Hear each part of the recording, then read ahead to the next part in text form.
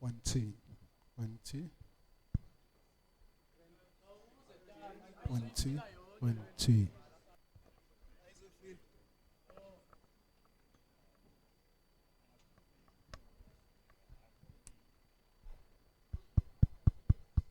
One, two, one, two, one, two, one, two, one, two, one, two, one, two,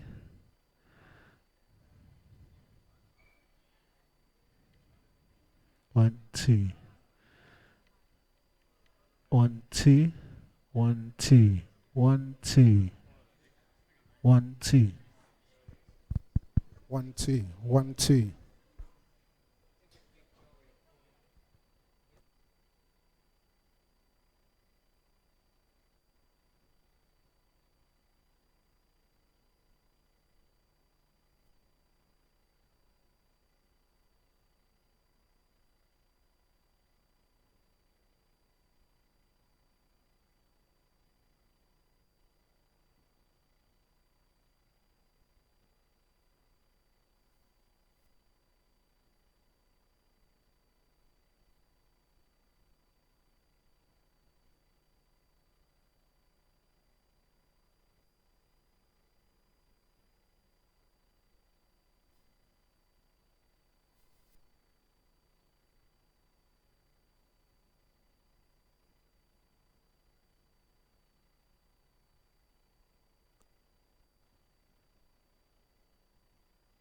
1, 2.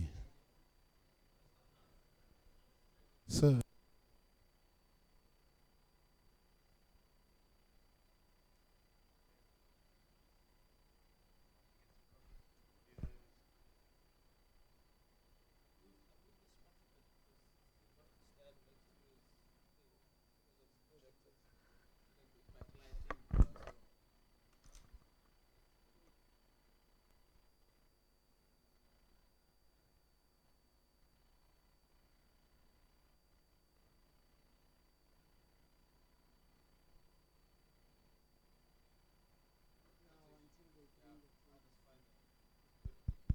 1, 2.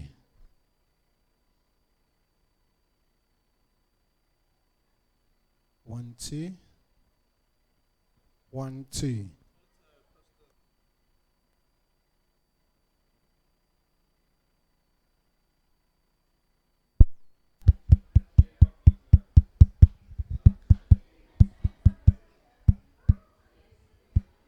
1, 2. 1, 2. 1, 2. 1, 2. 1, 2. Where's my mic?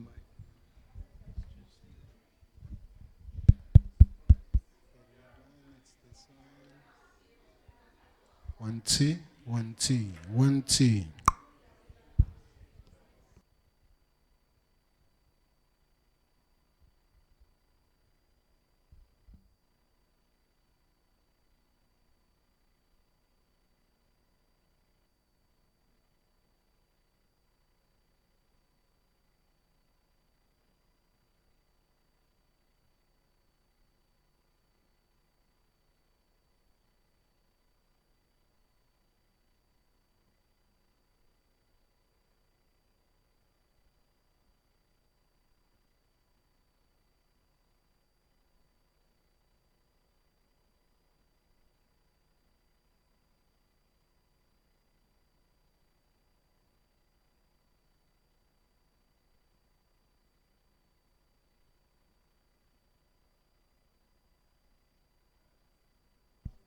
1, 2.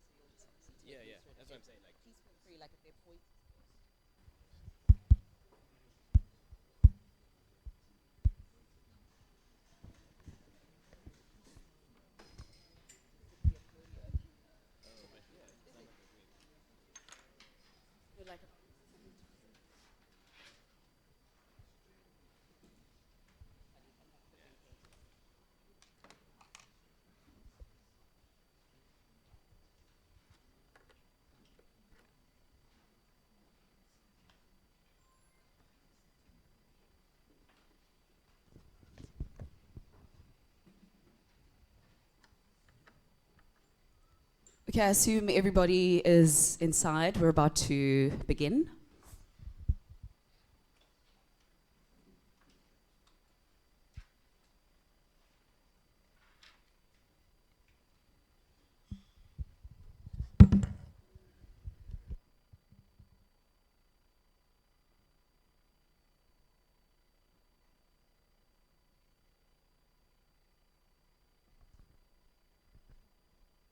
Okay, cool. Good morning, everyone. Are we excited to be here? Are we feeling energized? Great stuff. Okay, my name is Sichaba G. For those of you who don't know me, I am a radio presenter on a local station called KFM. I'm very honored to be with you this morning, and I think we just need to keep things lighthearted because, if anything, this is something that's addressing the youth. This is something that is bringing a whole lot of people who've worked hard over the past couple of months to bring this together. So I'd officially like to welcome you to the MTN Entrepreneurship Challenge, which is brought to you by Jumia. When I read through the brief, I literally almost fell off my chair to just understand what brought us together this morning. To Bankoli and the team and everybody, I'd like to thank you for having me be involved with this. Just to break you down to what brought us here today, the stats are as follows. We've got 61 universities who took part in this whole experience, 1,529 applicants from 26 countries coming through, bringing through their business ideas. $25,000 is up for grabs, so this is not a Mickey Mouse business. Like, this is huge. It's going to be a great startup for these individuals. I've met a couple of them outside, and they're very, very, very excited. 411 hours of judging to establish the finalists and to bring us here today. We have 26 finalists who are announced on the 20th of April, and this morning we have three teams from across Africa who are possibly going to have their lives changed by the end of this afternoon. So I'm going to announce those groups to you and just explain a little bit about what they've done. We have got Pass NG from Nigeria. It's a team of 3. I've just met them outside. Hi, guys. Are you excited? Can we give them a round of applause, please? Just to give you a brief overview, Pass NG is a web, desktop, and mobile-based CBT examination preparatory and testing platform with basically just a vision to help people excel in all major Nigeria examinations and exams. What I like about this is that the ideas that came through and the business plans and structures are very different. Here we have something in education. I'd like to say all the best and good luck, guys. Are you excited? We have MedRx, who I've also just met with outside. They are an app, which is an interactive health platform for all users who have health needs. The app basically connects users to health personnel from various fields of practice, including hospital, pharmacy, laboratory, and academia. So that's very exciting. Can we give them a round of applause? Can you guys just raise your hands so we can see who you are? And then we have Vicoba. Village community banks are an important instrument of development work, allowing people who do not have access to conventional bank accounts, which is a reality in some areas in Africa. to access informal investment groups. So the Vicoba app creates a collaborative platform that includes existing tools for financial and task management in a way that is adapted for the African market. Vicoba, can we just raise your hands and can we give them a round of applause? Can I actually just ask for the team members and the finalists to just stand up so everybody can see you? Ladies and gents, these guys have put a lot of work into these concepts, and just speaking to you guys outside, meeting you and finding out what you've done, I'd like to say that I really respect you and that you've done amazing work. All the best. Even if you don't walk away with that 25K US dollars, you still are a winner. You still are literally leaps and bounds above a lot of the youth in Africa. So you can give yourself a round of applause. In saying that, we need to have speakers come forward just to address everybody that's here today and just to give us an overview of what's happening, what we can look forward to. It's going to be a jam-packed afternoon, so my advice is to please, first and foremost, can we just try switch off our cell phones? And let's relax. There's like a photo booth outside. Take your selfies. Make sure you use the relevant hashtags. I'll get through to you with the hashtags right now. But can I introduce the first speaker?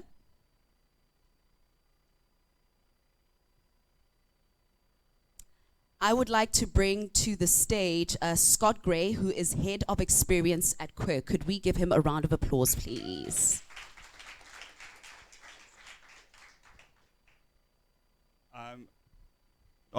I'm very glad that you didn't read the whole bio. I see my bio is like that long. Sorry. And everyone else is, yeah.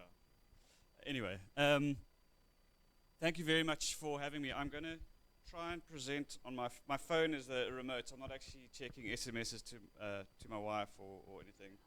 I promise. Although it is giving me a few issues. So I might just have to run backwards and forwards to my computer. It's a slight. Just hold on a second.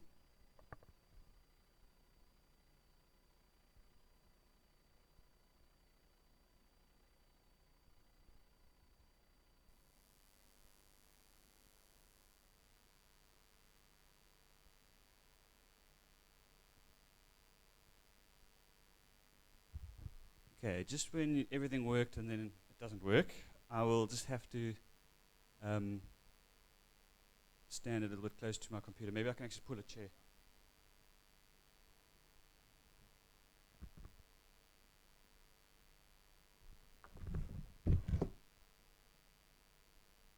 We make plans here in Africa. Eh? Okay, so yeah, my name is Scott. I am an experience director at Quirk, which is a fairly new type of job description that's starting to emerge. And really what it is, my job is to make sure that with the clients we have, we help them create experiences for their customers that are really valuable, worthwhile, and something that you actually want to be part of as a user or a consumer or a customer. And that's actually what I'm going to talk about today is really about focusing on the customer and creating experiences that they want to be part of.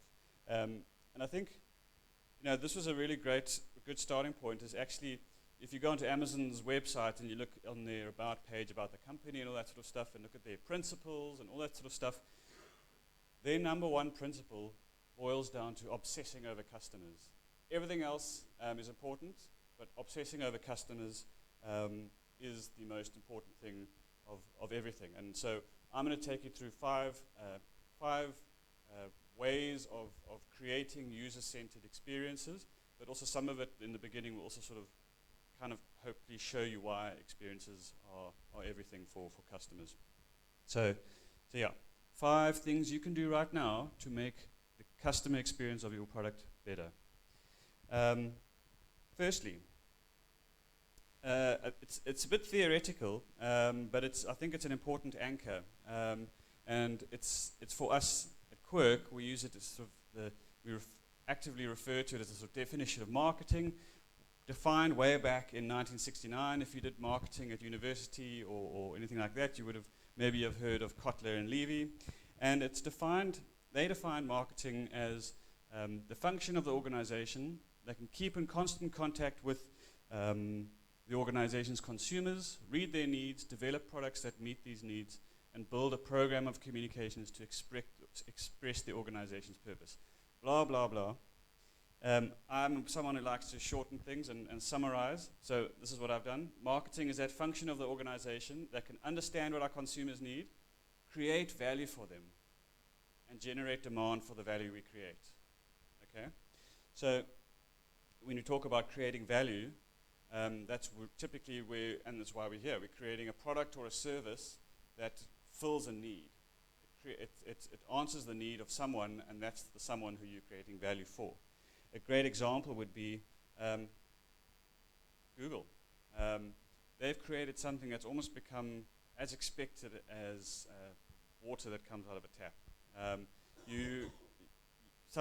We've actually just been in Nigeria speaking to a bunch of, a lot of different types of citizens of Nigeria, and we asked them about what happens if we took Google away, and huge problems, because Google has become such a dependent product. It has become so valuable in people's lives that it's really found a place there.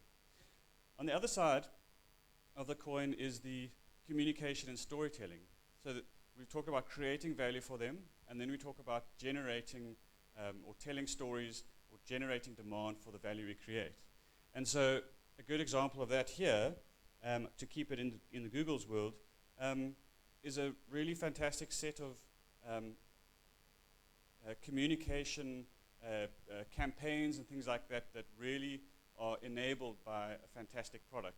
So I'm going to show you this TV ad now, and hope to show you that such a powerful product can create such powerful and emotional stories.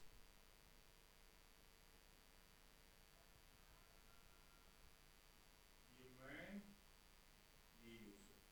लौट गया यार 80।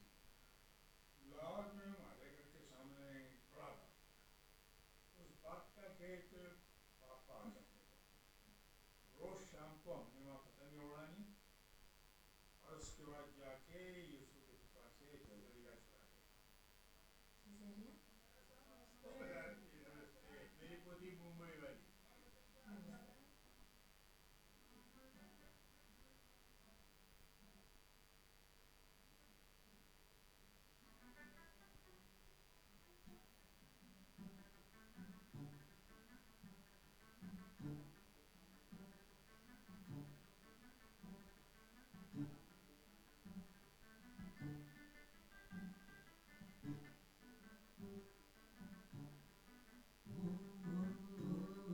बचपन की तंग गली फिर से कूद फांदे, छोटी छोटी मीठी चोरी गांठ लेके बांधे। हेलो अस्सलाम वालेकुम। Puzzle sweets? हाँ जी।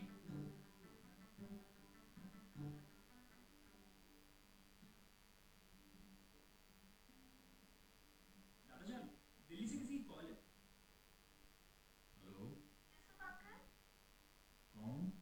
जी मैं सुमन बोल रही हूँ दिल्ली से, आपके बचपन के दोस्त बलदेव जी की पोती। याद है बचपन में हम दोनों झझरिया चुरा के खाते थे? बचपन की तंग गली फिर से कूद फांदे, छोटी छोटी मीठी चोरी गांठ लेके बांधे। एक पतंग सा उड़ता था परिंदों की तरह, परिंदों की तरह, परिंदों की तरह। एक दौर था, मन मन मोर था, एक और था, मन मन मोर था। पार्टीशन के वक्त हम रातों रात हिंदुस्तान आ गए। हाँ तो? यूसुफ थी भैया जागी। कागजों की कश्तियों में डूब रहता था, झांकती खिड़कियों में उलझा रहता था। वो भी क्या दौर था, मन पे न जोर था, एक दौर था, मन मन मोर था।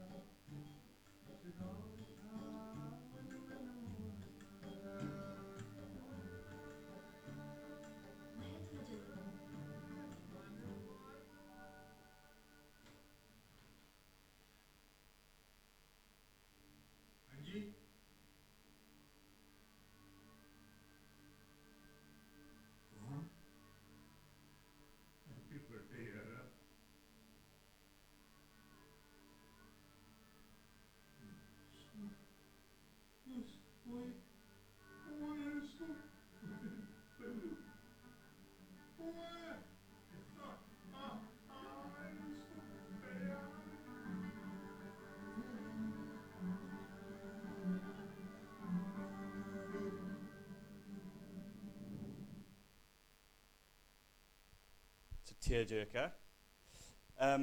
But really, you know, the construct of that whole thing for me is that a really, really great product that's totally user-centered and focused enables fantastic stories. And fantastic stories reinforce the product. And it's actually one thing. So marketing is that whole thing. And you know, I'm working in a very much a marketing world, and a lot of what we've focused on is communication, but more and more we're focusing back on this side of things. Lots of businesses and brands have forgotten about this part and are putting too much effort there. So, you know, it starts with a remarkable product, a remarkable service, that's a great experience. And then the other side, the powerful stories become easier to tell. And like I was saying, unfortunately, when brands rely on this side too much and don't actually spend time and effort creating better customer experiences, it just feels like me as a customer, I'm not as much as a priority as perhaps sales and trying to drive stuff that isn't as important. So for me, my first point out of the 5 is that making something people want is better than trying to make people want something. Okay? Make something people want. Second point. Back to the definition. We sort of covered these two now, the bottom 2 points. But understanding people and what they need is actually the beginning of everything. And to do that, making things people need is really about the never-ending pursuit of thinking about what people are thinking about, trying to get in their heads and understand them, empathize with them, and deliver stuff that solves their needs within the space that you are working in. So to do that, we have lots of tools that my team implement. One would be something like this. It's a persona. We use personas to help us as teams unify around who is our customer, who is our user, who's the person that we are solving problems for. So in this particular one, we were doing a persona for a company who's developing a yoga learning app. They're in Germany, and what we started by doing was to creating a set of these, probably about 5 or 6 different people that encompass the broad set of users that will be using their platform, and we try and create a bit of a snapshot. It needs to look really nice because we want to be able to put it on the walls of our project rooms and always look at these people and always think about them as these are the people that are going to be using our product. It helps us always remain true to the end user. And so to get to a persona like this, there's 2 sort of routes. Well, let me just quickly, I'll tell you how we get there, but you know, the purpose of a persona is to create a reliable and realistic representation of your key audience segments for reference.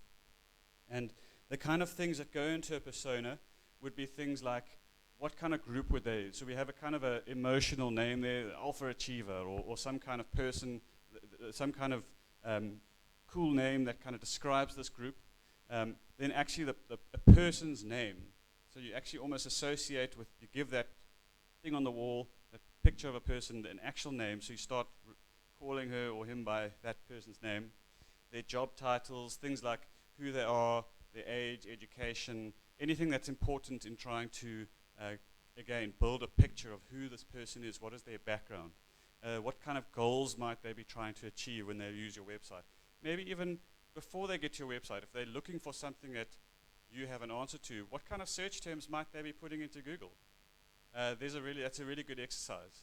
Their physical and social, technological environment, having a good understanding of, you know, what is this person's constraints or situation with regards to maybe the type of phone they have or the type of connectivity they might have out there, or would they be on a phone or a computer? A quote that sums up what matters most to them, and some casual pictures. So this is a kind of a set. This is another set of examples. We didn't do these, but you know, there's different types of ways of putting personas together. But these are some of them. The ideal way to do a persona is is to do proper research where you get in front of real people and you start meeting with as many people as you can, interviewing them and understanding who they are and what they're all about. And then you start grouping them into logical groups that start forming the basis of your personas. If you don't have time or budget, you can do what's called a proto-persona, where you get around in a room together and you just sort of brainstorm around who these people are. A proto-persona is absolutely way better than no persona at all. It just anchors your thinking in the person that's going to be using your product. Because if they don't use your product, there's no point in having a product. Just got to remember that all the time. So point 2, just a quote, "A desk is a dangerous place from which to view the world. Get out there and meet the people that you're creating products for." Point 3, number 3. This is one that I think is going to be covered a little bit later in maybe more detail in the next talk. But it's just about understanding, especially in the online world, more and more people, as they use online products and services, people are leaving these digital trails behind them, your users, that can be used as clues to enlighten you about who they are and what they want. So you might have a tool like Google Analytics, which is free, and if you're not using it on your website, you absolutely have to. It's free and easy to install and easy to use, to get into it. It tracks all your users, where they're going on your website, what they're doing, where they're leaving on your website, and perhaps it gives you an opportunity to look at maybe a part in the website where they're leaving. Maybe they're leaving just before it says download my app or download the app or something. What is it about that page that maybe is causing them to fall off or leave? It creates these clues for you to understand these people. You might also want to use a tool like I've referenced to here, Lookback and Silverback. Funny, they both have back in them. And these are both tools, again, free, that allow you to get someone in front of a computer and for them to actually, for you to be able to track and watch what they're doing. So this is an exercise we did with the CompuTicket website, where you see Aisha, the little camera screen, in the video screen down here. The webcam is actually filming her, and so we can see her emotions and her expressions on her face, and we're getting her to perform various tasks. So this, I think, was go and find a seat that you want at the Mariah Carey concert. And we watched her struggle through the site, and we watched and analyzed all the pain points, especially this part about trying to find a seat in a stadium, which was very hard to use and confusing. And that enlightens us to an opportunity that we can start getting around and trying to solve. So really important, and analyzing people is really important. So, that exercise took place in our user lab. We've got a user lab with 2 rooms, which is really nice. So that top room is designed to make it feel like it's actually your home. It's a very comfortable sort of space. And then down the bottom screen is the room next door, which is the observation room, where all these 3 TV screens are piping through what the user's seeing, what they're doing, and also another camera view. And so the sort of our customers can sit in that observation room and be alarmed when they start seeing people using their website and really struggling through something that they actually thought was quite easy. And it's amazing the light bulbs that go off in our customers' heads when they see stuff that actually doesn't work, where they thought maybe it did. They're too close to it and don't have that objective point of view. So, number 3, turn customers into fans by listening to them via data analysis, observation, or chatting to them, and following through with implementation where feasible. Obviously, you're going to get a lot of feedback all the time. It doesn't mean you have to turn that into action, but where you can, listen to your customers and show that you're listening by creating things that they want. That is a surefire way to really create bonds with your customers that last for a long time. Number 4,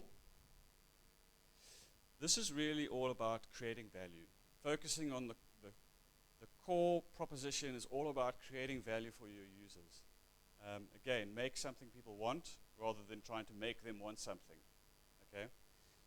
There's a nice little framework called the user experience honeycomb which is all about taking, putting valuable at the center, and then building around that with various facets. So, first of all, to create a valuable experience, your product has to be useful.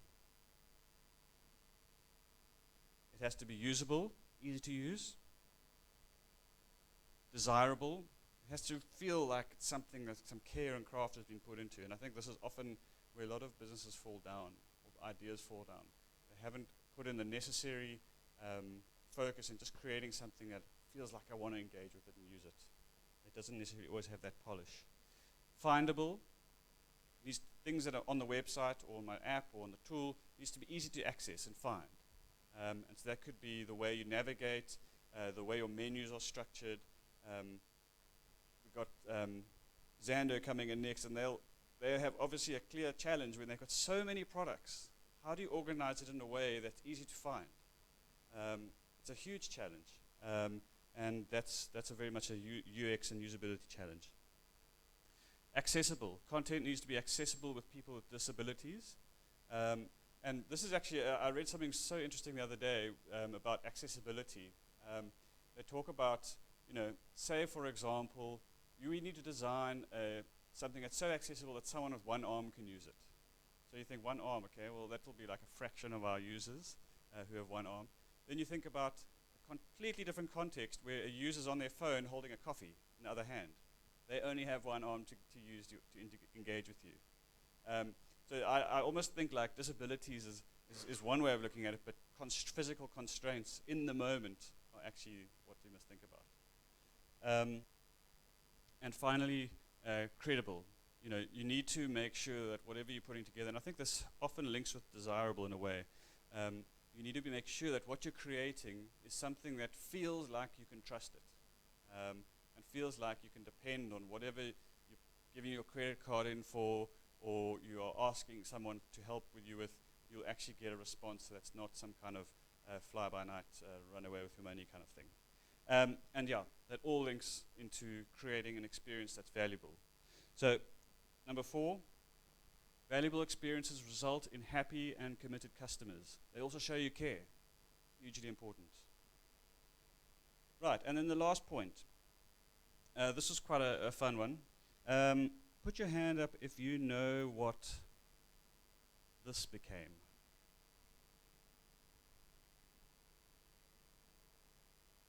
2 people, 3 people, 4 people. Okay, a little bit more clue. This is the next kind of version of it. This is obviously going to give it all away.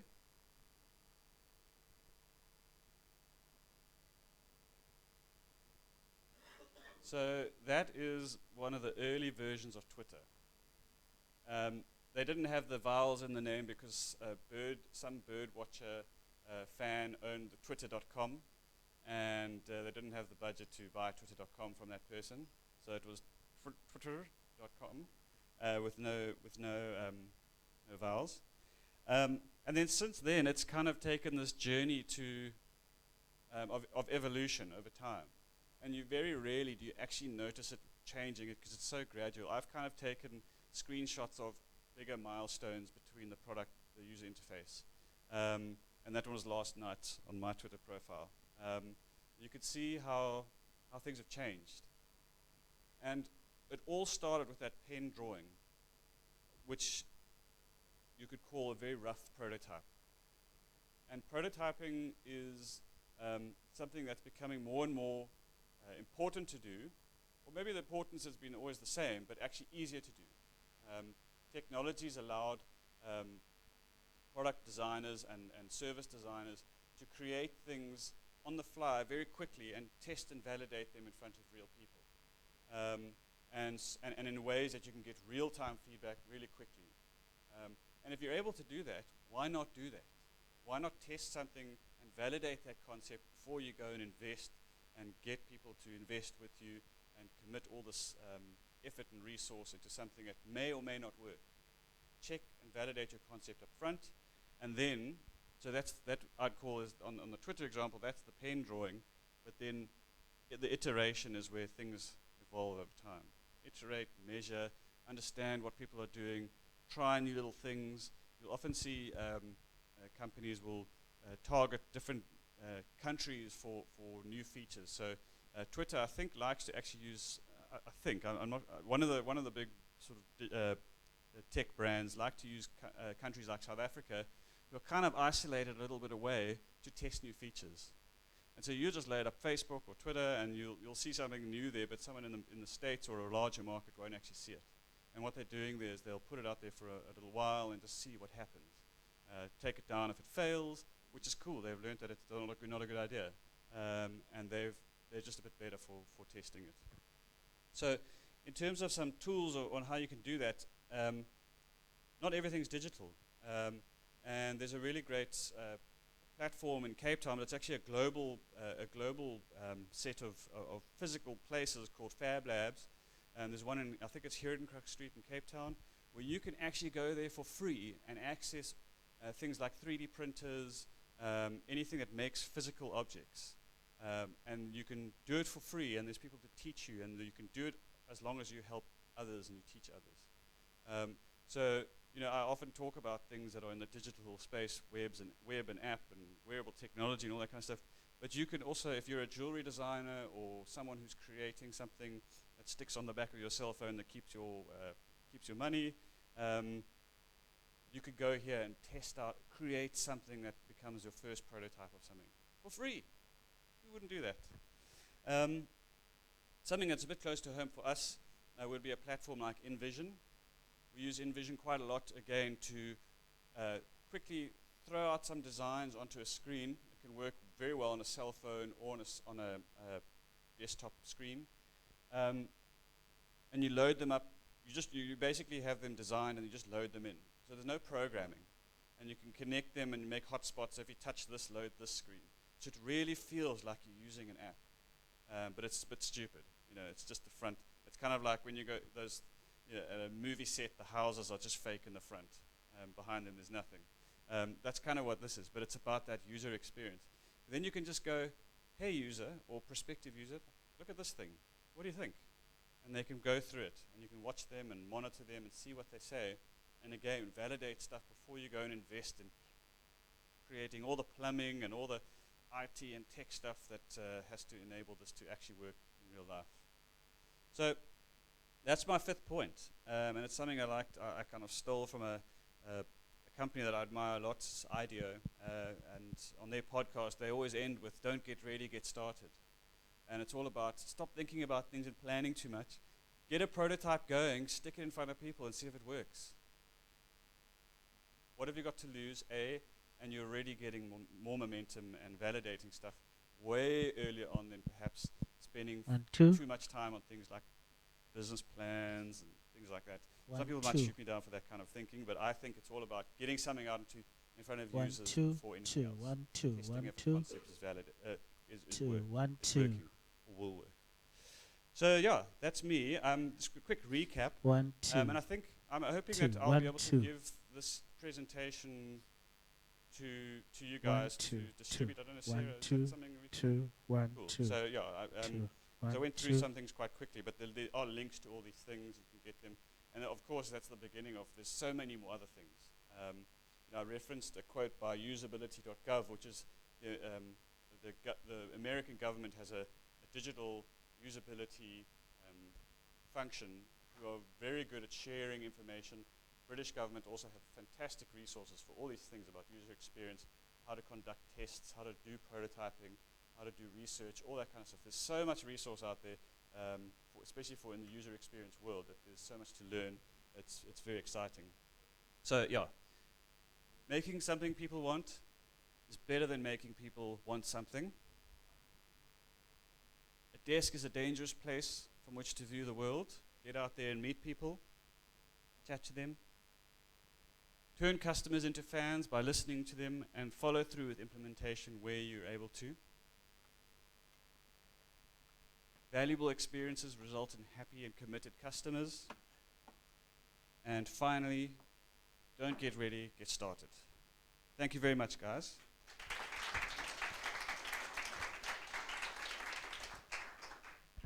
Thank you very much. That was Scott Gray, Head of Experience Design at Quirk. Could we give him a round of applause? That was awesome.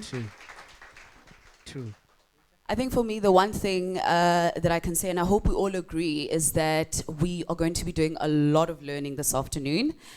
Just to mention some of the things that I wasn't able to mention earlier, please use the brand rocket machine outside. It's here for you to take as many pictures as you want, as many pictures as possible. Just remember to use the hashtag African Genius, as well as MTN EC by Jumia.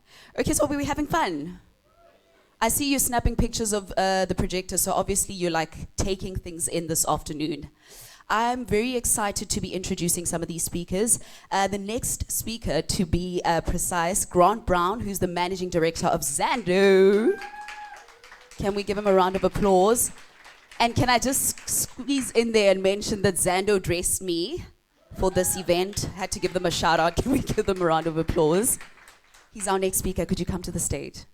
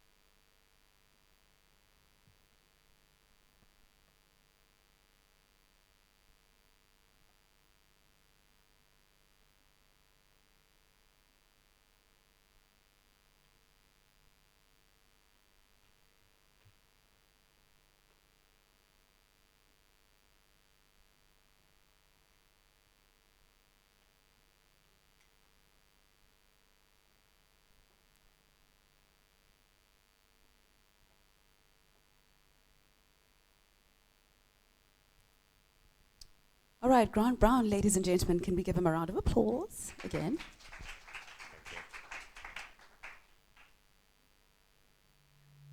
Sorry guys, just sitting up here quickly.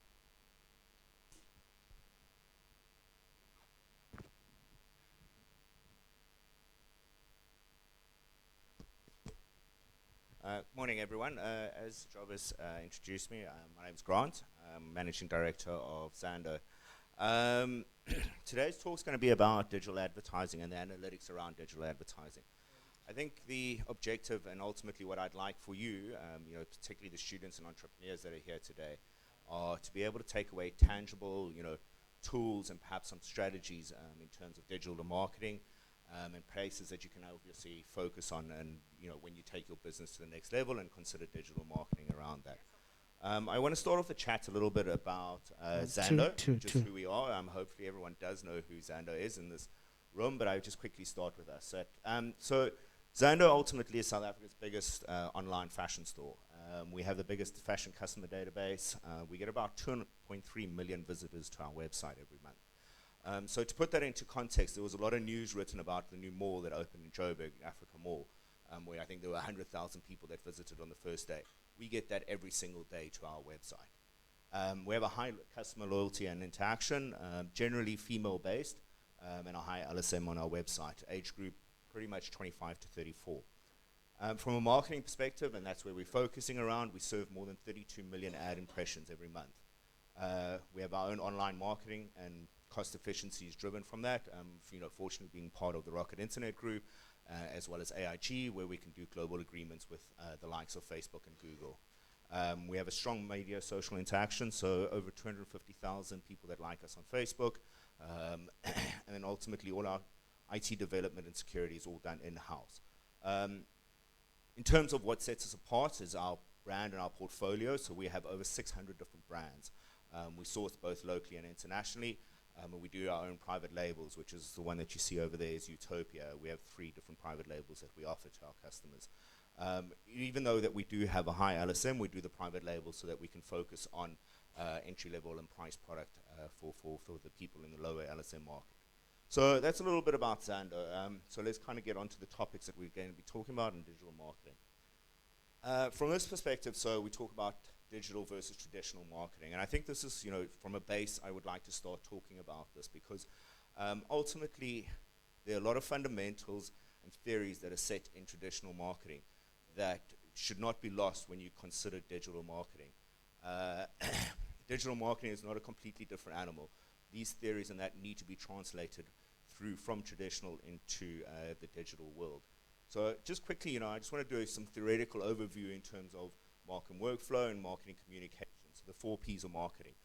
Ultimately product, so you want to maximize the product for the market fit and the demand of that product. From a price strategy, so where you want to consider in terms of your competition, your pricing strategy, so if that's the best, whether you want to be have it as a value or if you want to have quality, how much does it cost for the product to be made, who's the competition in that target market. The next part is in terms of place. For online, not so relevant. Place, we're looking at how you want to distribute, where you're going to distribute from. Online, that's our advantage, our competitive advantage, that we can distribute from anywhere and to anyone. And then from promotion, in terms of the next flow, and raising customer awareness, creating customer loyalty around that. So in terms of the promotion mix, which is the next step in the flow, we have the direct marketing. So in terms of a tailored message that we want to speak to our customers, we have advertising in terms of a paid aspect of creating brand awareness based on a affiliated sponsorship. Personal selling, so this is relating to a sales force that will push the product. In an online version, we're looking at probably more from a loyalty aspect, loyalty rewards. Sales promotion, that's basically communication done that wants to generate consumerism, so ultimately sales campaigns, vouchers, discounts, and etc. And then publicity, ultimately communicating about brand awareness through the media. These are basically the promotion mixes and the way that, from a traditional marketing perspective, the different levels that you would be able to speak to a customer. Moving on to digital. So how does that translate into digital? Well, pretty similar, to be honest with you. The way that we look at it from a digital perspective is we look at funnel marketing, ultimately. So the top funnel is basically we want to acquire customers, so from a customer acquisition perspective. Moving down towards the bottom funnel, which is customer retention, which has actually quite a lot of relevance to what Scott had said earlier, and we'll talk about that from a customer experience perspective. Very, very, very relevant. When we're looking at the digital marketing part, the paid aspect of digital marketing is a lot more focused at the top funnel, so acquiring the customer, where you're looking at more of a free aspect going towards the bottom funnel when it comes to user experience and retention. So what does this actually mean, and how do we actually translate this into actual things on digital marketing? So, Chaba, if you wanted to go and buy a pair of new shoes online, how would you do it from the start if you didn't know where you wanted to shop and etc.?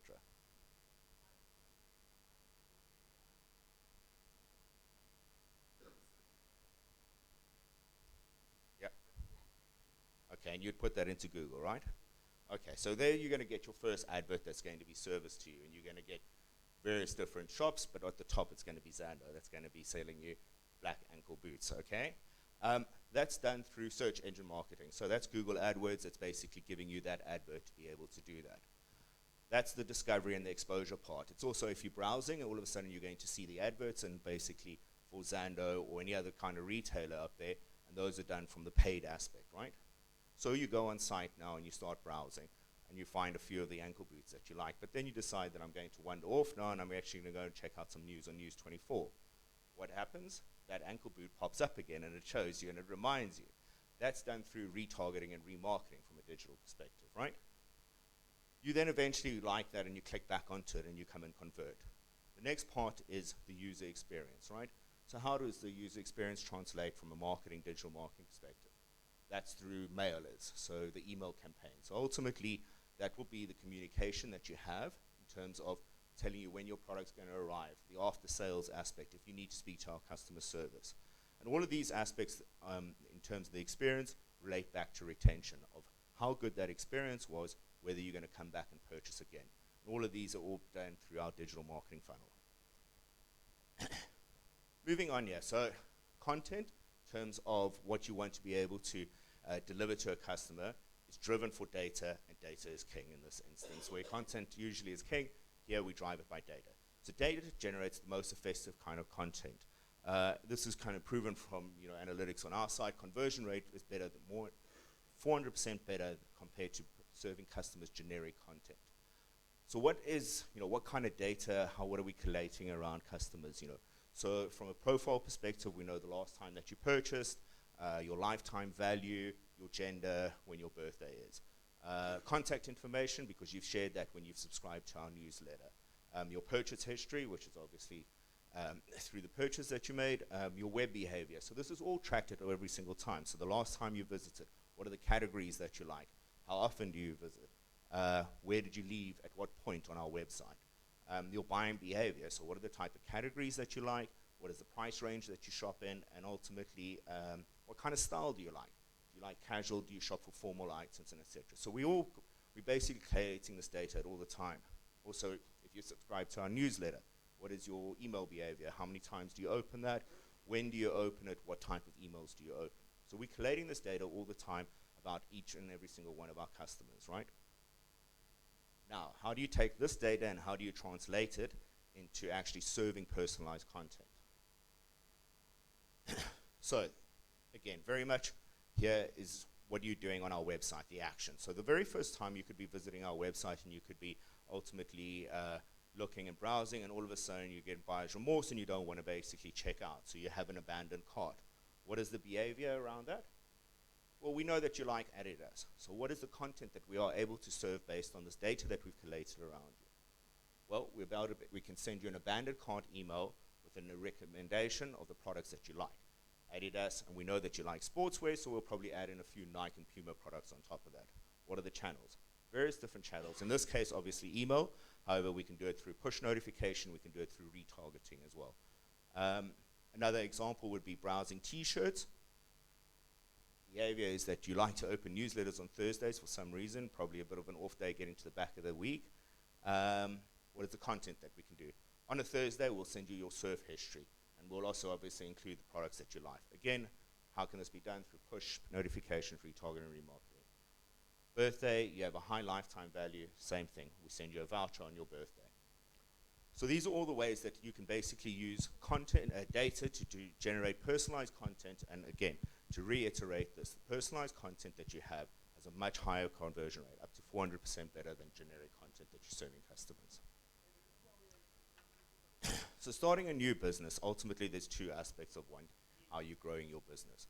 One is your customer acquisition, and ultimately customer retention. These are the ways that you're only going to grow your business. Very, very few e-commerce companies will actually make money off the first purchase. Again, think back to the funnel that we were talking about.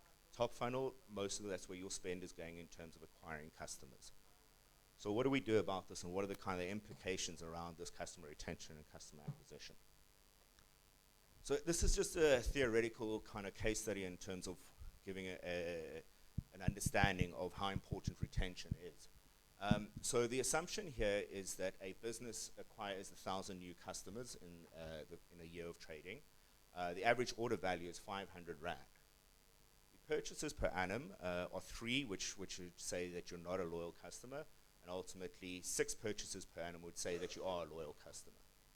So in scenario 1, let me just make sure, scenario 1, 20% of the customers purchased their second purchase, and basically if we extrapolate that across to 6th purchase, you only have around 5% of customers that had 6 purchases of the scenario 1.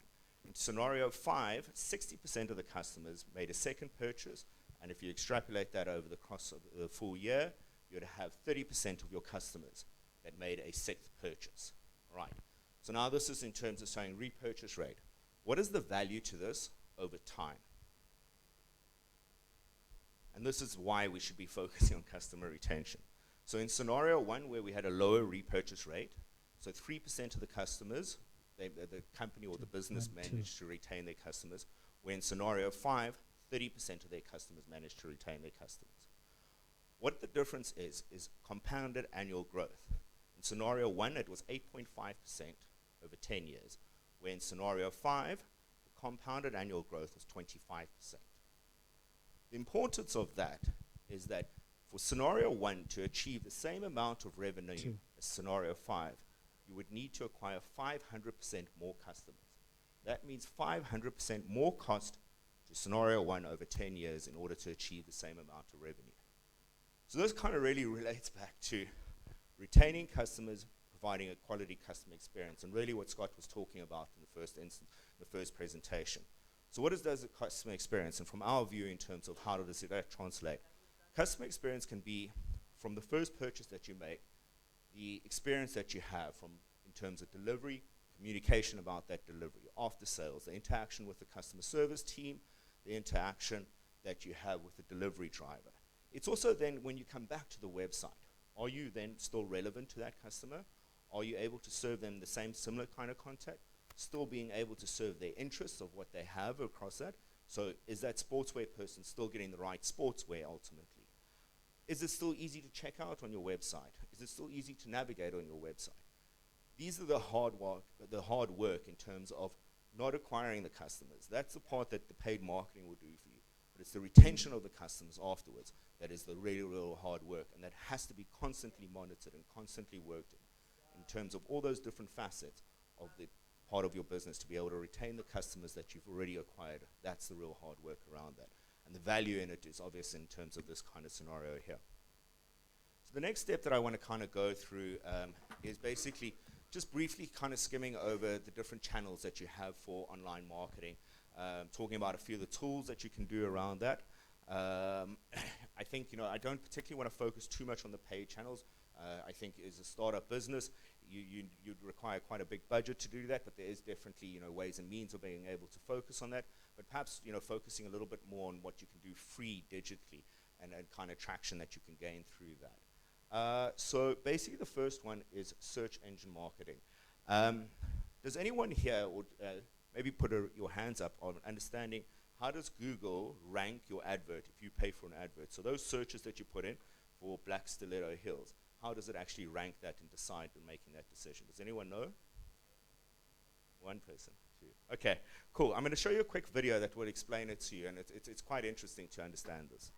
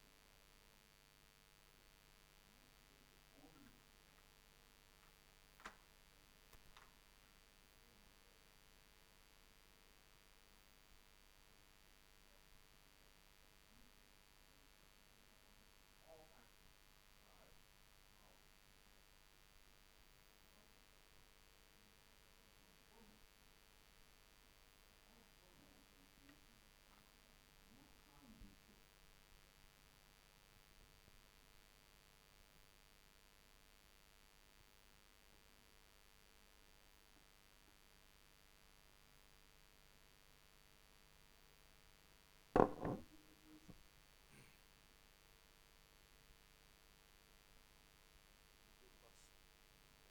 connection there. I think, yeah, let's not carry on with that. Let's move back to the presentation. I'll explain the extra loss a little bit there in terms of where we were at. So ultimately, it takes those different factors in terms of ad relevance, the bid that you're doing, and then it weighs those up and it gives you a score for your ranking in terms of relevance for Google. I think what you can basically take away from that is that it's almost like trading for stock, ultimately, and then the other takeaway really is why Google makes so much money at the end of the day from doing this in terms of bidding and basically playing off different retailers and marketers ultimately for getting the most top category search around that. Again, some basic things, and I think, as Sarah said, yeah, we'll share the slides, and there's some tips here in terms of how you want to basically implement these things in terms of search engine marketing, and what are the tools and the KPIs around these channels. In terms of for search engine marketing, Google AdWords, Google Analytics, and Tag Manager are key tools that you probably use around that. We do use different KPIs, so different measurement aspects, going back to the funnel, depending on where you are in the funnel. So top funnel, you're basically looking at cost per click, so ultimately getting people to come to your website. What are the bounce rates in terms of is the relevance of people looking at that site and coming to there. Mid funnel is add to cart, so basically we're trying to get those people to that next step of basically adding something there and making a purchase. The cost per order will always be a little bit higher when you're looking at mid funnel. And then ultimately, when you go to bottom funnel, we're looking at cost per order, and then your cost-income ratio. Those are the important KPIs when it comes to search engine marketing. Cool. Display and affiliate. So display and affiliate is ultimately the adverts that you're going to see when you're doing your browsing. So when you're seeing these adverts, whether you be on sites like News24, I don't know, SA Rugby, cricket, football, anywhere like that, you'll start seeing adverts about retailers and etc. This is through display and affiliate marketing. You can use partners to basically do this for you. Google does it through Google Display Network. These are tools that can ultimately allow you to do that. The way it would work with affiliates is third parties. They offer space on their website that you can ultimately serve ad impressions to customers. They work on a pay-per-click model, or ultimately you can also offer them a cost per order model in terms of that. Again, there's some offhand little tips to be able to use around these channels. I'm not going to go into too much detail around those at this point in time. Tools that can be used are DoubleClick, GDN, Google Display Network. These are all Google tools. Affiliate perspective, Zando uses companies called Admarula and Public Ideas for our affiliate. I think important with affiliate, it's very much based on the region that you're in and the type of product that you want to do. So you can actually see the network, affiliate networks, and who the ads are going to be served to. So that's one important aspect that you do need to do your research on around affiliates. The next one is retargeting and remarketing. So this is the one that's a bit creepy for some people, that they seem to be followed around the internet, where ultimately you've clicked on something and you've been searching for it, and all of a sudden it's popping up all over the place when every time you're going somewhere. And that's done through retargeting. You can do this through partners again, and basically the main aspect or the main part that you want to be achieving with retargeting and the goals is conversion and awareness. So awareness around whether you're having campaigns that you want to do, so new season launches, a new product launch, a new service that you want to do, or ultimately conversion, which is ultimately from a product-based level. Again, Zando here uses Criteo, Google Analytics, as Scott said, free, must-have for any online marketer. Again, KPIs that we're looking here, this is exactly the same as what we did with SEM. They're based on depending on what type of customer you're talking to according to the funnel. Next part is, and we'll talk a little bit more and elaborate a little bit more on the non-paid or the free at least channels. So SEO. So SEO is the aspect of, again, when you're doing your searches on Google, it's the links that you're going to see after the paid ones, right? So this is the free one. And this is in terms of how relevant your site is in terms of that search.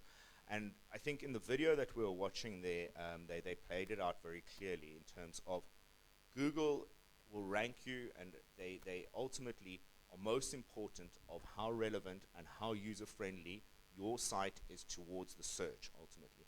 So if you're making Google's users happier, they're going to rank you higher. SEO is quite technical, and there are a lot of technical aspects in terms of the linking and building your sitemaps according to that. But I think there's 4 aspects here that you need to understand about any kind of website that you want to do. The very first is offering of a good on-site experience. So that means that there needs to be relevance of the product in terms of what you're trying to sell. Does your site promote that relevance? You need a fast website. You need a responsive website.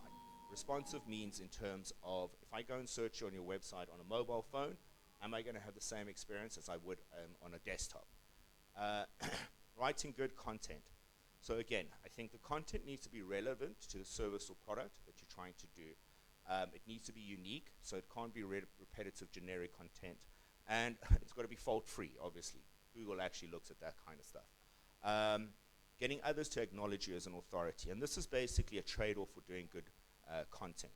So if you're basically writing relevant and good content, there are going to be external parties that are going to be aware of this and are ultimately going to acknowledge that. And by them acknowledging and writing about it, you're going to be able to create links. Google sees this as a real plus, and it sees it as a vote, as a positive to you being an authority around what you do for SEO. So that is super important, and ultimately those links will naturally be created by themselves if you're creating good content. And then the part of rising in social popularity, there have been some studies done around that, and there's a correlation between if you had a Twitter account with more than 1,000 followers and if you didn't have a Twitter account, that you would actually be ranked higher.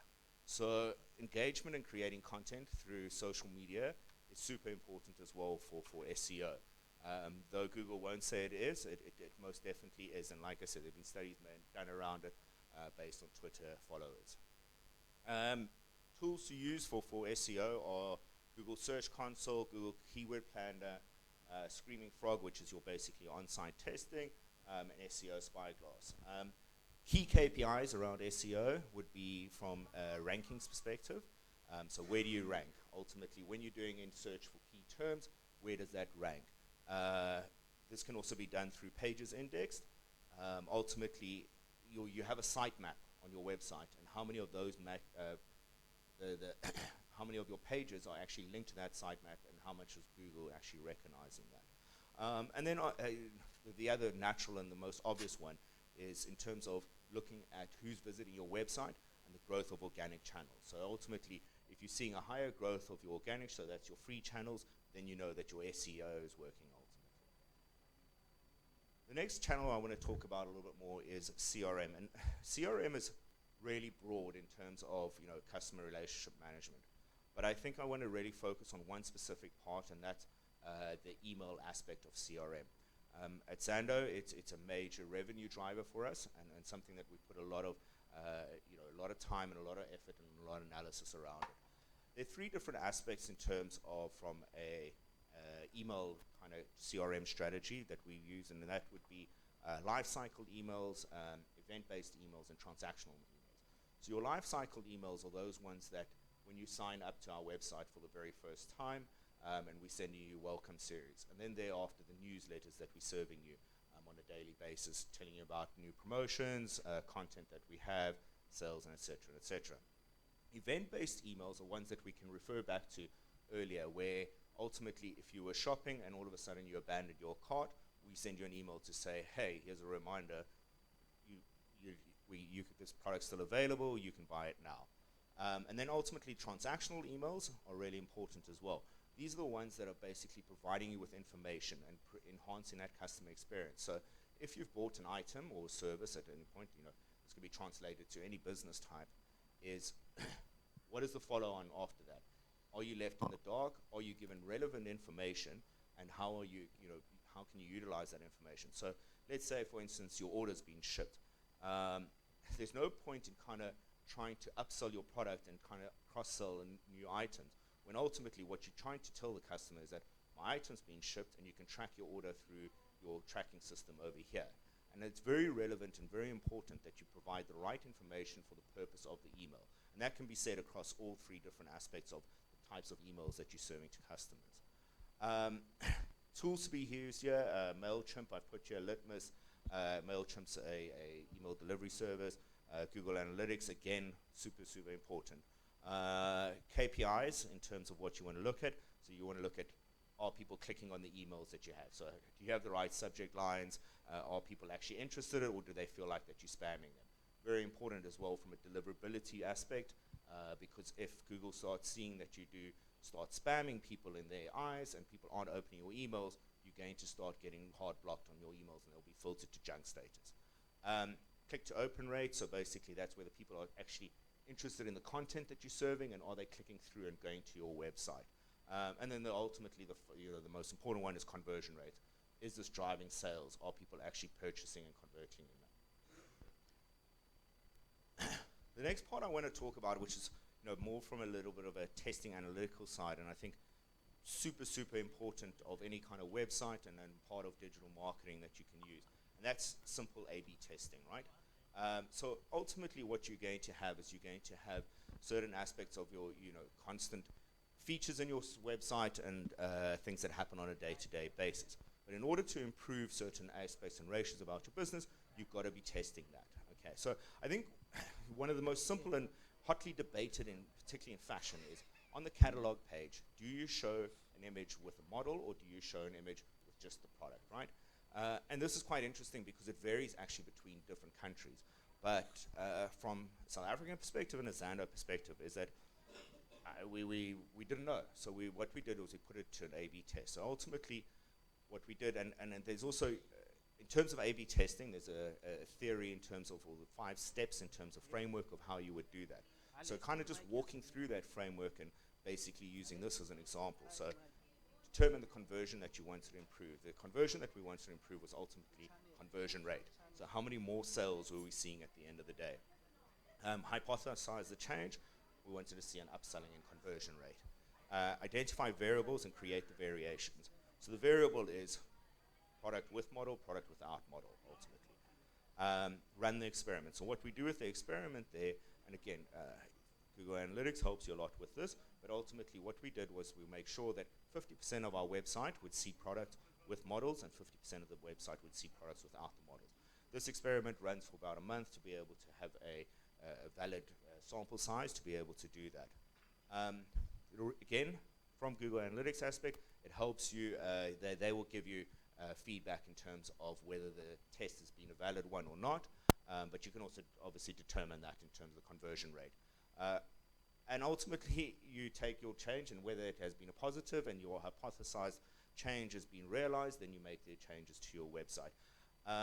In this case, for us, out of interest, it was actually the product without the model that proved to be a higher conversion rate than with the model. Yes. Yeah, which is quite interesting. And I think that different countries are different. In Germany, it was the same. Apparently, the models were too pretty and detracting from the product at the end of the day. But guys, this is, if I can emphasize one thing, and this is really, we'll wrap off now, and just little kind of final words from my side. But I think, this is one thing that can help you be super agile and make decisions around aspects of that, and whether it's a service or a product or what you're trying to do. And I think, in an online space, one of the key elements is agility and how quickly you can move. I think, Scott, I resonate a lot with what you said in terms of having a minimal viable product and putting it out there and running with it. And that's so true, and to be able to do it. But you can also do it through objective analysis in terms of things like this, of what do customers like. So by testing and making objective decisions around what you're doing with minimal viable product. So yeah, some final words from me, and this is really, I guess, from the entrepreneurial side to the guys here. So, success, and in terms of how do you achieve that? And I think one of there's a few kind of like facets, components, or aspects that you need to have, and grit is one of those, right? From a Zando perspective, I recall nights, sitting with my hands in my head, or my head in my hands at least, and wondering how the hell are we going to get this delivered to these customers? Boxes lying all over a warehouse. It was horrible, but you've got to fight through it, and you've got to have some kind of grit and some kind of like real drive to get things done. And now this day we have a paperless environment in our warehouse, and we can ship thousands of orders to customers, so you can get there. I think the second aspect for me, and this is a personal one, this is some logic, right? Really, yeah, have some intuition, use your gut. I don't think this is not kind of pushing your way of saying, and I do believe in terms of trying to do something and failing around it, but also think about what you're doing, be objective around what you're doing, and think about every action has a consequence as well. And what is that consequence? And apply a bit of logic to that, and then ultimately make decisions around that. I mentioned this earlier, agility. I think particularly in the e-commerce online space, you are only good as fast as you can react and as fast as you can move in creating that product. It's a super competitive environment. It's an awesome environment to work in, but you need to be fast. You can't have these legacy way of thinking. You can't do it in terms of the way old institutions are doing. You've got to be fast around your decisions. You've got to make decisions ultimately. And 3 of those combinations, you may have a winner. Thanks very much, guys.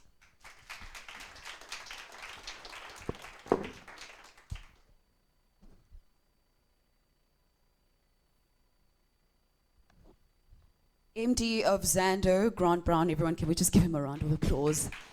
I see people taking notes on their laptops and stuff, so I actually would like to give you the opportunity to ask questions if there is a question directed to Grant. Anybody want to ask anything? Yes. I don't know it's particular to do with Zando, but in general, do you know what is the best time to send out a newsletter or so that you have the best response of people?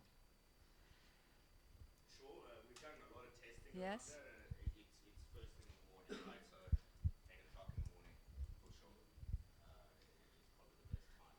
But that is when you want people to purchase, but it is just to keep people informed what you're doing, and still in the morning? And does it matter what day? We've tested across the board in terms of setting out midday, evenings, and what you also see is a correlation in terms of seeing people on our site, and in terms of the activity of when you send out the newsletter. So ultimately there's a higher awareness around that. So that's what people want to be served in terms of. So want to be terms of serving the content that they can drive them to basically directing to the right products or sales or etc. like that. So yeah, definitely early in the morning.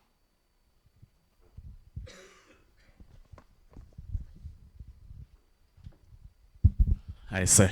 Hi. How can I do on Zando sales affiliate? Beg your pardon? How can I do sales affiliate on Zando?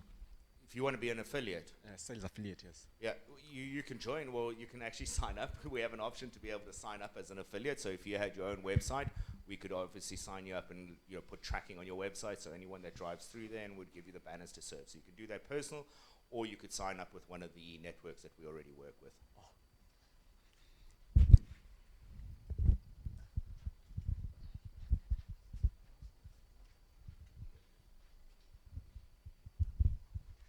Oh, good day, sir. Hi, good day.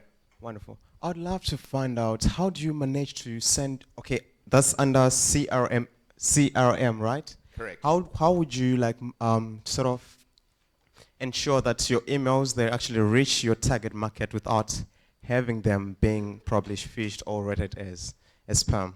Because I've actually probably sent, I'm saying this because I've actually sent emails before, and then they don't at the end reach people that I've actually intended them to reach. A very valid question in terms of how that actually we manage that and how that gets managed. And that's in terms of the KPIs that we were saying, an open rate and click to open rate. So that is basically measuring your engagement. And the way that you would do that is by segmenting your database. So if you're sending out to an entire database and no one's actually opening your emails, you're going to get put into spam, as you were saying.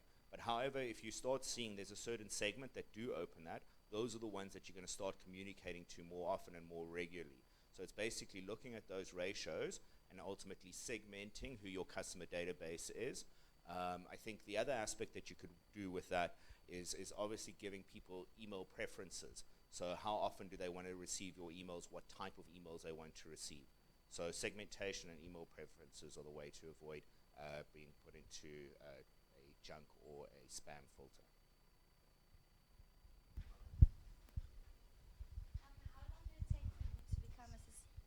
How long did it take for you to become a sustainable business? And then how do you compare to, say, Superbalist, who I mean, they bombard me with emails, and how do you control that, like, getting annoyed and being satisfied?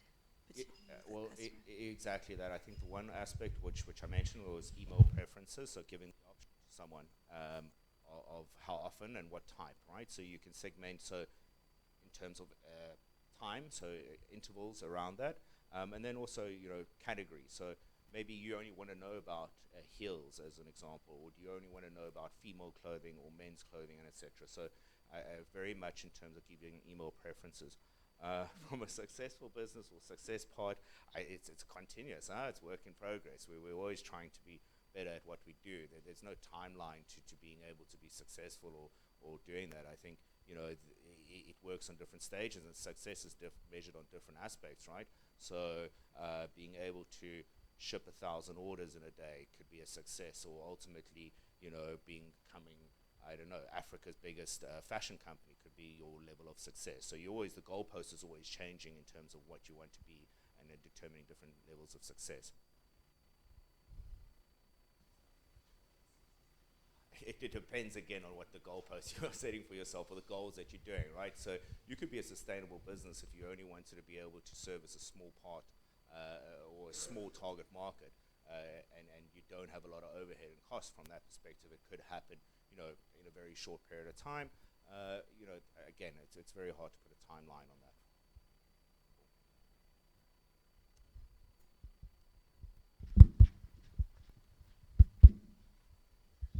Hi. Just a question. I know it's still very new, but are you looking to get into the blockchain and Bitcoin space? Look, we have a whole host of payments methods already, right? So I think, one of the things that we've really kind of pride ourselves on is offering customers every type of service that there is possible out there, right?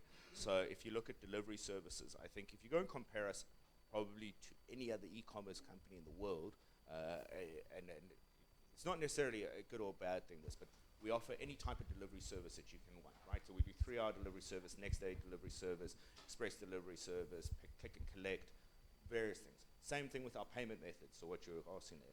We do COD, which is very unique. We're one of the only companies that offer COD. We're looking at, we do EFT, credit card, pay at, e-bucks, all the different bank options. At this point in time, no, is the answer to that. Why? Because we're looking at the relevance of our target market. So for us, example, COD is super important because that's relevant to the target market in South Africans. Is Bitcoin relevant at this point in time? No, but maybe in the future. I don't know. I can't answer that. Cool. That's Temba, by the way, running around handing out microphones. No, so that's cool. props to Temba for being in awesome shape. I just had a question about sort of if you're designing a website or you're putting up a website to drive to your business, is it better to wait? I'm just thinking in terms of SEO and those types of things. Is it better to wait until you have all of the branding, so if you got a logo, things like that, is it better to wait for that, or is it better to put up, here's the content that I sort of know I want on my website, and then build it as you go in terms of, okay, now I've got my logo and I add that on later, or is it better to wait until you sort of have all of those pieces in one place? I'm just thinking about your presentation with the previous gentleman's about sort of getting started versus waiting, and somewhere there's a magic number, I'm sure. But yeah, completely, and that's why I said during the presentation, and I very much agree with what Scott says in terms of delivering an MVP, a minimal viable product, right? So whatever you're trying to offer and whatever you're trying to service, does that product cover the fundamental basis of it, right? Is it going to have a complete negative impact if you had to push that to market at any point in time? So that's super critical in terms of having that fundamental base in terms of what you want to do. And then on that, continuous improvement thereafter. And then you're happy to add on and bolt on and keep on continuously improving using the likes of, like A/B testing and understanding what your customers want. And that's the key part, and why you're always doing these testing is understanding the customer, right? I've been proven wrong so many times in terms of what I think and what the reality of the data tells me, right? So I'm like, well, no, that doesn't look good, or customers would never buy into that. However, if you do the testing Good around morning, it, everybody. And you basically run the right It doesn't objective sound like a good tests, you're morning. going to get the Good right morning. results. And I got proven wrong a lot of times around that. So no, the answer to that Ninjani. question is, I think as long as you're not Ndiyaphila nami. releasing something to the I need to detriment ask you of a your very quick business, question. go for it. I and just continuously noticed how develop everyone on just top kind of that walked and do in it and quickly. sat in their own little corner, kind of waiting for everything to begin. Okay, so What I is have the two one questions. thing that Based on your you eat, images that you display on and after you've the eaten website, you so feel most of like, the times you can "I zoom to an shouldn't have extent. done So I've been turned away from, or I've chosen Feel not to very buy guilty certain about products because I couldn't really see the quality. So do you think the image display or the Cookies. HD Why images that you cookies? display on your website With would milk? actually draw more Or people without? into to Why do you purchasing feel if they can guilty see about the eating quality cookies? of your products? And then second Are question, you a health buffin? so You watching if your your weight? emails actually end up I here can see as the junk six-pack. status, is there any way of What is or it? reversing that from your side so that people can actually get those newsletters again? Oh, yeah, And I'm question assuming one, you are about to this is an explain. age-old debate around Lenkomo. in terms of online shopping. You know, if This I is can't the touch or second feel it, time what- this is what coming that? up. And the answer to that How- really is that who cooks that? Where it's do a they sell mindset it? change for people, and it's our responsibility as online retailers to educate people around this, right?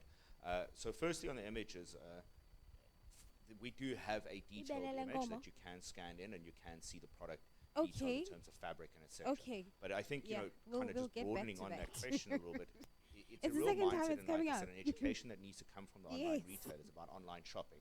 And that is Would that we do free returns, and there's a reason why we do free returns. Because we're giving you the luxury Okay, of now actually here's the trying these question. items Why would you on feel guilty about within your own chowing home, ibele right? lenkomo? So basically, we're happy for you to go and buy a medium large and an extra large of an item. Keep one of Because? them and return the other two. That is You the would way rather that eat online other shopping parts. construction business model around that is catered for. So from that perspective, you know, I think there needs to be a real better understanding is that you don't have to keep the item. You can return it, right? And the beauty of it is that you can do the shopping at any time and you How? can do the trying on at any time. And you can Oh, hold, you know, choked on we're, it. we're happy for you to order 20 Oh, items and keep okay. 2 of them ultimately at the end of the day. So that's really a Takes mindset you back change to that that needs to moment. happen around that aspect. To that- The second part is For genuine? yes, you Genuine can start pop. sending from a new email They forgot address. to give us the price in the previous one. And you can change So your now we know in everyone's terms of going. your IP Anything address else? from where it's coming from is probably the Anything else? easiest way to be able to do that, which is easy to set up anyhow. You just Anything need to else? basically Smiley? transfer and migrate your databases across. How do you feel about chowing something that's smiling at you? Do we have one more question? Okay. Not guilty at all. We should be 'cause wrapping you've up. Yeah, hi, chosen maybe the a fact that you're light-hearted sitting on the question. table So, together and there is one of the other smile. South African online shops was in news about a week ago. Take it as it They is. published incorrect pricing on their website. I think the outcome was that they basically cancelled all the orders and they gave people the What a money back. range. So, have you ever Ladies and experienced gentlemen, something like welcome that? to our And Raymond what's your take on Acumen that? Academy info session. Not to the extent of Today we banners, shall be but chatting we to did give our 7 panelists. 1,000 rand leather Our jackets away panelists for are one graduates day. of the So academy. yeah. Each of them has a different So story. that and mistake has it happened is a from story us, of but, success. customer I can experience is confidently number say one so to us, huh? So we because really we care only about share that. good And stories. It's the defining factor. We in a very have competitive only good market. stories So to share in that, with in the that experience that we instance, gain we made the at the decision academy. that it's our I'll mistake. ask each We of need them to to suffer the please loss. introduce themselves, but before we Obviously get there's there, a I'd lot like to going around introduce from the a Raymond legal Acumen aspect that, Academy you know, team. the retailer is Sitting over actually here guarded is against the that captain and of the it ship, was a valid mistake. Eli Yanakaris. She's the director of I the had academy, 1,000 or and 2,000 sitting at the sales back, around I that, call her the maybe a engine of the different in academy. terms of Because even when you go to look for an application No, but form, we have you had want that, and anything yes, we done, gave Nari is your jackets away. lady. Even when you are at the academy, if you Okay, thank you very much. I think we're going to have to wrap it up. Can we give him a round of applause? Thank you, Grant. Nadia, this is not right. Nadia, I think the one thing I was thinking the whole time, where was I when those leather jackets were being given away? Guys, I hope we're all having fun this afternoon. I think the one thing I keep doing is going to sit down and I think, oops, I forgot to mention that. We need to just acknowledge that it takes a whole team of dedicated people and people who come through to support a project like this. So just a quick mention to our good friends at MTN for being a partner in this great project, Jumia Internet Group, Zando, the MD just spoke, MTN Solution Space, as well as the Philippi Village MTN Space Solution. So can we just give all those people who contributed just a quick hand? All right, we've got one last speaker before we can all go and feed our tummies, because I'm hungry, I don't know about you.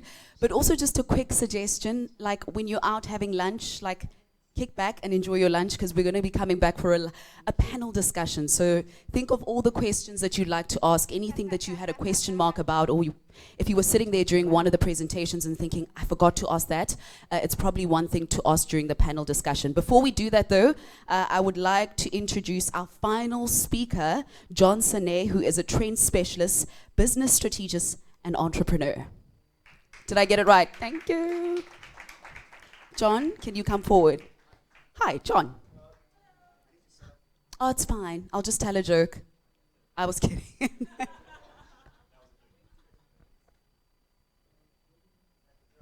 That was the joke. I'm terrible with jokes. So you guys are going to have to bear with me. Also, maybe while John is busy setting up, let's not forget that with our 3 teams who put forward these great entrepreneurial ideas, just to remind you of what is up for grabs. First prize, $25,000 US to the winning team and the winning concept. Second prize, as well as third prize, $5,000 US. The winners will also have incubation support from Jumia, as well as the MTN solution space, as well as access to the Facebook Start program. Those are awesome prizes. Can we give it a round of applause?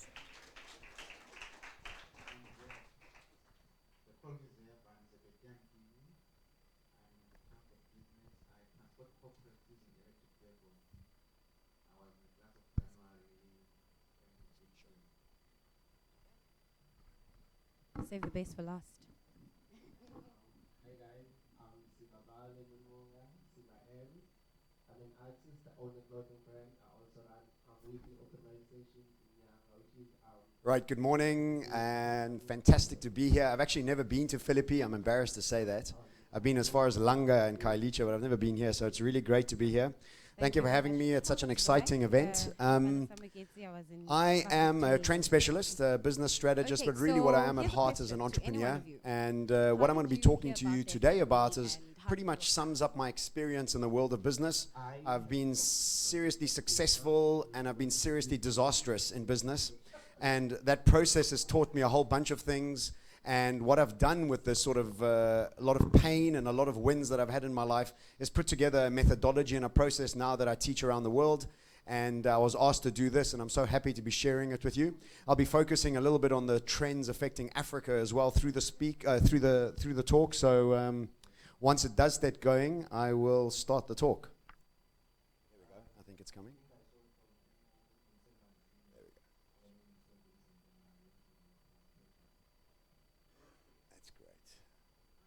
Right, so we live in a very, very fascinating time. If you had to think about it, if you wanted to affect 1 million people's lives 500 years ago, you needed to be the emperor of an empire. If you wanted to affect 1 million people's lives 100 years ago, you needed to be the prime minister of a country. Today, you can affect 1 billion people's lives from your garage, from your computer, and having this accessibility to information, having this accessibility to the world around us is a fascinating, fascinating place to be. Although it scares the shit out of people. I'm going to be swearing a little bit, I hope you don't mind, but it's just what it's going to be. When I get excited, somehow my mouth takes over. So what I talk about is how do people stop being scared about this future that's coming at us? And you must understand is that the older generation of people are really much more scared than the younger generation. I see we have a mix in the room. And what I usually see is when I work in boardrooms is that the older people in the boardroom find it very difficult to digest what they're going to be doing next inside their businesses. And a lot of businesses know that the future is changing at a rapid rate, but really don't know what to do about it. So what I did was I set up this methodology called Forever Profitable. Really the idea is, how do businesses stay forever profitable moving forward? So whether you've got a startup or you've got an existing business, what you need to be focusing on is that the landscape's going to be changing so dramatically in the near future that whatever you started with has to be changing on an ongoing basis. So through this research, what I did was I tried to understand why this mic is not working. It just keeps going on and off. 1, 2, 1, 2. Oh, thank you.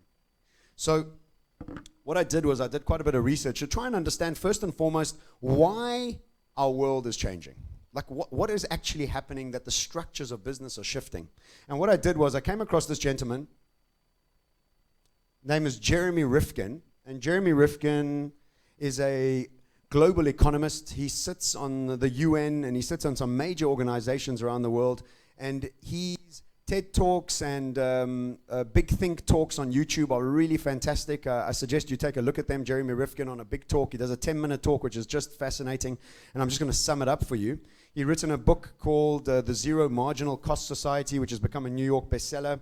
And in this talk, what he does, he explains that every economy needs 3 pillars in order to get that economy to move forward. The first pillar is energy. Obviously, in order to create anything, we need energy. The second pillar is transportation, in order to take whatever we're making from one place to the next. And lastly, communication. So we need to let people know that we're making X, Y, and Z, deliver it to them, and then once they have it, they can let us know how that experience has been. So utilizing these 3 different pillars of business, let's backtrack to 200 years ago and the beginning of the first industrial revolution. And we see at the first industrial revolution, the first pillar, which is energy, was coal and steam.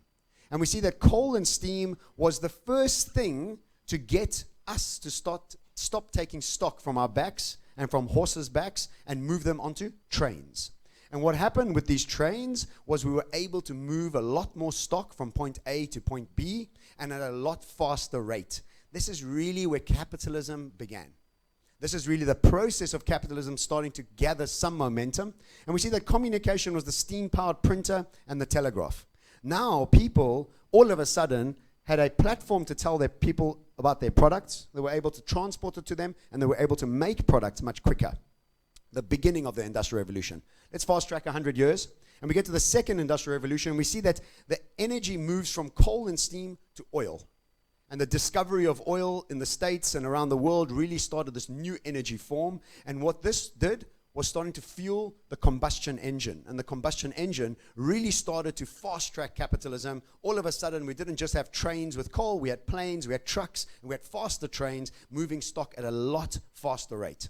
And obviously, the advent of electricity brought with it the radio and the television. And all of a sudden, at the beginning of the 20th century, capitalism really started getting a boost. And we see that in the 1930s, TV ads started, radio really started becoming widespread, and we even got TV in the 1970s or 80s, was it, in South Africa? So really, this process of capitalism really gathered momentum in the 1950s and 60s, and we started seeing it really peak in the early 2000s. But this is what's happened. Let's fast track to another 100 years, and we get to the beginning of the third industrial revolution, or the beginning of the digital age, as it's called. And we see these 3 pillars are changing more dramatically than ever before. Energy has moved from coal, steam, to oil, to distributed renewable energy. Tesla has opened up their first office in South Africa. You can buy a power wall from Tesla for 89,000 Rand. After that, your electricity bill is down to about 1/10 of what you're paying right now. The trick about this is that steam, coal, and oil cost money. Renewable distributed energy costs almost 0. That's the first pillar that's changed dramatically. We see the second pillar has moved from horses, trains, cars, planes, to driverless cars and automated drones. And I'm going to be talking about drones quite a little bit later, because in Africa, drones are starting to grow at a dramatic pace. And we see that driverless cars, Uber has already started testing its first driverless car. We've seen it in the press recently. But the real trick about that car is that once it gets going, the cost of your Uber ride will be the 1/10 of what you're paying for it right now. And the minute that car becomes solar powered and driverless, the price of your Uber will become 1/20 of what you're paying right now. So I live in Sea Point. I go to the airport quite a lot. I travel. So right now I pay 180 Rand for my Uber. Soon, when I have a driverless car picking me up, I'll be paying 18 Rand for my Uber. And once it becomes a solar-powered car, I'll be paying 9 Rand for my Uber. Now that's almost free. And that's why these pillars are starting to change so dramatically. I'm not going to talk about the drones because I'm talking about them later. But what the drones are doing are starting to take a lot of traffic off the roads and into the air and starting to deliver a whole bunch of things without drivers, without major power, and without creating any sort of traffic. And this, again, brings the price of delivery of products to almost 0. I see some people are starting to see that now. Good, that's fine. You're gonna, from now on, when I do this, please. Okay, and the third pillar we see has changed from the newspaper to the radio to the television to the internet, which is almost, thank you very much. So this is the real fundamental shift in our marketplace right now, is that what we're doing is we're starting to see this radical shift from centralized power to decentralized power. From governments owning economies to Bitcoin being the economy. From propaganda to zero propaganda. So we see that the world is shifting so dramatically that the old world looks something like this, where you have consumers in it. One size fits all, propaganda just the way it is, and our national TV stations used to give us news.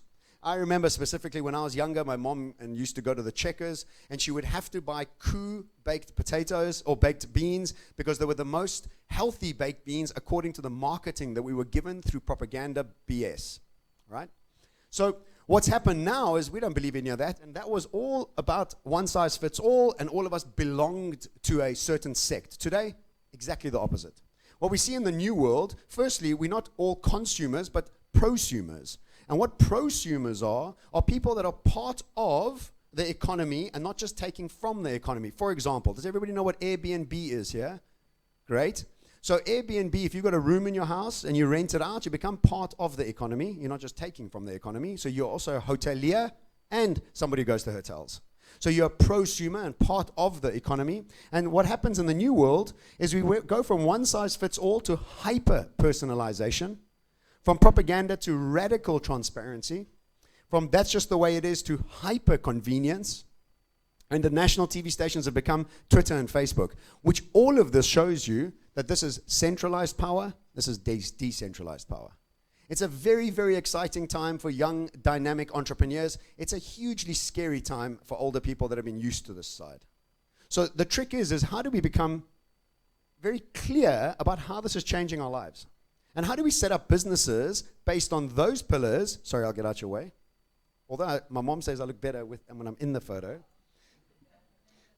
So what's been happening is that the internet is really busy at the moment, but it's about to get really a lot busier. Thanks to these four gentlemen and their companies, they are launching hundreds, if not thousands, of satellites into the orbit. And what these satellites are going to be doing and aiming at doing is bringing internet to the whole world. And what they're going to be taking, the internet numbers are as follows. In 2012, there were 1.2 billion people on the internet. 2020, there's going to be 5 billion people on the internet. 2023, there's going to be 7 billion people on the internet. You thought the internet was busy now. You thought that the market that you were talking to online was big now. It's about to explode. Think about a market that's going to quadruple times 20,000 times a million. That's the internet. That's how big it's getting. That's the access we have to different brains. That's the access we have to opening up our own businesses. That's the access we have to this hugely massive market that's out there. It's a really exciting time for young and dynamic entrepreneurs, and quite a scary time for people who used to know internet. So what happens when the digitization of these tool sets start impacting our lives? The 5 Ds happen. And I'm going to take you through these 5 Ds. The first thing that happens to an industry, it digitizes that industry. The next thing that happens, it totally disrupts that industry. It dematerializes that industry. It demonetizes that industry, and it democratizes that industry. Okay? I'm going to take you through them one by one. Thank you for your excitement there. I also get excited when I see this. So the 5 Ds are from a gentleman called Peter Diamandis. He's written a book called Abundance and Bold, and he is the founder of Singularity University, the only university in the world that teaches you about the future. And in his book, he explains how these 5 Ds are affecting every aspect of our lives. Let me give you one example. Photography. Do you remember 20 years ago, 15 years ago, you had to go buy an expensive camera, then you had to buy the film, then you had to put the film in, then you had to make sure you didn't ruin it while you were putting, you remember, hey, sir? Yeah, I don't think you do. So putting the film in, and then 24, 36 film in there, then make sure you're not moving, because if I get the photo wrong, then it's a bullshit photo, blah, blah, blah, blah, right? Then you take it to the camera shop, get them printed, put them in an album that you don't most probably look at again. So what's happened to photography?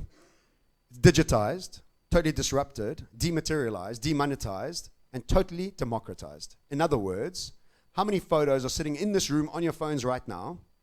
Thousands, okay? Who can take photos? Everybody.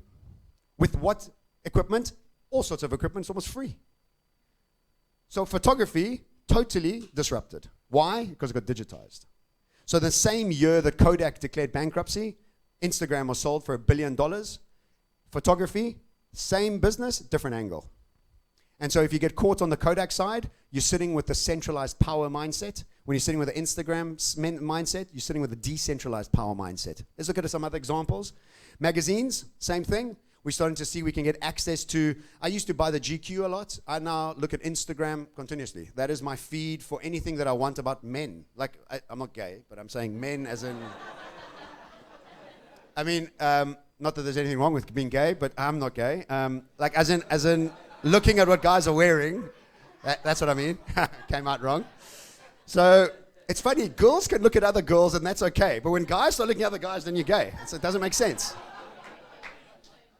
Okay, so magazines have been totally digitized, disrupted, dematerialized, demonetized, and democratized. Because guess what you can do? You can go make a little magazine quickly on a PDF, put it online. There we go. You got a Bob's your uncle, and you got a magazine. Movies. I haven't paid for watching a movie for I don't know how long. And I said this the other night when I did a talk, and the lady from Stir Kinekor came up to me afterwards. She was sitting in the audience. I torrent all my movies. Tough shit. That's the way the world's going. That's just where it's at. I'm not going to be paying for a movie when I can get one at home for free illegally. Yeah, illegally, whatever. All of us do it. And the truth is I don't have a 6-year-old next to me crying to his mother when I'm trying to watch a movie, or some guy kicking in my back, or some guy watching his phone in front of me, sitting at my home, I'm comfortable, watching a free movie, right? So movies. Digitized, disrupted, dematerialized, demonetized, and democratized. Because guess what? You can go make a movie. Download iMovie onto your iPhone, quick sticks. You can make yourself a 10-minute movie, no problem. In fact, they're making some amazing movies off iMovie. If you look it up on YouTube, you can see thousands of clips of amazing movies that people have made from their iPhone. Education, one of my favorite ones, is becoming almost free. You can start doing courses from some of the top universities in the world for free. The only time you have to pay is if you want the certificate. So we're starting to see that whenever digitization takes hold of an economy or a sector of the economy, this is what happens. And this is all before 3D printers have arrived. You can already start buying 3D printers at Dion Wired for a couple $1,000 and we know how tech works. Soon you'll be able to get 3 3D printers next time you sign on an MTN cell phone contract. And with the minute 3D printers come online, what we're going to start seeing is a real disruption. Because what happens with real disruption is when we start taking whole countries out of their comfort zones. What 3D printers are going to be doing for us is making China irrelevant. Making all the shipping lines, shipping everything out of China irrelevant. Meaning that we'll be able to print anything we want in our homes if it's basic enough. And if it's not that basic, we want something a bit more special, we can go around the corner and our postnet soon will have 3D printers inside it. So again, we thought that only sort of these digital stuff is going to be disrupted. The real world is about to get disrupted in a big way as well. So we have to get our minds around this. And the truth is this, is that 30 steps linearly, which is what we're coming from, takes you 30 meters ahead. If I had to take 30 steps exponentially, I get to 1 billion steps ahead. And this is where we're moving to. We are exponentially exploding into this world that we have no idea about. And the truth is we are here. We are about to see some dramatic things happening around us. For example, the age of man becoming closer to 200 rather than what it is right now. I listened to a talk by a gentleman called Ray Kurzweil, and Ray Kurzweil is the head of innovation for Google. He's 67 years old, and he says, all I have to do is live another 10 years, and then I'll be immortal. And in his talk, he explains that they are so close to getting the DNA sort of signaling right, and the idea of printing, if we have a liver that's not working or a kidney that's not working, we can print a new one and have it put inside us and work like scratch. Immortality is close by. They're already determining 180 years old or so that we can start living in a healthy way. Not in a bad old way, but in a healthy way. So these are all very exciting, but what happens with businesses that don't look at the future in a very specific way, it's almost as if what they're doing is trying to rob a bank with a banana. And what happens when you rob a bank with a banana, it doesn't work and you fail. So what we do is we use these old tool sets because we don't know what else to do. So when we don't know what else to do, we run more competitions for our business. Then we run more ads because all we want to do is shove ads down everybody's throats. But what do we all do when we see those ads? We avoid them like ninjas. But when we're in our own business, we think that's what we should be doing. It's like, have you put flyers by the robot? No, dude, I never take flyers. But don't worry, for you it will work. No, it doesn't work. So what we've got to do is we've got to start looking at the way and re-look at the way we're starting to look at life and business. And so what I've explained to you, and this moving from from centralized power to decentralized power, what it's affecting is our needs as human beings. And the three major needs that we're starting to see grow around the world and around businesses is the first need that we are wanting as human beings in this very, very noisy world is brands that are hyper-personalized, that know us and only us, that understand what we're about and can almost preempt what we want. Apple's Genius Music preempts the sort of music that you want to listen to and suggests it to you. Amazon delivers products to you based on what you've already ordered without you even ordering it. I'm sure Xander will start doing that soon as well. So this preempting and personalization is so important for us that we hunt for businesses that can do it for us, and then they preempt what we want. It makes our lives a lot easier. The second need state that we're starting to see grow is something called escapism. Woolworths does this wonderfully. They let us escape into their world, and whatever they sell us inside that shop, we just take it because we trust them. And escapism is very much about trust. So Woolworths will sell you celery for $17.95. You can most probably get the same celery from Pick n Pay for $6.95, but you just escape into Woolworths' world. They charge you the extra money, but you couldn't give a shit because you know that celery is going to be crispy, there's going to be no worms, blah, blah, blah. We love brands that allow us to escape into their worlds because we have such busy lives ourselves. And the last need that we're starting to see grow dramatically is something called simplexity, or the idea of taking something very complex and making it simple. As conveniently as possible for us to interact with these brands and businesses makes it much easier for us to want to purchase from them. So whatever business you're in right now, how much more personalized, how much more simple, how much more trustworthy could you make yourself? Because that's the way we want to be interacting with businesses. And guess which business does this so amazingly well? And one that we've used a lot? Uber. Uber has built a $60 billion business around the world based on these three need states. It's hyper-personalized. There's know who you are. There's a rating for you. It's hyper-convenient with 2 buttons that taxi's picking you up. And it's hyper-trustworthy because that driver is being measured and being watched. So if you've got a daughter at 15 years old, you wouldn't put her into a normal taxi, but an Uber, no problem. Why? Because they've now understood these 3 need states. And if you can understand these 3 need states better and apply them to your businesses, you're starting to understand the new world. So what happens is these need states are really what determine trends.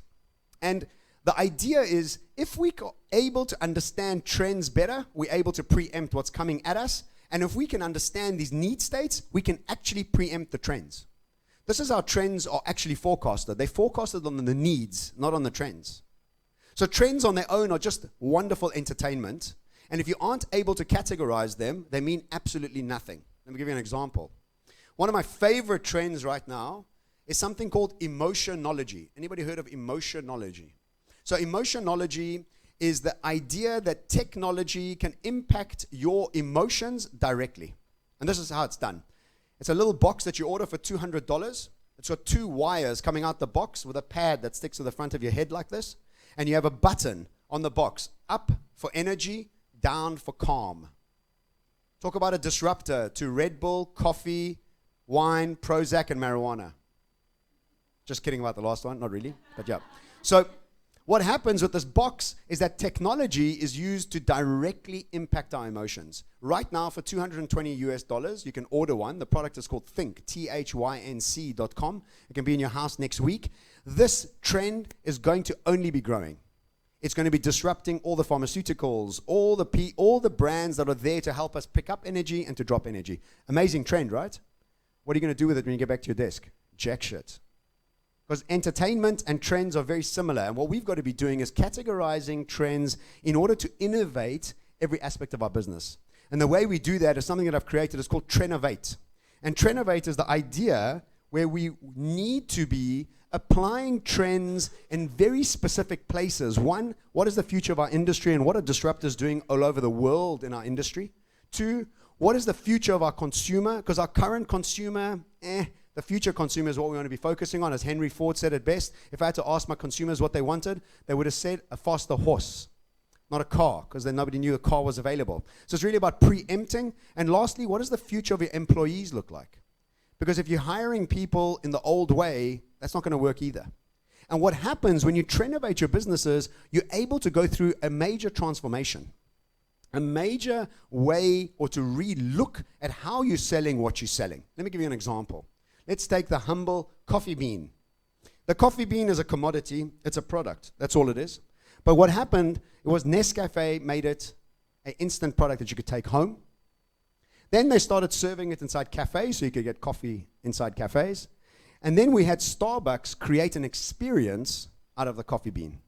But now what's happened is that transformation happens where you really switch out of your comfort zone and come and have a coffee through a Nespresso machine. A Nespresso machine is not change, it's transformation of coffee at every touch point. The way it's stored, the way it's made, the consistency of it. In fact, in the Europe now you can get Nespresso vending machines where you can just go to your corner vending machine and just download the favorite coffee capsules that you want and go through. So through renovating your business, you'll be able to actually totally transform your business on every single one of those pillars that I spoke about: industry, consumer, and employee. If you're looking at these three key pillars inside your businesses, you're able to make a holistic decision that is there to keep you relevant to both your market as well as your employees. Really key. So I just want to touch on a few African trends before we start going into the sort of implementation of these trends. And I did a bit of research and I looked for, listen, like I said, there's 1,000 million Brazilian trends out there. And the ones that really touched me and the ones I really were excited about was these 5 major trends, which I think are quite applicable to people sitting in the room. Is the first one is the African entrepreneur. This African entrepreneur is starting to make these big corporates that are coming into Africa thinking that they're going to move and shake, make them all look stupid. Because this African entrepreneur is very much all about flexibility. He's streetwise and he knows the land. He's the guy who understands the culture. That's what's going on. I mean, how many whiteys have tried to come into townships and try and do clever? And you're like, dude, we can smell you a mile away, Malungu. Move aside. So, exactly, yeah. And it happens all along. So, African entrepreneurs are starting to really pick up momentum, just like Akon. Akon is doing some amazing things around Africa. He's bringing electricity through solar power to millions of people across Africa, and he's been hugely successful by it. Why? He understands the lay of the land. He understands Africa. So the rise of the African entrepreneur is all about the empowerment of us in our continent with access to information that everybody else has as well. Plus, we know the lay of the land. Really, really important to remember. Second trend that we see growing is mobile. We know this.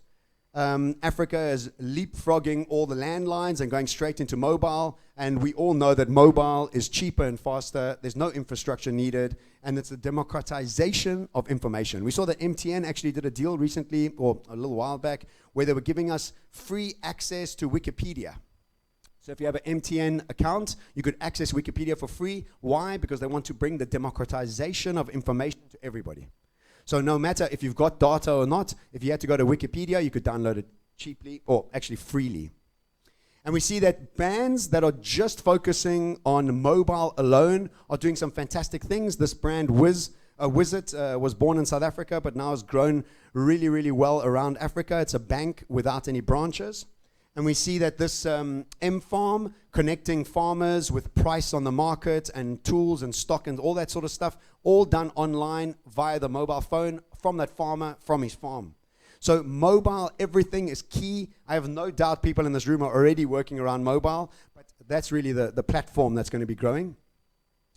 And then tech convergence. The convergence of tech, it becoming cheaper and more accessible. Like I spoke about a little bit earlier, we had those 4 massive companies rolling out these thousands of around the orbit. Satellites, thank you very much. Yes, yeah, thank you. Satellites on the orbit of the Earth to bring internet to everybody. And this convergence is creating a very exciting space.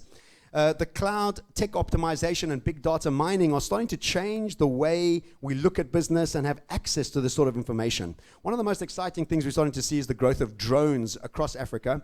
And we see that Matternet, if you YouTube Matternet and watch a TED Talk by the starter or the founder of Matternet, he's a Greek guy. It's a fantastic TED Talk.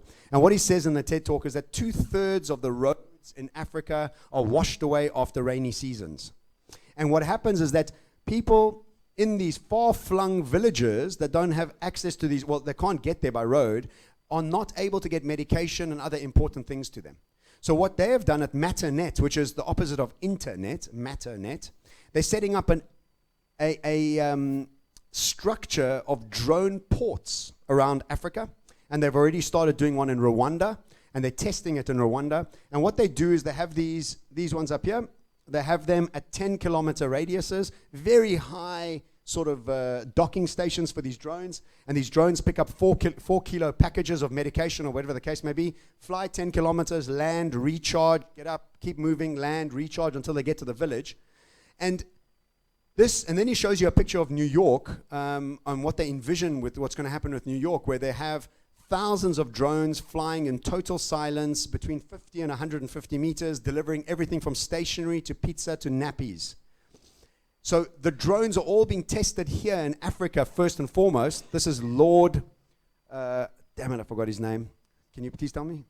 Anyway, what he is, he's a huge designer in the UK, and he's done, do you know the Gherkin building in London? So that's one of his buildings. He's done thousands of buildings, and his next focus right now is this drone port in Rwanda. So what he's setting up is a full-on airport, but not an airport, a drone port, that is going to be running these drones right across Africa, all around Africa, to be able to get stock. Maybe Xander, you want to use these drones to deliver your stuff in Africa? Might be easier. Maybe even in South Africa. Yeah? Yeah, sure, no problem. Yeah, use it. I won't charge you for that one. So we see that these drone ports is all about this tech convergence that's happening.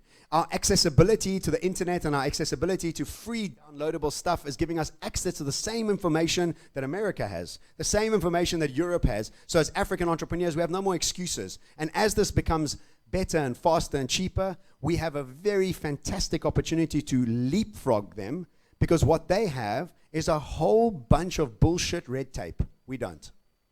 So when Amazon did that whole marketing idea about delivering stock with drones, they weren't able to, because the FDA in America was like, you can't fly the shit here right now. We haven't changed the rules yet.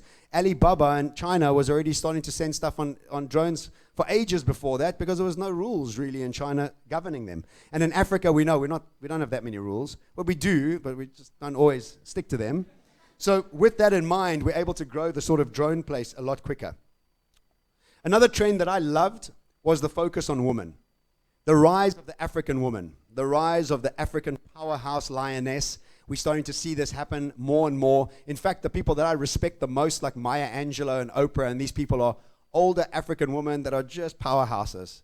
You can't mess with them. They've seen it all. They've been tricked by, or been tried to be tricked by all sorts of guys. So this focus on women is very exciting. There's new laws in all sorts of countries, changing the laws of marriage, changing the laws about the empowerment of women and making women really equal to men, which is about time. There's so many new opportunities, and there's this new rise of this lioness female that is all about the empowerment. And we see that in Malawi. Okay, well, I'll talk about this one first. SLA is a great website. It's all about empowering, fast-tracking, pioneering entrepreneurial women. And as a woman, I would really look this up and see how you can get involved with them and how you can access some of their funding. And then we see that Malawi has changed the marriage laws. No more kids below 18 getting married. I mean, bloody hell, that should have been law a long time ago. So that's happening, and the empowerment of women is really a wonderful trend. And then rise of the people power. We see that this access to information, to social media, and the decentralization of information is giving the rise to people power. We don't have to put up with the government's bullshit anymore. What we're able to do is have Arab Springs. Arab Springs, there were 3 Arab Springs in Africa: Tunisia, Libya, and Egypt. All got overthrown, all because of social media, all because of being online. The fees must fall movement in South Africa, which is again about the government not showing up and not making it accessible to everybody. And Hope Raisers, which I'll talk about now, which is in Kenya. And we see that the Arab Spring was really fueled by social media and online. So the power is moving towards the people and getting decentralized. We see that the fees must fall. We know the story about that. We were all part of it and saw it on news. And this is a really great story, is that Nairobi started tarring a lot of their roads, and it was just creating a lot of traffic all over the place. So these two students created these rollerblading clubs all around Nairobi to get the kids off the streets and give them a purpose. And they got them all together through creating social media pages and hashtag Hope Raisers. So the people are gaining power, especially in Africa, because it's brand new for us to have access to this power, and it's time for us to really stand up to what's going on. So I've spoken about two major things here. One, I've spoken about why the world is changing at such a rapid rate. And two, I've shown you some of the trends that are happening around Africa, and there's many more, and not really specifically to any of your industries, but I just took sort of general trends to be able to talk about today. But the real trick is how do I get back to my desk and take some of these trends and apply them into my businesses? How am I doing for time? I'm okay? Okay. So how do I take some of these trends and apply them to my business? And this has been a process for me to develop over the last 8 years of doing this. And I created a program called Rapid Innovation. And Rapid Innovation is all about bringing innovation into your business on a continuous basis in a rapid fashion. And so the first thing, the R, and the R stands, before I tell you about that, let me tell you about the consumer journey. So, so what happens is that you need to bring rapid innovation into your businesses based on the consumer journey that you have. Xander, you spoke about it. Sorry, I don't know your name, so I'm just calling you Xander. I know your name's not Xander. Grant, thank you. So the consumer journey is really important to be tracking the innovation that's applicable to every aspect of what this consumer wants. So the consumer journey, the way I see it, is what product are you actually selling them, and is it relevant in this new world that we're moving towards?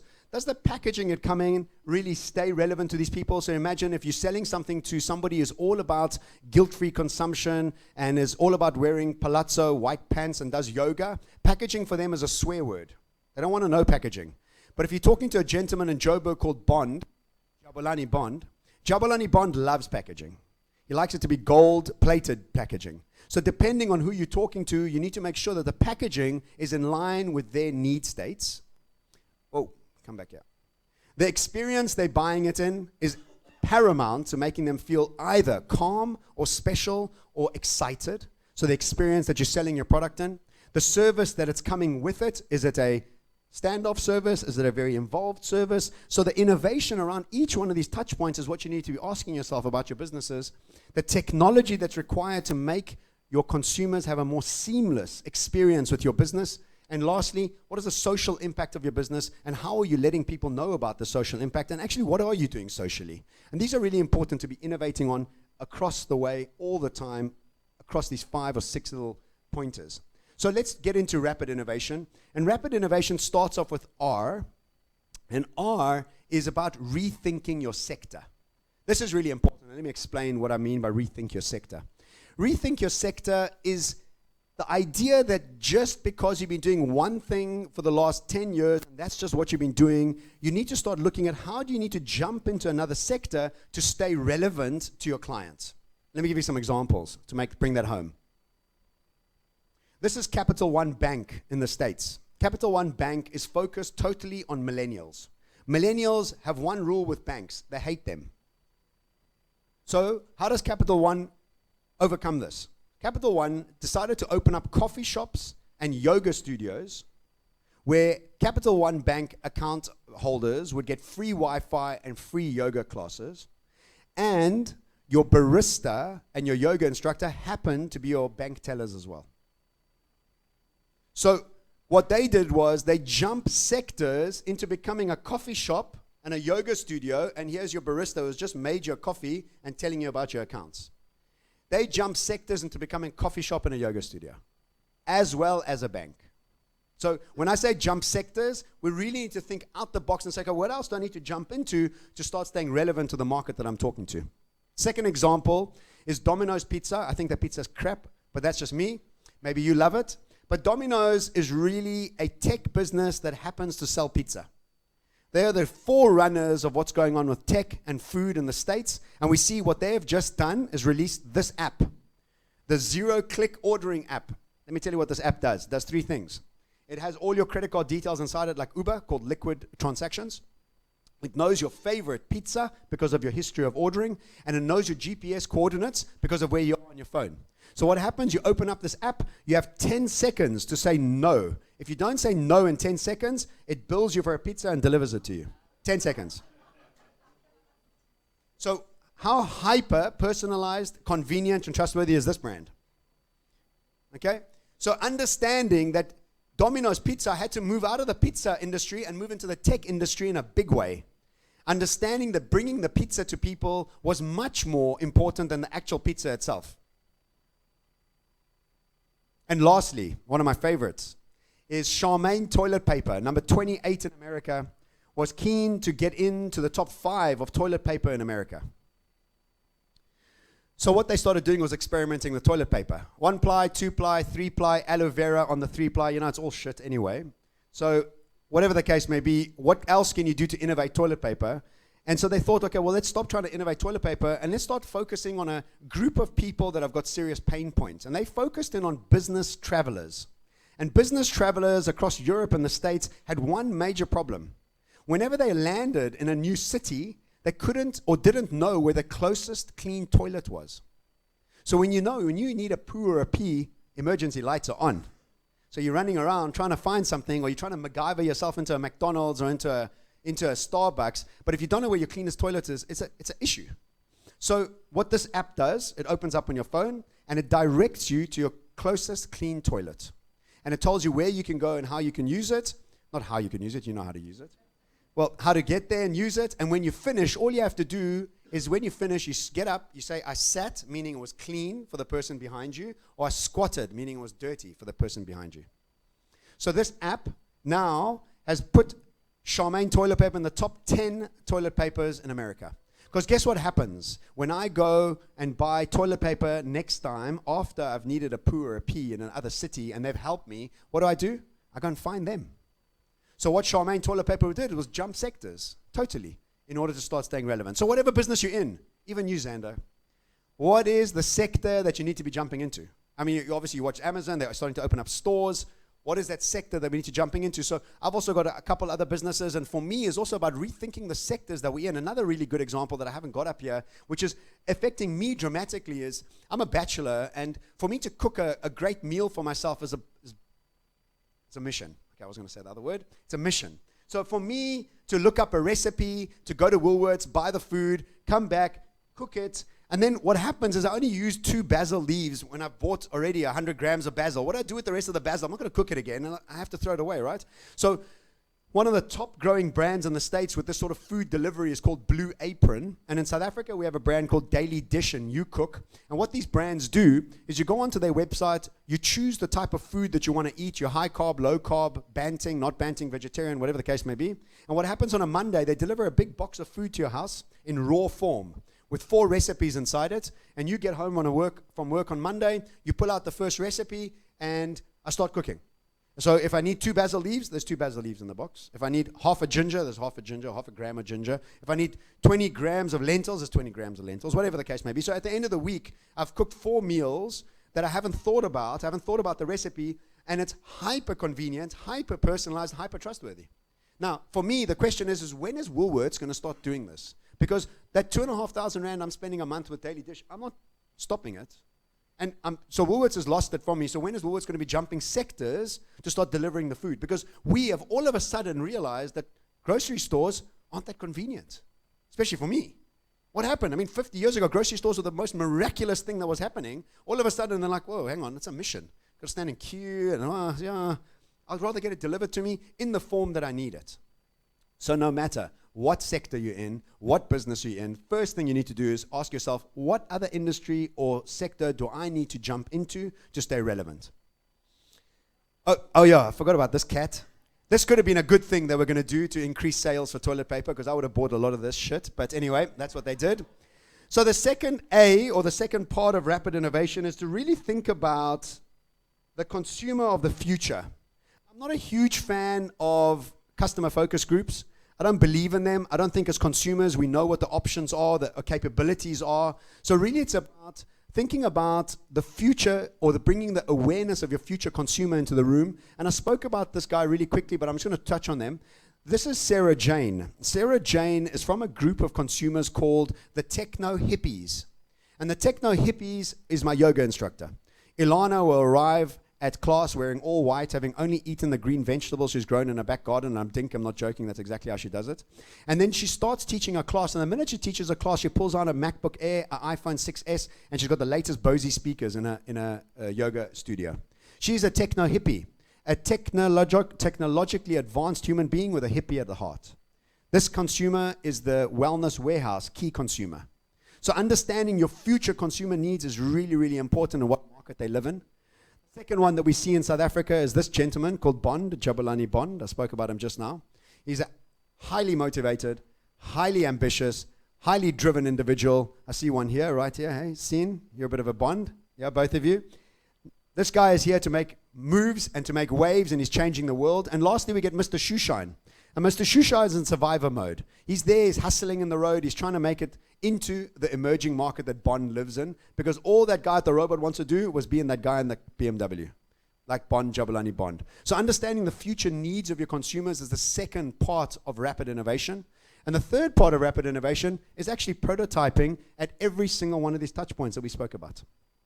Is how often are you going through these 6 points of your business and prototyping each one of them based on what sector you should be playing in, based on the future needs of your consumers. Not your current, but future. And that's the real key here. And then the I in rapid is iterate. Keep iterating, keep imitating, keep shifting, keep checking. You know, the word innovation is actually made up of two words, invention and imitation. Make up innovation. So Steve Jobs didn't invent the telephone, but he iterated until he had an innovation of the iPhone. So be iterating at every single one of these touch points. And lastly, develop and do. Get into the marketplace. There was a question there. The gentleman's not here. It's a pity. Because the guy who started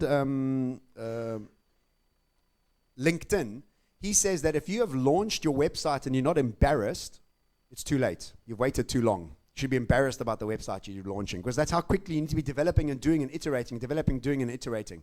So if I can just recap quickly, that rapid innovation is about rethinking your sector, bringing the awareness of your future consumer into the room, prototyping on every one of those consumer touch points that I spoke about, iterating them on a continuous basis, developing, doing it, and starting again on a continuous basis. We see that the fastest growing role or position on a board in the States and Europe is something called the Chief Future Officer. And the Chief Future Officer is the one that flavors the viewpoint of what the board should be looking at. So if you can't afford a Chief Future Officer, what you need to be doing is skilling yourself up of how to see the future, because it's only going to be changing more dramatically. So just to wrap up, first of all, remember, capitalism, bye-bye. Decentralization of power is here, and we're starting to see it affect every aspect of our lives. The sharing economy is starting to be born very much in mature markets right now, but soon enough will start coming into the emerging markets. Start trenovating your businesses at every touch point, in every single sector, as far as the future of your industry, your consumer, and your employee are concerned. Look at the key trends that are affecting them specifically, and apply rapid innovation so that you can stay relevant and forever profitable. Thank you very much. Thank you, John Sane. That was really, really, really enlightening. As we did with the last speaker, I think we'll just give people a chance to ask any questions. Any questions for our trend specialist? Great. Thanks very much. There we go. We have a question. Okay.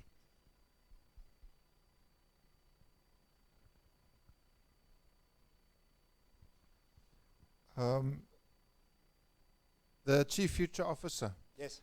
How much time would you suggest, especially for entrepreneur startups right at the beginning phases? Yes. I would think that this is so important that it justifies chunks of time yes. to read and understand and listen. Yes. just from a personal development point of view, how much time do you suggest that entrepreneurs spend reading and forecasting and all of that? You know, I think it's a great question. I spend a shitload of time doing it. It's just my business. But I think everybody needs to start becoming more aware that this information is out there, firstly, that they need to be looking at it. I would suggest one talk every morning, one podcast every morning, just one piece of 15-minute information coming into your day once a day. So if you're driving to work or catching a taxi to work, instead of listening to music or the radio, which is just empty calories for me, listen to a podcast. Podcasts are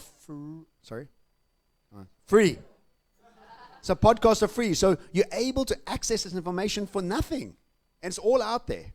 And you can look at podcasts about the future. There's thousands of channels about it.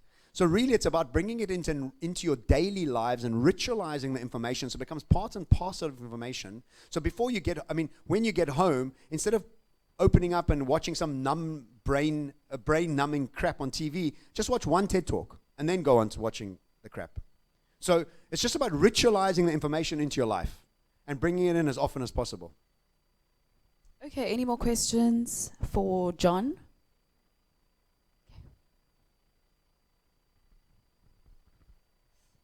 Hi, John. Hello. Thank you so much. That was very informative. Thank you. And it's a simple question. Like you said, you're not ready to pay for any movie because you can.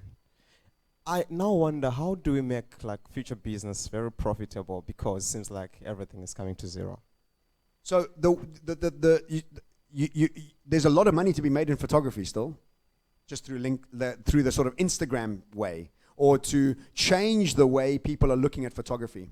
What's happening and the things that are becoming free are the ways we used to do it in the old ways. There's new ways to make money, and we need to start looking at those new ways, and we need to start shifting our businesses where we start becoming thought leaders and sort of advisors to people around how our business could serve them better in their lives and happen to sell them the product and service that we're selling them anyway. So there's a new way to look at it. I mean, it's not a basic question at all. I think it's a very detailed question, because this is what most businesses want to know. There's new ways to make money. Not, there's no ways to make money. The old ways of making money are becoming zero.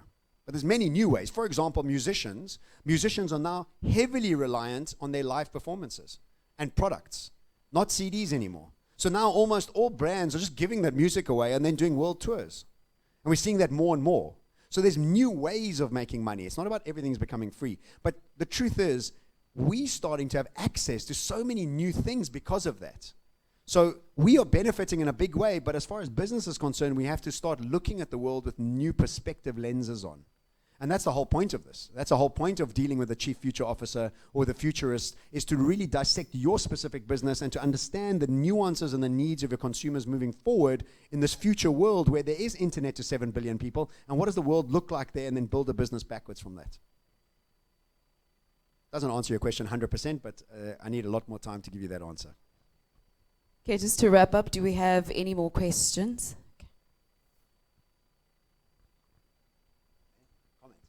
Hi, John. With regards Sorry. to, I'm here. So with regards to drones and self-driving cars and that, what is the solution to unemployment?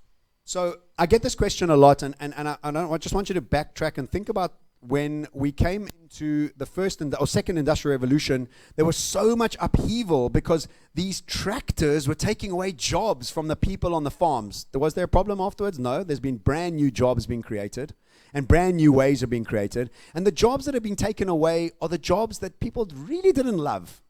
Because the lady sitting at the teller going, doot, doot, that's not a job they want to be doing. It's like something they have to do. So what this is forcing us to do is to start thinking about other jobs and other opportunities for people to start getting trained on. In fact, I'm just finishing a blog, you can get it on my website, called 10 Future Jobs that I'm about to release next week. And you can take a look at them. I've got 10 jobs lined up there. And the accessibility to 7 billion people gives you an opportunity to make much more money than you were as a teller. All you have to do is skill yourself up, understand the future a little bit, and start your own business. You know what it costs to start your own business? Zippity dippity do nothing, because you can go onto Wix.com and create your own website for nothing. So it's really about empowering people and stopping them doing bullshit work. Imagine we were all still on farms, still picking potatoes. I mean, that'd be terrible. So we just have to shift. Hi. Talking about shifting, In the built environment, I design buildings basically. I was part of the design team of this project, but I left the company in 2013. I now want to focus on designing houses in the townships, Nice.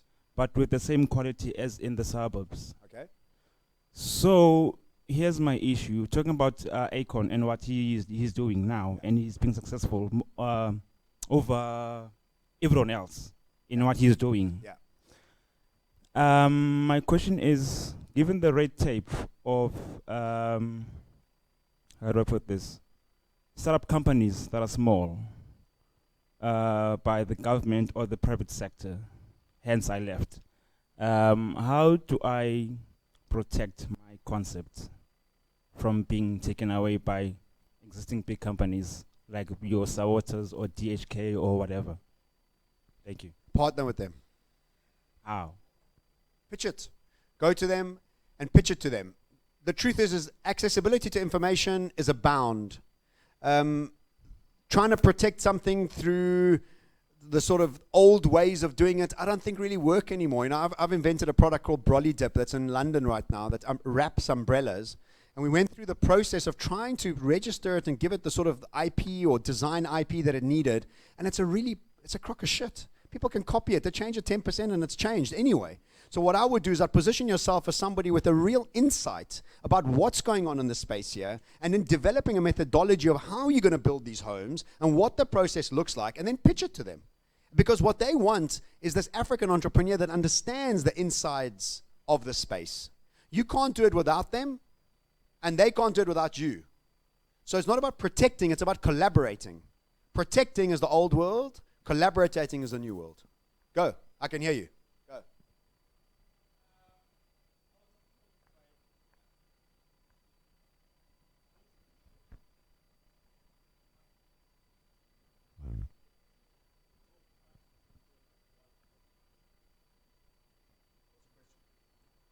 Question.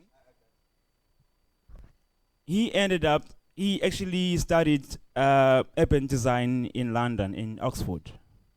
Now, yes. No, I'm just kidding. I Now, was being facetious. he's an architect and an urban designer at the same time. Yeah. And he wrote in his dissertation about this project. No mention of Nkululu Mboya or anyone else who was there. He is the brains and everything. Position yourself as the one that's going to be helping. I know. That's all. The way you approach it, the cap you arrive on is how people are going to treat you. You arrive with that thought leadership space, developing a website for free, talking about your vision, talking about your methodology, talking about your history, talking about the value you can add, then arriving at a client and pitching them. You're coming with a very different value proposition. Pleasure. Any questions, just to wrap it up? The picture you had up of that old gentleman, Lord Fort. It is. I actually took a picture and Googled the picture. It's Lord Fort. Do you think in the future there'll be drone cars? I know it's like drone cars, like traveling. Drone cars. Yeah, like drone cars. Yes, like traveling from one place to another place. Driverless using drones. cars. Oh, yeah. Google's already got them going. You know, the Google car, when they first started it, was costing I think all driver-led, pilot-led. Already, planes are co-pilots. I mean, not co-pilot. Autopilot. And we're starting to see that these trucks that are doing this heavy-duty delivering on the mines are all auto-driven already.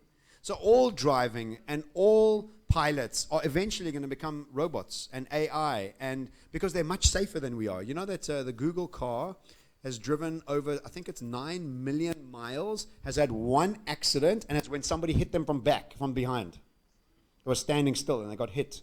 So they are much safer than we are, and in fact they reckon in the next 10, 15 years, it'll cost much more for your insurance for you to drive your car than to allow it to drive itself. Why? No, but you're going to be able to do so much more with that time. Yes.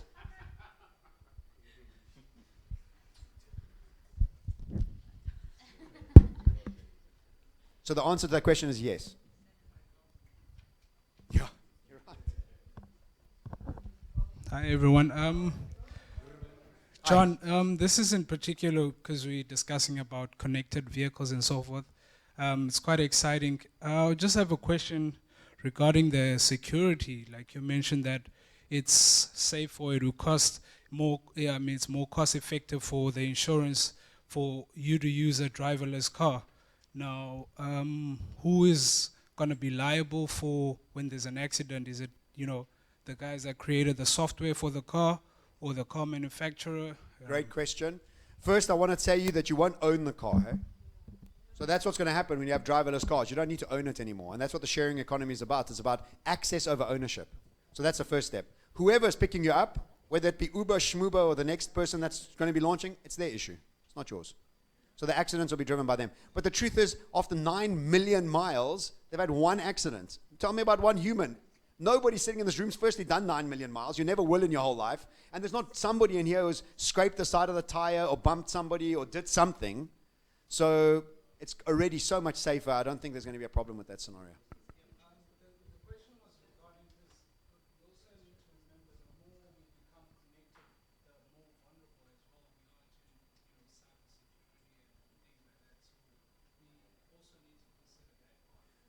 Yeah, there's always a pro and a con, dude. And I take your con, but there's so much more pro that we could be focusing on.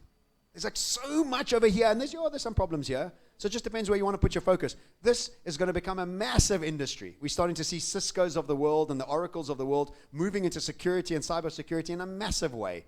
Don't worry, they're going to take care of that. Let's focus on the access to information that we never had. Let's focus on the 9 Rand trip from Sea Point to Waterfront, to the airport. Let's focus on those things. That's going to be kind of anyway. And guess what? Right now, our lives are dangerous anyway. So what are we going to do? Wake up and go, well, I'm never going to Joburg because that place is dangerous. No, man, just get going.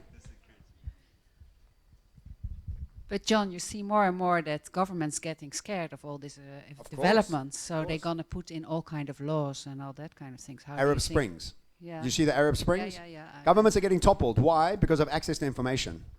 And so now through social media, cheaper access to information, we are becoming more empowered and they're becoming disempowered. And so it's happening around the world. We're starting to see.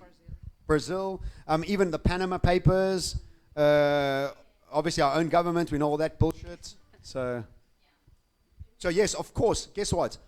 Old organizations are all scared. Banks are shitting in their pants.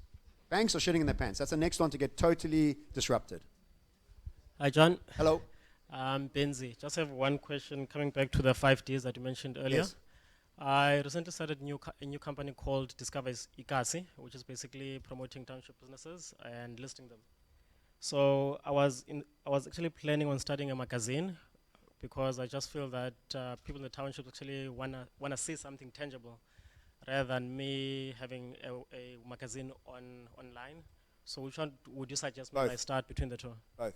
Okay, thank Because you. whatever you're going to be creating in real life, you can put online anyway. So the access to the online will be there anyway. So start there and then print them when you want them on demand, I would imagine. But yeah, I think both. Depending on the market you're focusing on, especially if you're in this market, yes, the touch feel is important still. The more mature markets, not so much. Yeah, I think my question touches a bit on what he was asking about. So my question is around the localization of trends. I think all these trends always make sense, in the typical world, but how localized are they to a township environment? For example, it's said that right now the cell phone penetration is 124%. That's not true in a township. 120, how can it be more than 100%? Because people have more than one phone. Oh, so that's not, okay. So it's handset penetration. Yeah, the cell phone, yeah. Do you know that there's more people in the world that have there's more mobile phones and toothbrushes in the world? Yeah. Yeah, okay.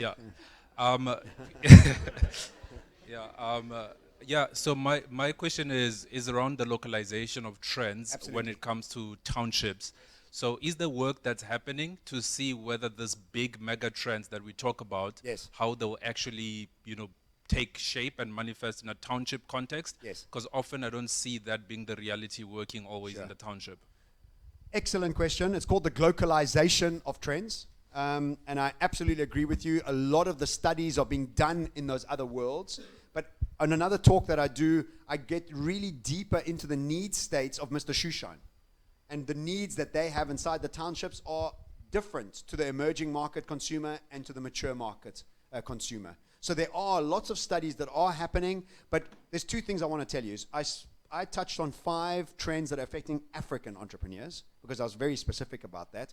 And the second thing I want to say to you is the minute we start getting access to cheaper and cheaper internet, the knowledge base inside the townships is going to increase dramatically. And with that new education and new knowledge, we start becoming much more in line with the rest of the world in a much faster way. But this, I didn't really touch on the trends that are affecting the townships per se, but definitely, of course, they are. But what also you must remember is that a lot of these trends are there to inspire, motivate, and teach you to think out the box because I've had a lot more time to do that. And in the townships is a different sort of setup. But the localization of trends is imperative. But I didn't really touch on it today. But I agree with you, it's a good question. Hi, I'm Snatemba Makoma.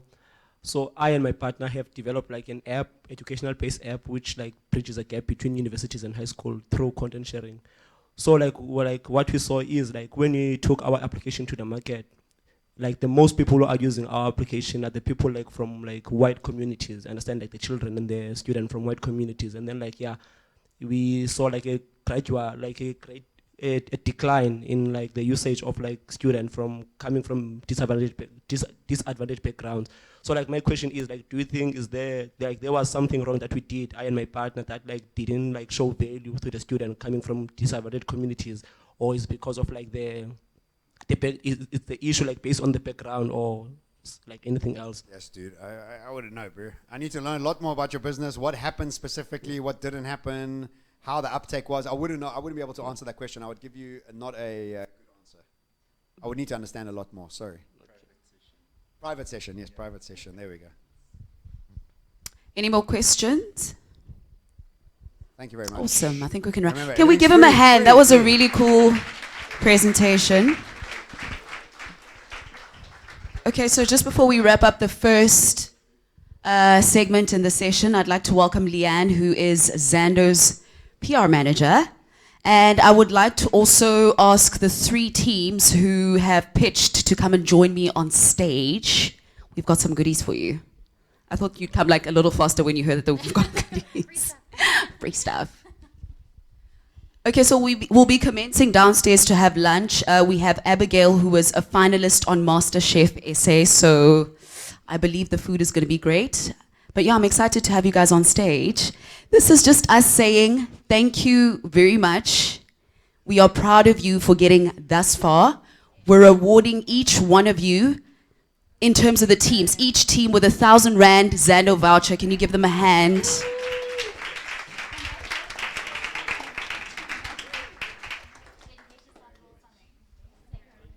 Congratulations, guys. Well done, hey? Like, even though we are going to be crowning one winner at the end of the day, you are, like all 3 of you, I mean, if you think about the people who entered, the amount of countries, you've done absolutely amazing. Can we give them a hand?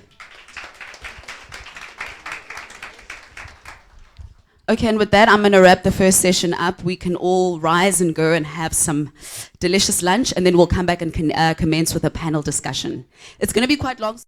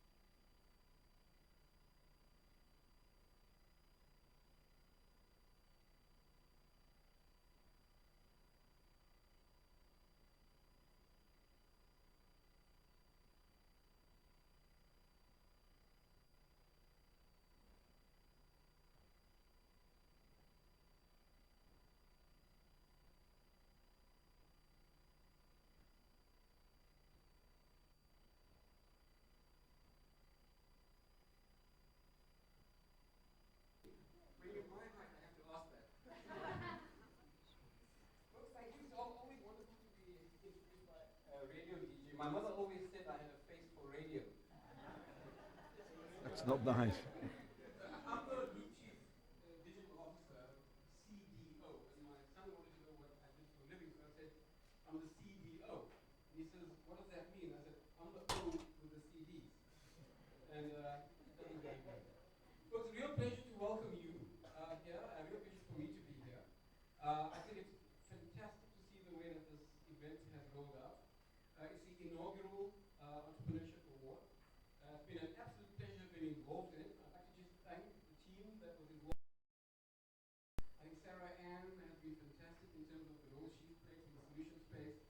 The University of Cape Town has been amazing as the host and the convener of this event. It's been fantastic partnering with Jeremy, Sasha, and Sasha from Zando and from Jumia in particular, who's been very involved with MTN across Africa. And in fact, it's one of our great startup stories. For those that don't know, Jumia is the first African unicorn, which means the first African company startup that actually hit $1 billion of market capitalization. And there's only 155 in the world, and the 156th one is an African one, called Jumia. So well done to Jumia. MTN is a shareholder, and we're very proud to have been part of the funding organization that made Jumia what it is today. As well, I want to also thank the MTN team. I saw Niraj here. I see Noor here on the marketing side. Niraj has been very involved in helping to coordinate this. And Koli is here from the Jumia side, and together they created a great team. Takozani is here, who's whipped us all into shape and kept us to the project plan. So just to all of you, to the guys from Cradle and Jupiter Boardroom, thank you for the PR and the great job in getting, I believe, the building progress until it was 50% finished when 95% of the schedule was used up. The last 50% of the completion happened in the last 24 hours, I believe. So well done. So folks, it's wonderful MTN to be associated with something like this. MTN is one of the giants in Africa in terms of a company that was started in Africa, for Africa, deep African roots, and very much an African company, expanding into really the Middle East as well. We're the biggest telco now in countries like Iran. I always say to people, wherever there's a war, there's MTN. Syria, Afghanistan, Yemen. It's a good one. It's very interesting, in Yemen we have to deal with the Hutus. In Syria we deal with ISIS. In the northern part of Uganda we're dealing with Al-Shabaab. In the northern part of Cameroon and Nigeria we're dealing Shouldn't with be so Boko proud Haram. because that's why he has In a Cote 5 d'Ivoire, billion we're dealing with fine. Al-Qaeda. If there's a terrorist group out there, we're there. So MTN, as you can tell, is a very brave company. We've gone into places other people choose not to go to. And that's kind of the reason why it's been a really successful company. We've taken big bets, and really, the investment in the Entrepreneurship Challenge was really a kind of trial for us, a pilot to see how we can do well by doing good. MTN's entire strategy going forward is really to work with small companies and build an ecosystem. And the view is that in the future, the letters MTN are going to mean something quite different to what they meant for the last 22 years. The last 22 years, MTN stood for Mobile Telecommunications Network. I actually don't think that's what it's going to stand for in 5 years. I'm not sure what they're going to stand for. I'd love to hear your thoughts about that. Maybe in the networking afterwards. It might be media, it might be monetary, it might be influence. I don't know if you know this, but 2 days ago we launched a TV broadcasting station in Nigeria. MTN is also the biggest bank in Africa with 30 million customers. We processed $100 billion in the last 12 years. MTN sold $200 million worth of music. We're the biggest distributor of electronic music in Africa. We run IPTV services, and we run video on demand services in 4 countries, including in South Africa. And partnering with Jumia, which is one of the biggest e-commerce players. You can see that our business is increasingly not about purely mobile communication. And the view is that by working with companies in Africa, we're able to find the big companies early. The best time to plant a tree is 20 years ago. The second best time to plant a tree is today. Right? So the point is that what we want to do really is help to harness the collective creative energies of Africa to allow Africa to lift itself up by its own bootstraps. We've been really impressed with the quality that we've seen in terms of the submission. We've been impressed with the energy, we've been impressed with the passion, we've been impressed with the integrity. I was reading a great article by Jack Welch, and he says that if you really want to see a successful leader, there's only three things that you need. You need intelligence, you need energy, and you need integrity. And I was amazed. I was really stunned by the quality of what we've seen. I think we've got some astonishing leaders here in the room with us today. The finalists are really superb. We're really looking forward to working with you. And whoever the finalist is, I've made this comment before, everyone's been a winner. I think we having gone through the process, we realized there are ideas that need to be taken further. Everyone's received a gift as part of this process. And in fact, we really hope and looking forward to working with the final winner to grow that business even further. And given the success that we've seen so far, there's a very strong probability we will do this again next year. And what we will do next year is actually modify, because part of the challenge is once you've worked with students, you realize, having got them to the point where everybody's really excited, what do you do after that? You now need to help these amazing youngsters take it to the next level, to turn them into real working businesses, which allow them to commercialize their ideas. So welcome everyone, and we're really hoping that we're going to have a great afternoon with you. But thank you all.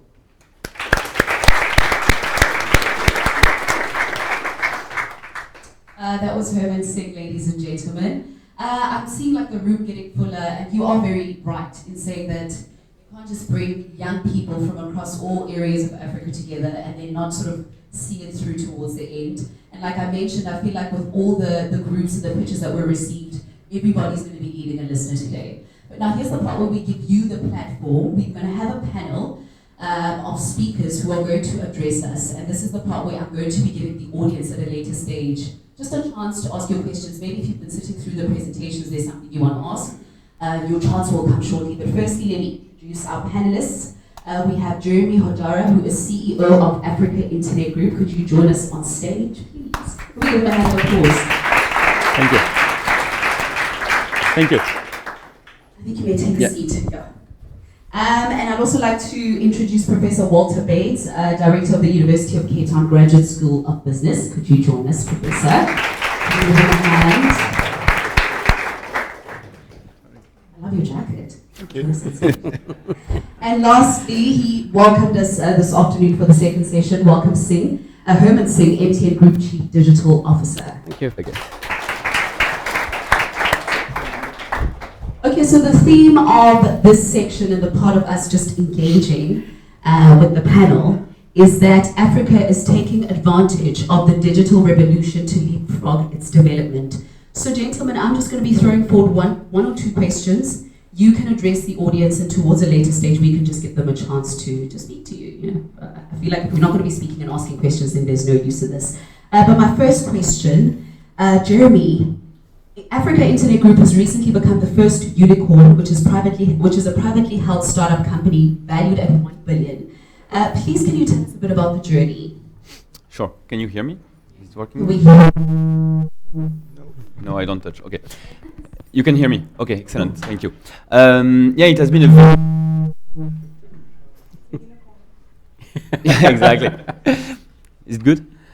Yeah. No, it has been a 4.5 years journey. We started about 4.5 years ago, and when we started, there was really not anyone believing we could do something meaningful in e-commerce and in Africa. When we started, we wanted to build different services, different apps, different websites to solve the problem of everyone. And people were saying we're crazy. They were saying nobody will never buy on the internet.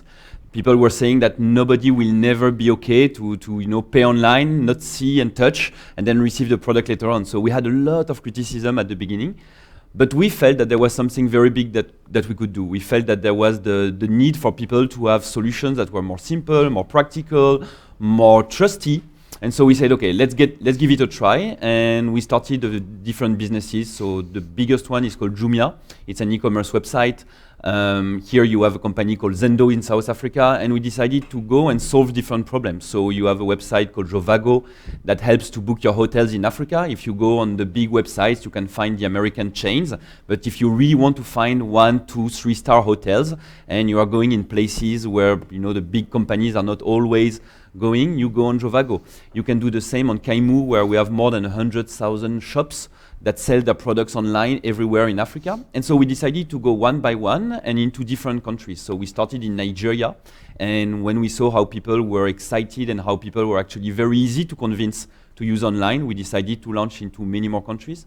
Now we have about 20 countries that have some of our companies. We have the support of MTN since the beginning, and so we are only at the very beginning of the journey. I think there are 1 billion people in Africa. We only talk to a very few of them at the moment, so it's just the very beginning of the journey, and we are very excited to build it together. All right. Does anyone have any questions for Jeremy? I feel like we are here to just address the whole thing about entrepreneurship, get ideas. The stage is yours. Any questions?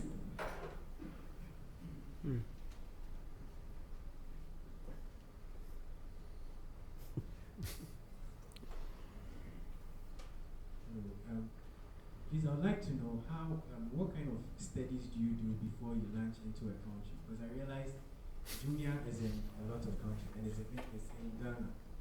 What do you take into consideration before you come? Is it something peculiar in every country? So we do a lot of studies on Wikipedia. That's our source of studies. So we use Wikipedia a lot, and that gives us a lot of good ideas. No, seriously, we don't do a lot of study. I think at some point, what you look at is is the country big enough? So we just look at the number of people on the internet. We look at the competition. I think when you launch your business, you don't want to launch a business where you already have very solid competitors in place. And then you go there, you talk to some people, you make your gut feel, and if you have a good feeling, you go. And I think the most important is not to spend a lot of time to think if you should do or not do. I think as soon as you have a good intuition, you do, and then you adjust. And probably what you thought was not right, and you change. Maybe your idea was bad, and you stop and you take another one. But I think you learn more by doing something and trying than over-preparing and over-analyzing before doing something. So we tend to go quite fast and then adjust. Any more questions? Can I just add a comment to that? Our best-selling service on our digital lifestyle portal is Learn English, and our second best-selling service is Learn French. Really? And I promise you, just to Jeremy's point, nobody researched this. We just launched it, put it on the portal, and then a couple of years later, we found those were the two best-selling services. And I'm pretty sure that if we'd done the research, we would never have launched them.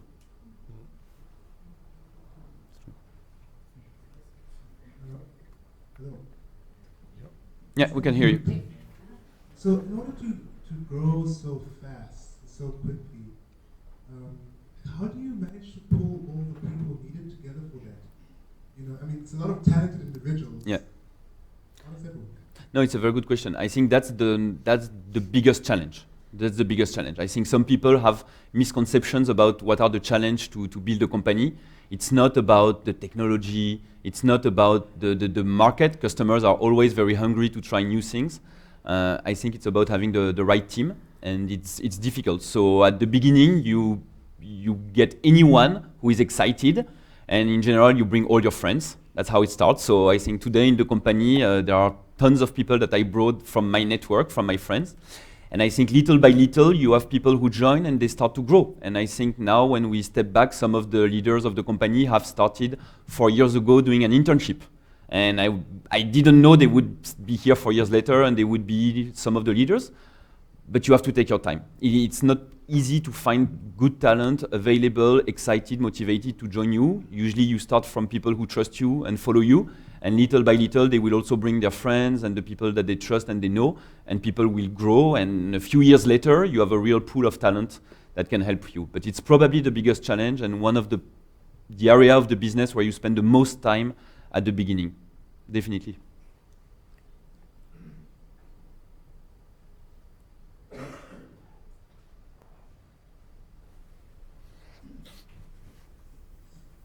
My name is Kevin. I just wanted to ask a question. Africa is not, I would say it's a bit backwards in terms of the digital space, in terms of the internet, and Wi-Fi is just being introduced in our countries or townships, but we're still lacking that.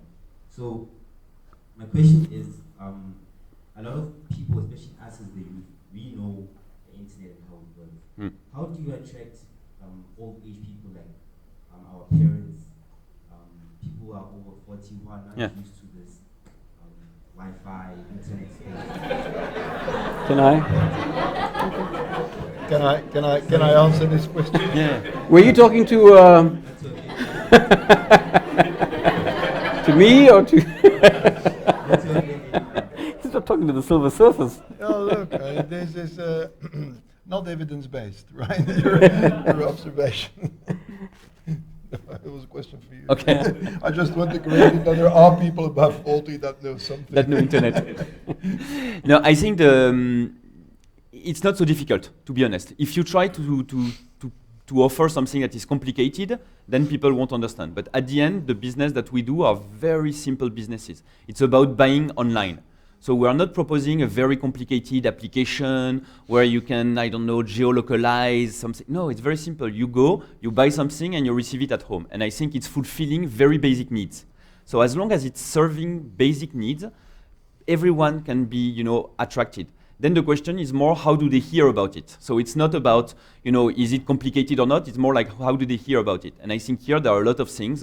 You can have a lot of, traditional media that helps a lot. You can work with MTN, for example. We do in many, many countries a lot of promotion with MTN because MTN knows how to speak to the customers. And at the end, it's also the word of mouth. I was in Ivory Coast 2 weeks ago, and someone came to me saying that he was very excited because the guy was 55. And he was very excited about Hello Food, which is our food delivery business. And I asked him, how do you know about it? And he said it's his son who installed the app on his father's phone because he wanted to be able to order pizza and beer when he was watching soccer with his friends. But now the father knows the app because his son installed it. So you can plan, you can think and have a lot of very strong strategy, but at the end there are a lot of things that happen by themselves if the business is good and if the service is, is real. If I can just add to that, we've got, as MTN, we've got 240 million customers, so 250 million people. How many of them do you think have smartphones? What do you think? Guess. We've got 70 million smartphones. How many of the smartphones do you think are set up to access the internet? Half. So in other words, part of the challenge is actually an education problem. So people buy smartphones for bragging rights. And generally it's the older people, right? So the older people want to have a smartphone, like an Apple, but it's not connected to the internet. They don't know how to attach a data bundle to it, and they don't know how to get onto the internet, and once they're there, they don't know what to do with it. So we've got 35 million people. You want to start a business? Help me fix that problem, okay? But do you see the point about research? My earlier point? Some of the best ideas we've seen are when somebody gets really irritated, really angry, or sees an opportunity and says, why aren't we solving this problem? We should solve this, right? So half of, and by the way, I spoke to Facebook, and Facebook says one of their biggest frustrations is the fact that half of the cell phones get sold into the market and never get connected, number one. What we're doing also to try to solve this connectivity problem is to lower the cost of data, because that's the big issue, right? Is we are now working with Facebook, and Facebook's launching a satellite in September, well, between July and September. It's a geostationary satellite positioned over Africa. And what we are doing is we're turning many of our MTN stores, and remember, we've got something like 200,000 MTN stores. We're turning them all into Wi-Fi hotspots connected to the Facebook satellite. So if you're within 150 meters of an MTN store, you can connect to it, but you may have to get an MTN SIM. But always a catch. That's a detail. Any more questions?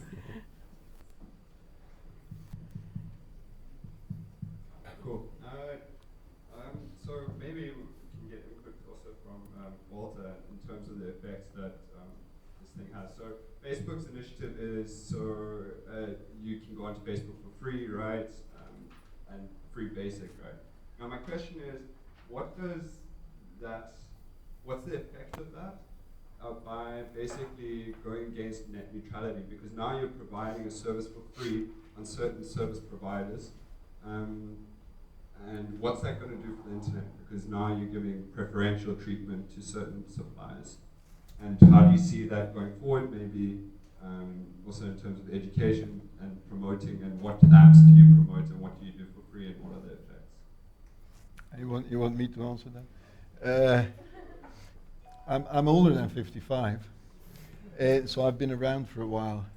So I grew up in the time that you had PCs that each had their own operating system. And then now nobody likes Bill Gates anymore, but if he did one thing, he standardized everything. Well, it was only one product. So he standardized by wiping everybody out of the market. But gosh, this guy has changed the world. And I'm probably the only one in this room. I'm still very grateful for what he did. And whatever he does today is his problem, it isn't mine. You're always in a dilemma, right? Either you find a way to get affordable, accessible access to internet services, including education. Hey, we didn't get there, but I think if there's one revolution going to come, it is education, or not. But that is where a revolution might happen, right? I mean, selling your stuff over the internet we do that for ages, even me. So, but it's a dilemma whether you go for cheap or free access, with the limitation that you give your freedom away in a way, or you go into a competition where you might pay entirely too much since you have different standards, just to talk about standards. There is no solution to that.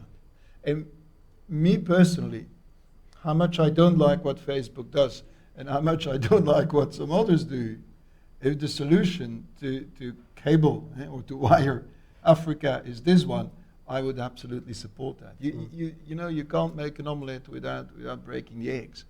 And, you know, I think the problem is that maybe we should try to get Facebook slightly more ethical and the Facebook likes, and maybe that will not work. But access is crucial. It doesn't answer your question, but Can I maybe just try to add on to what Walter said? I mean, net neutrality is not a law. I just want to make that comment. You know, there's no country that passed a law that said, you know, this is the way it should be. It was a agreement between the different players. The challenge that you have with net neutrality is somebody's got to build the network. And the challenge in Africa is nobody wants to. Because you've got people in Africa who will struggle to pay. Well, let me put it this way. In MTN, our average spend per customer across all 22 countries per month is $4. Now, you're going to go out and spend billions of dollars putting in fiber in the ground, towers, switches, routers. How are you going to recoup that money? Okay, so net neutrality is great for the guys who come after the network's been built. But someone's got to build the network. So I've had these conversations with Facebook and Google and said, you cannot be a business tourist in Africa. If you want to be in Africa, you must be in Africa for Africa. So when Netflix launches, for example, Netflix says, no staff, no taxes, you can only pay in dollars, we don't comply with local rules around publication and content, et cetera, and I go, well, then you're not really doing business in Africa. So our view is, if you're in Africa for Africa, well, then let's work together to build the network together, in which case Facebook will invest, Google will invest, and they're both committed to doing so. Google's putting fiber in the ground, they're running Loon as a satellite operation. We are busy rolling out, connecting to the Google satellite in Congo. In Cameroon, we're connecting to the Google fiber, and we're going to launch a pilot with the Facebook satellite. So they're all investing. When people invest, net neutrality makes a lot of sense, because then we're sharing the costs, and then together we can make sure that the playing field is level for everyone. But remember, you know, Facebook Basics gives people the opportunity to go onto the internet for the first time.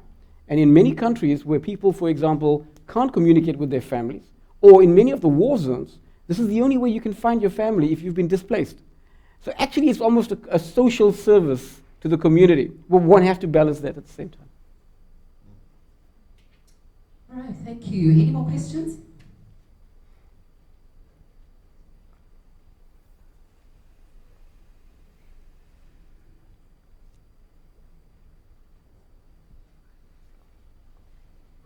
I would want to know, alright, probably that's for Jumia and as well as MTN. When you're looking at like venturing, like expanding your business beyond your national like reach, okay, how do you go about like bypassing, or probably how do you work with constitutional differences or probably constitutional laws in other countries, having having to make them like suit you as a business so that you get to profit in that country, as well as when do you know when is the best time to go into another country, and as well as, okay, when, meaning basically when I say when, are you looking at probably when you've made this much in that particular country? Is it when you know that, okay, we're now big enough to go into another country, or is it when a particular event has transpired in that country that you're now interested in that country? Thank you. You want to take it? Yeah, so as MTN, we basically expanded into the rest of Africa on an opportunistic basis. When MTN started in South Africa, we were second to market. Vodacom launched first, we launched a year later, and we've never really caught up. Then we decided, okay, we're not going to get caught like that again. And in most other markets where we are, we're number one, right? And the reason for that was we got into countries and we applied for licenses within the laws of the country. What's really important to understand is if you're a telco, you have to earn the license to operate. What does that mean? It means, number one, you've got to pay for your license. But having got your license, there's a requirement around minimum service delivery, investment, taxes. MTN is the biggest taxpayer in Nigeria, even excluding the fine. MTN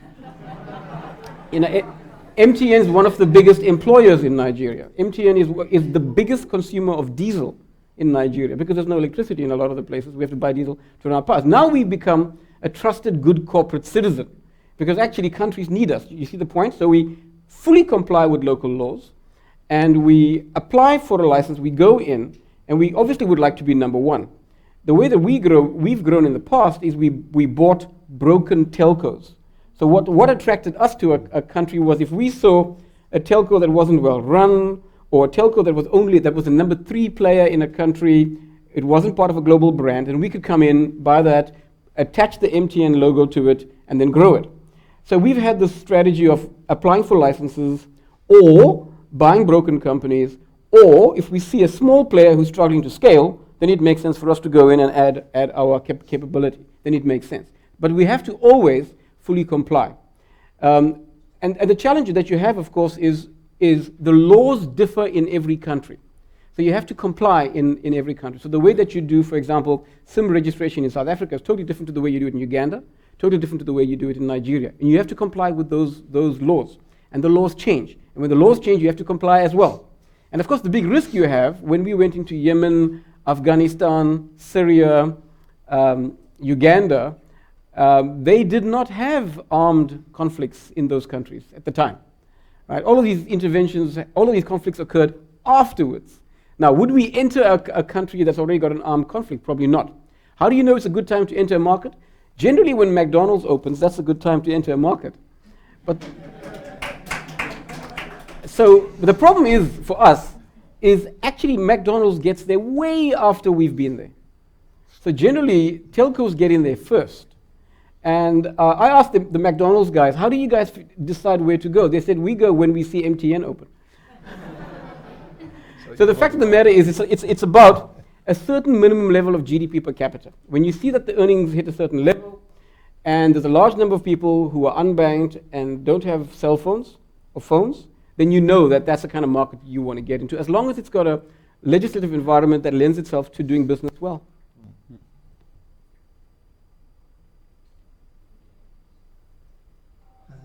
This is for Herman. I'm hoping you can shed some light on the MTN Africa Internet Group deal, because I have to believe in some way, shape or form there is value being generated in Africa that's going back to Europe through the deal.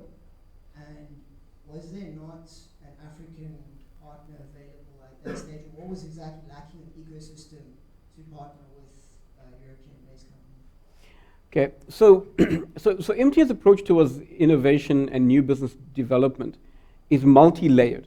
Right at the bottom is this, right? So we work with students to find ideas, and we start to build businesses organically from the ground up, taking ideas that haven't been tested. Well, there's a high risk, right? And the problem that we have is we're a $12 billion company in terms of revenue. So we're looking for the next $1 billion revenue business. If we start with one of these ideas and we build it for 5 years, we may never get to $1 billion. So the problem is, right at the bottom, we start with small entrepreneurs. So let's call it students. Then we have another layer where we work with small entrepreneurs. Then we have an ecosystem of something like 200,000 small and medium-sized enterprises that work with us, that we also innovate with. And then we've got another fund called the Amadeus Fund, which is based in Europe. And what we do is we've given them $75 million, and they invest in companies all over the world for us. So we've got a company in Brazil that does online education. We've got a company in India that looks at new ways of generating power for towers using solar. We've got a company in Germany that is looking at ways of credit scoring individuals. And these companies are all worth probably about $20 to $40 million each. The problem is that also doesn't move the dial, right? Because remember, you're looking for a business that can add another 10, 20, 30% to a company that is already $12 billion. So when we looked at the opportunity in e-commerce, we said, with the growing bridging of the digital divide, clearly people are going to get smartphones, they're going to get onto the internet, disposable incomes rising, Africa's growing at between 5 and 7%. This wave is going to come. You know, in ice hockey they say, and I'm sure the same is true in soccer, you don't go to where the puck is or where the ball is, you go to where it's going to be. And what we said is, this internet wave is coming. Who do we know in the world that already knows how to build an internet business that can scale to $1 billion business? And we found Rocket Internet. And they have this amazing methodology that has been tested in country after country, region after region, and in business vertical after business vertical. It took the risk out of it for us, and we were able to work with a partner who really knew how to do it at scale. That's how we ended up in it. I don't know if you want to add more to that. Thank you very much, Herman. Just before we I give the rest of you, anyone else who wants to ask a question. Professor Walter, this is for you. Do you feel that African schools are integrating emerging digital technologies into their curriculums? No. Do you have a follow-up or a reason? Well, look, I guess if you say schools, you mean business schools, right? Or do you mean primary schools, secondary schools? What? Yes, just general schools generally. It is a difficult issue. And there are two aspects on that. The one is pedagogical, if you want to. We still think a lot in, we are smart, you're not, we are going to transfer knowledge. And most, if not all, virtual learning companies still have that desire to build products that by the time they're built, they're outdated, and it costs a fortune, and therefore is unaffordable. The moment we would start understanding, I think, that it is about people that learn, and that the trick is to trigger that learning, you could start offering virtual learning approaches, which would be much, much more flexible, much cheaper, right? And would be much more efficient in a way on all levels, primary school, secondary school, whatever. So I think that's one thing. I don't think we have necessarily the view to really innovate what we do so that technology could be of use, right? Secondly, it is a matter of technology availability also. And it's a price issue, right? I mean, if you see, and again, the more fancy you make your virtual learning approaches, the more bandwidth they need, and the more they become inaccessible. So in a way, if you want to do something, you have to have low bandwidth solutions, you see, and we're stuck a little bit in that discussion. Thank you very much. I think in a bit of a while we'll just have the groups who submitted their business plans, very dynamic business plans, and we're going to be wrapping it up obviously by announcing the winner, which is why we're all here this afternoon. But is there any question for either Jeremy, Professor Walter, or Herman, just from anyone, just to wrap it up?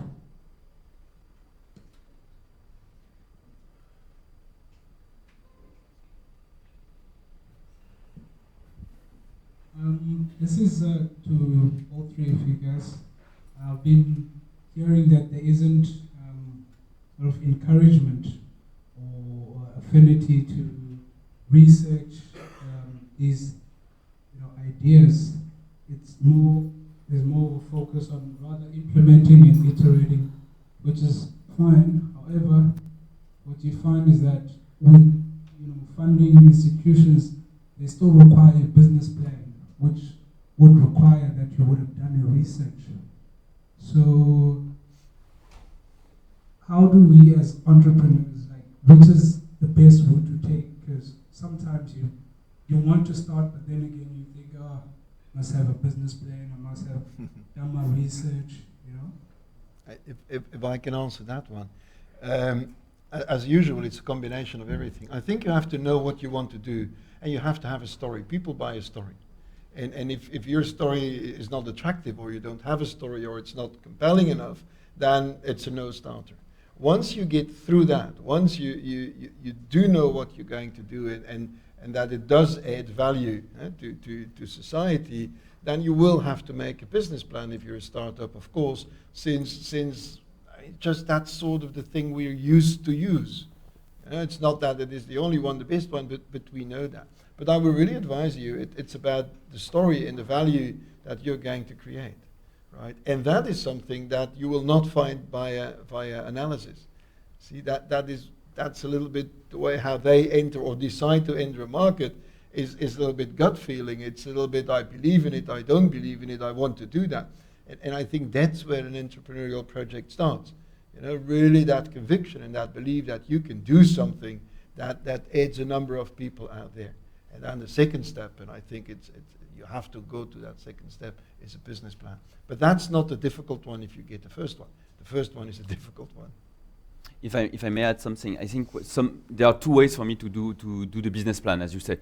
The first one is very academic, and is really about pretending that we know something we don't know. So, we build a big Excel, we do lots of spreadsheets, we invent every single number in the spreadsheet, and at the end of the day, because there are so many numbers, nobody knows what's fake and what's real, and it looks good. That's one way, and that happens for everyone, to be honest.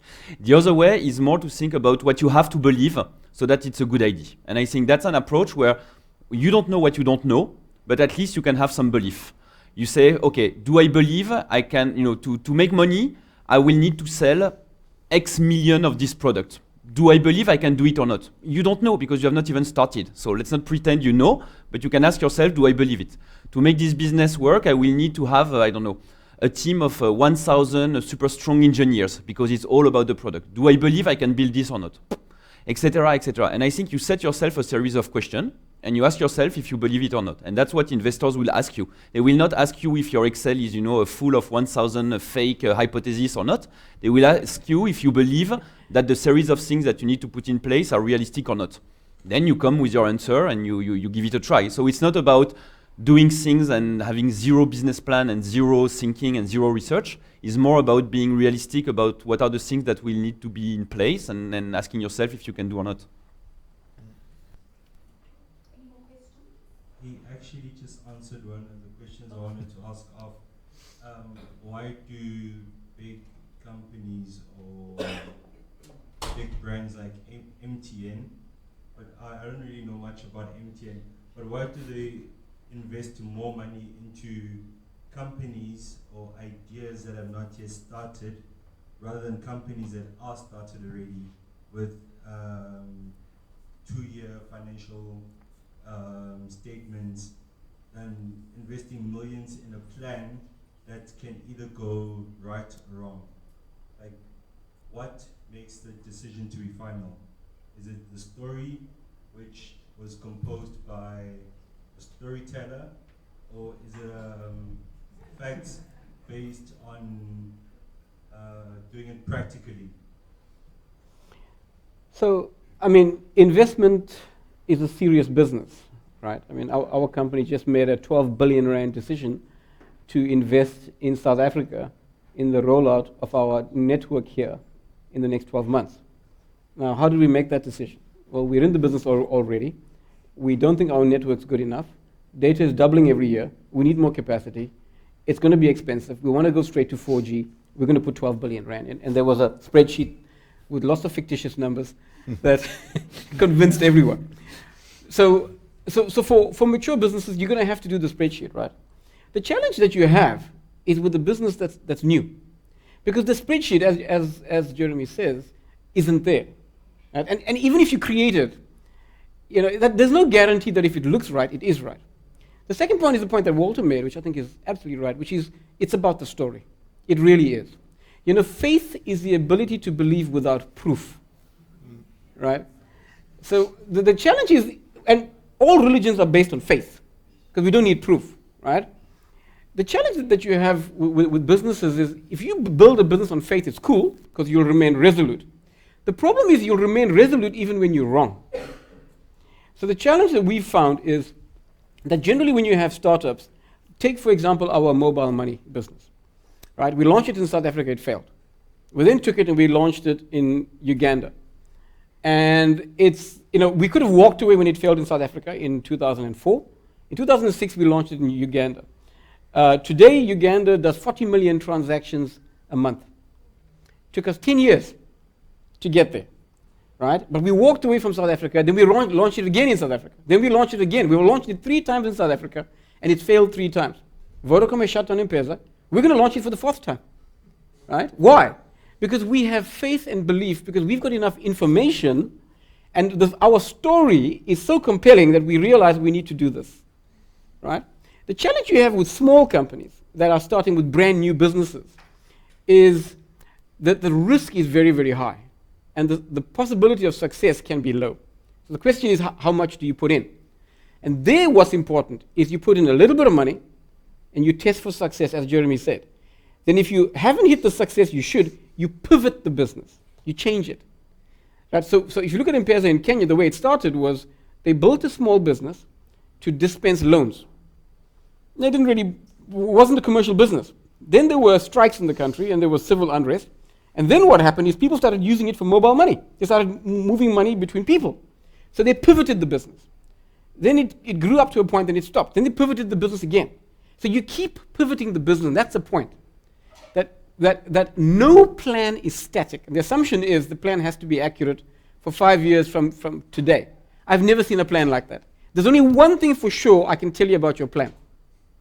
It's that it's wrong. You need to accept that it's wrong. And then every year you pivot the plan.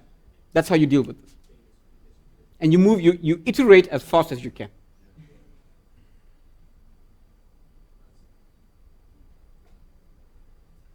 Hello, my name is Anile Yabo, and I'm a second-year project management student. And like one day I would like to work for MTN. So I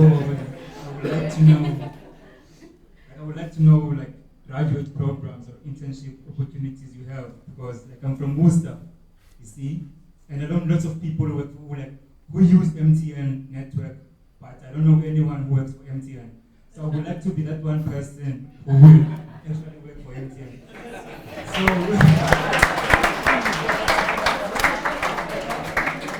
So I would just like to know graduate opportunities you have and internships.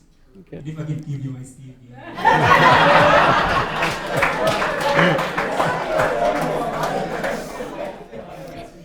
You get full marks for guts, eh?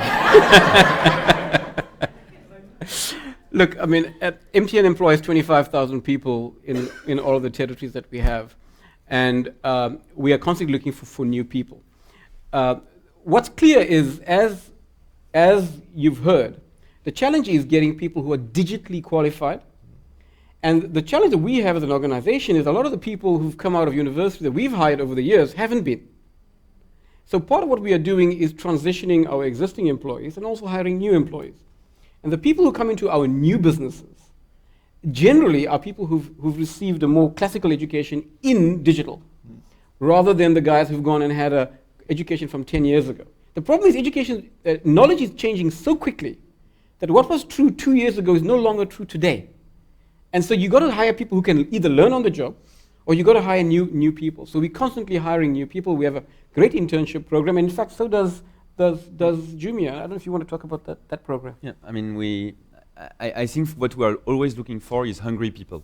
At least for our business, that's the most important. I think they are being intelligent, being qualified, etc., is necessary. But when you launch a business, it's not enough. And we're always looking for very hungry people. So when we go in a country and we have people like you who come with really big balls and they say, okay, I want to join and I will do whatever it takes. We love it. We just love it because this is what it takes. You don't build something by just doing a 9 to 5 and relaxing and thinking that it's a cool job. No, building something is tough. It takes a lot of effort. It takes a lot of energy, and we need people who are very, very hungry always.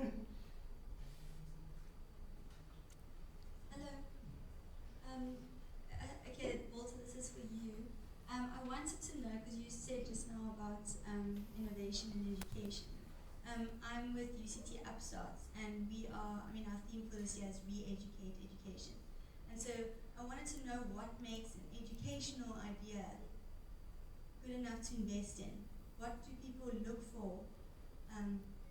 How do you kind of pitch the idea that investing in today is good for South Africa's future? How do you try and let them see the value of the future in today?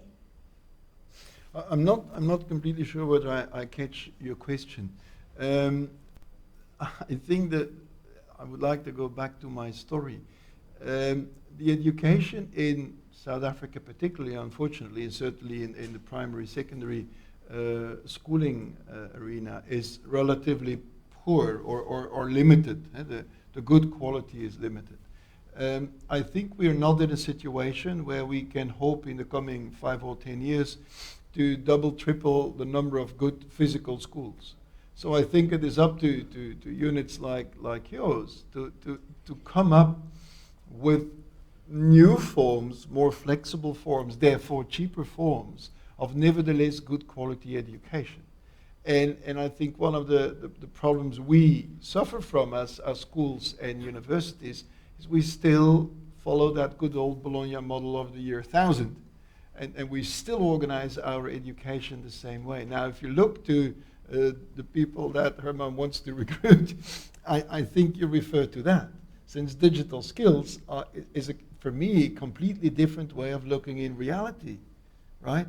And therefore, you really have to, I think, have the courage to think through much more how people learn and what the competencies are at the end, and back engineer how then you organize your education, you see? And I would almost think that, but I leave that to Herman to say yes or no, but projects like that might catch the interest of companies like MTN. And last but not least, and of course people will say, yes, you run a business school, that's why you say that, we should get away with public education as the only route to fortune. We are unable to do that. You will have to have, in best cases, public-private initiatives, if not private initiatives. But that really innovate how people learn and the competencies that people need to learn. Is that an answer to your question?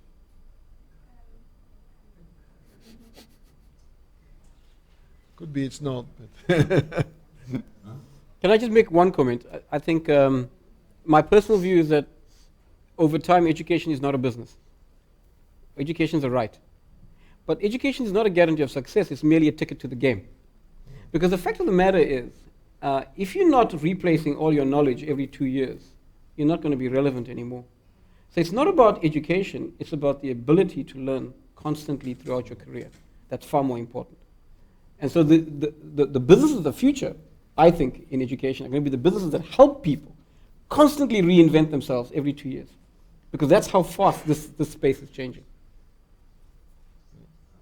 Okay, so just to exactly build on what you guys have been saying, so as MTN, you guys bring internet to the people and therefore access to information, which of course comes with a lot of responsibility, especially in Africa where we have a largely illiterate population.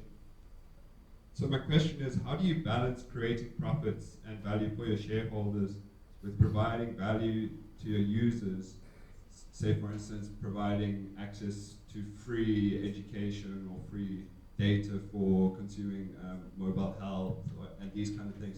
How do you position yourself in that space and balance the two?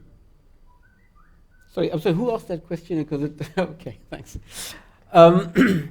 So everything starts with return on capital invested. Because if I don't earn a return on capital invested, I'm not here next year to invest again, right? So I've got to stay in business.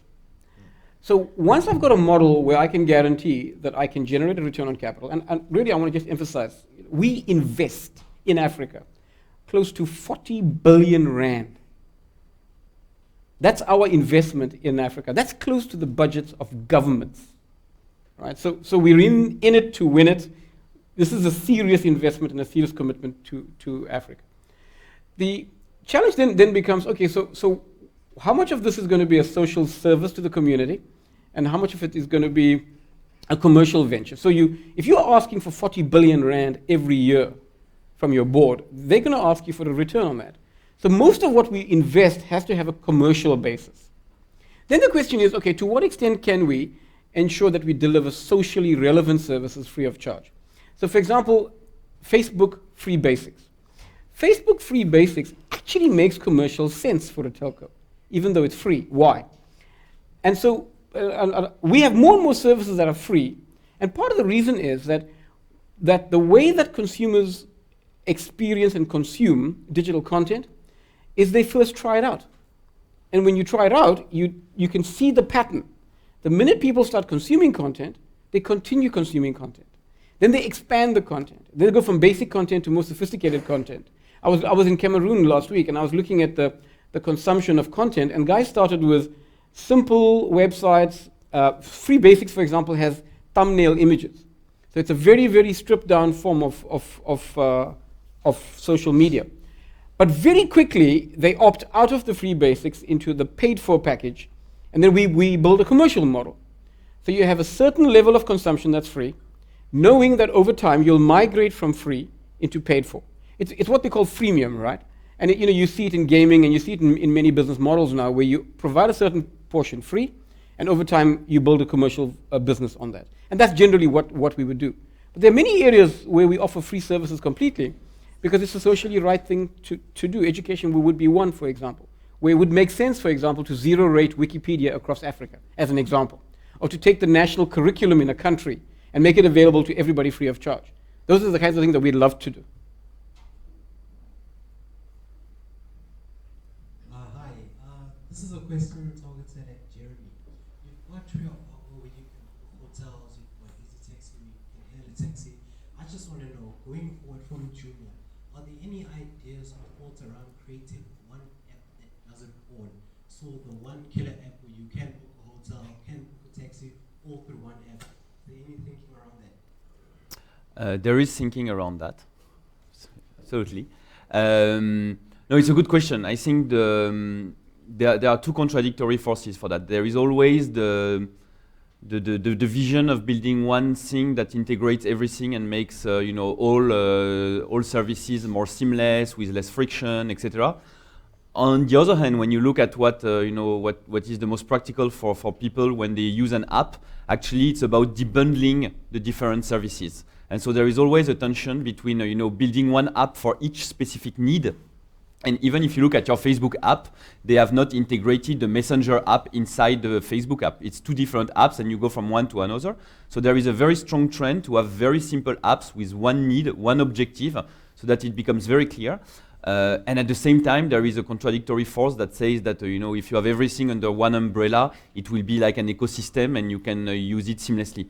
So we try to go in both directions at the end of the day, and that's the beauty of digital, is that we can try, we can test, we can run A/B test, we can see, and if one app that is integrating everything is not working, we can debundle it, and the other way around. If we do today, we have more than 10 apps. If some apps makes no sense, we can stop it. So we don't have a very strong philosophical approach. I think there are two good options that are a bit contradictory, and we shoot for both, basically. Okay, thank you, but we're soon going to have to wrap up. Thank you, gentlemen. I'm going to take the last two questions. Anybody? Any questions? I saw some hands. Okay, I take it that's a wrap. Could we give our three panelists who've done an amazing job? Well done, thank you.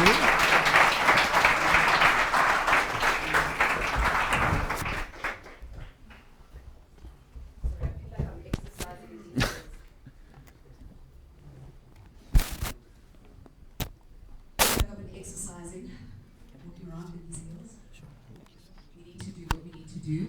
I think it was interesting, just the questions coming forward. And also the gentleman at the back who asked for, what's your name? Yes, you. Andy. Andy. Can we just give him a round of applause? I mean, that was fantastic. Okay, so we've reached the final round of the stage that everybody's been waiting for, but we had the team members, the finalists who put together the ideas. Can I have you come forward on stage, please?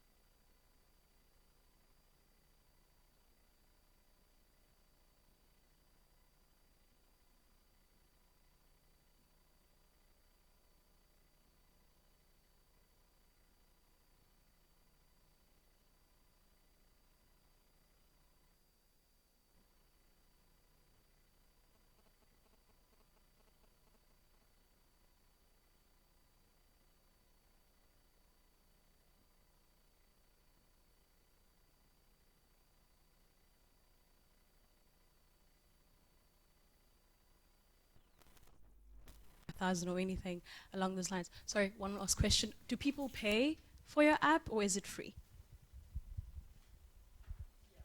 The app is completely free. The first question was, so can you remind me the first question? The prize money, which is the prize 25, money. yeah. So how are you planning to spend it? Okay, so we've been working already. February, March, April, we've really been working because the demand is so high. And currently what we do is we are making revenue. Last month we made about $2,400 in revenue. And this is how we make revenue. We direct customers to pharmacies that pay us for a percentage, like a discount, for sending people to them. Because the patient might not know exactly where to go when he needs medication. That's about 40% of people always roam about 3 or 4 pharmacies, and then if you are lucky, you find it in the 5th pharmacy. So we have paying customers, and we are doing quite well with generating revenue. So it will just boost our revenue by getting more infrastructure. Because currently we are serving about 100 patients a day. And we believe that it's only in a small part of Accra that have this solution. So it will just maybe give us the opportunity to serve more. And the 1 million is to serve everyone. We also have a delivery system whereby if we find a place, the place of your medication and you need it to be delivered, we'll ask you to pay for the delivery. And most people do that, especially people who are in hospital that cannot move around. So we deliver and then they pay. We also have funds on insurance. Our insurance companies are paying us for managing their customers, like customer service. We have operation rooms that deal with that.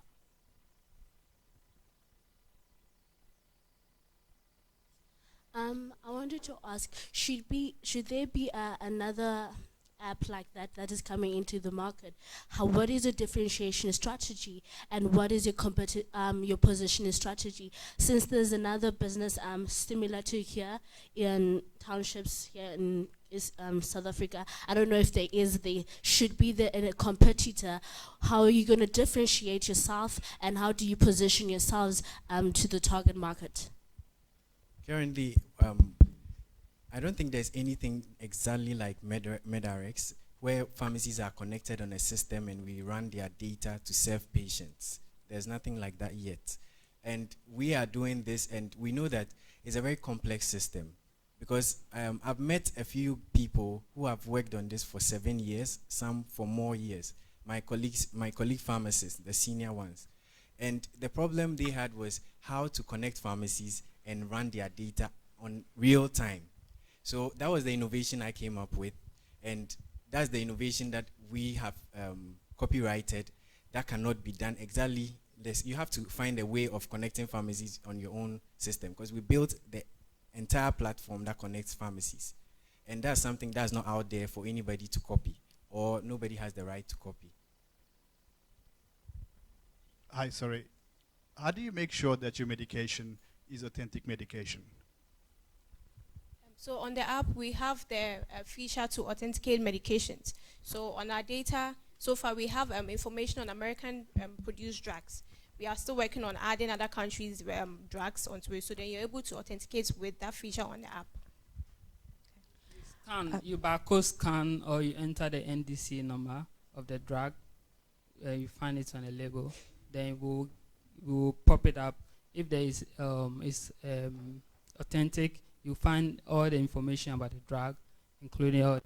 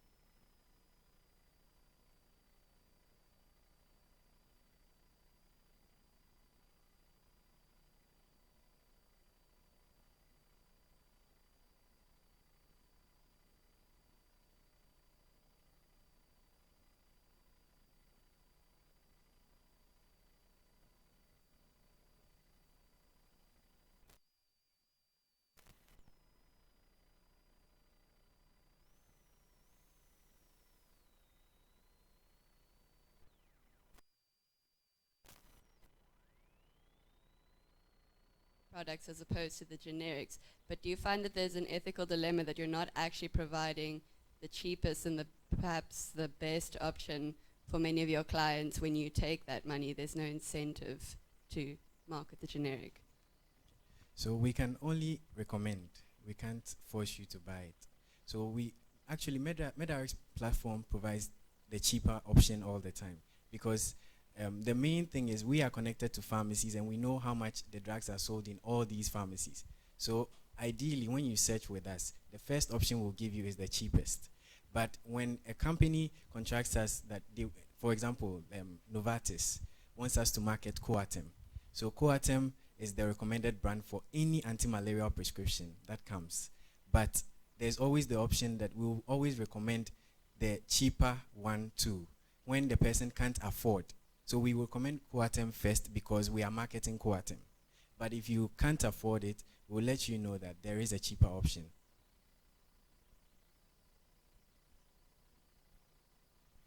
Unfortunately, I'm going to have to put a bit of a pause to that. We allocated 10 minutes to each team to do their presentation in 5 minutes, and we need to give the other team members a chance. But yeah, that's MedRx from Ghana. Can we give them a round of applause, please?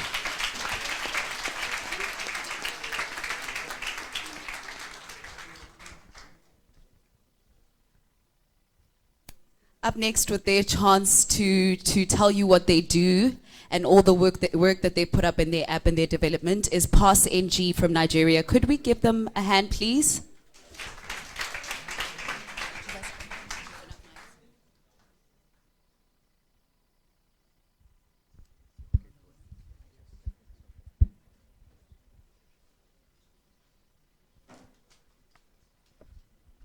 Hi everyone.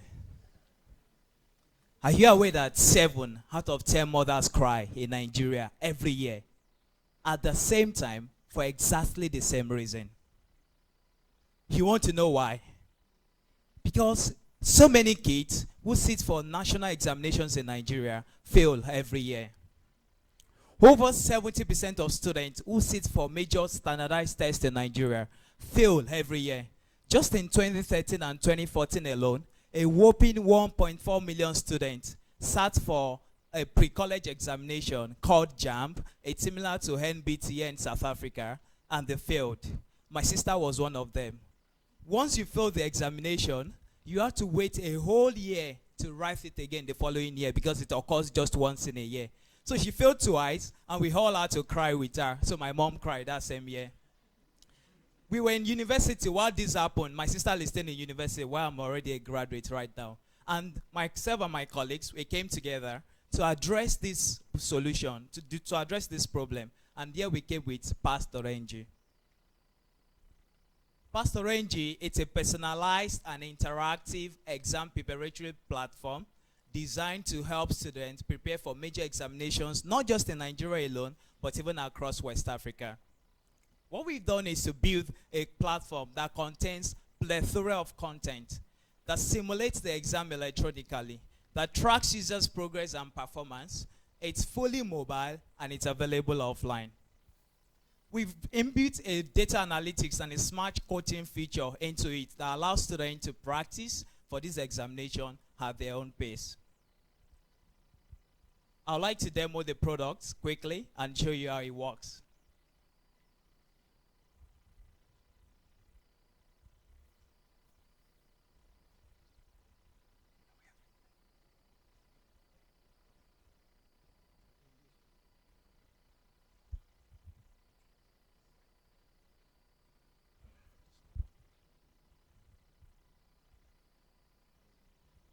So I'm going to come back to the video. I'm going to show you the video.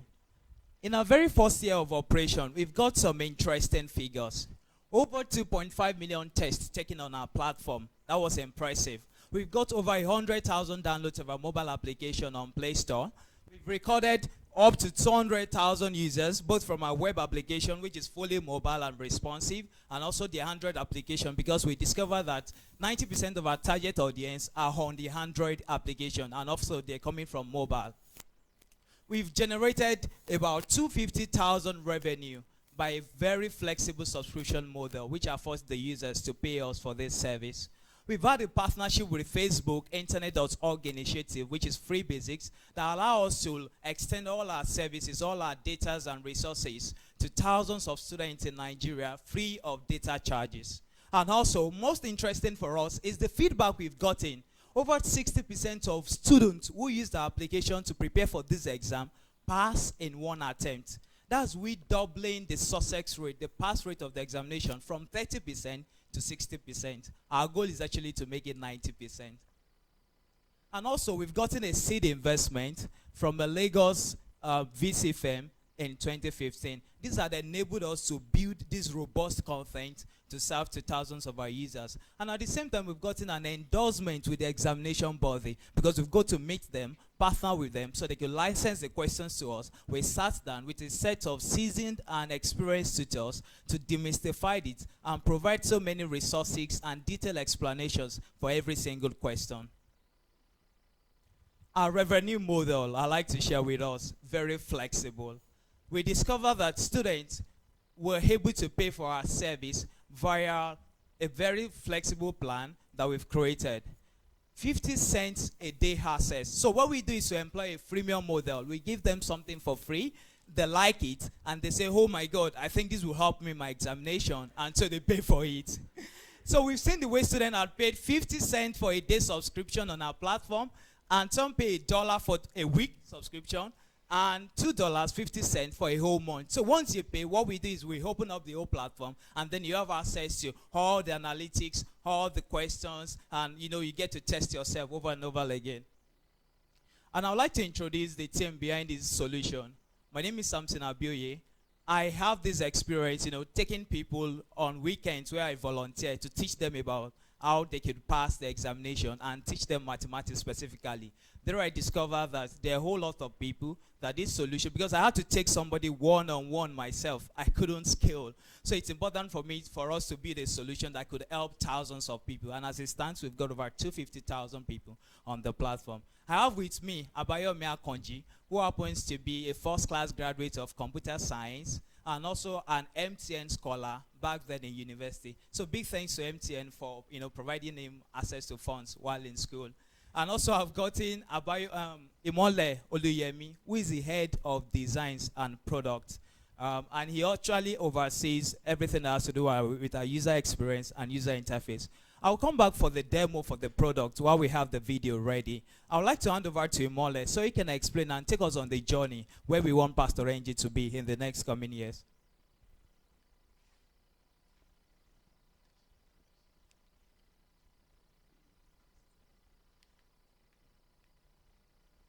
Our projections. This is where we are going. We not only want to use USSD for our payments as it stands currently, because now we discover that our target audience are millennials between the ages of 14 and 23. And most of these students in Nigeria are not banked.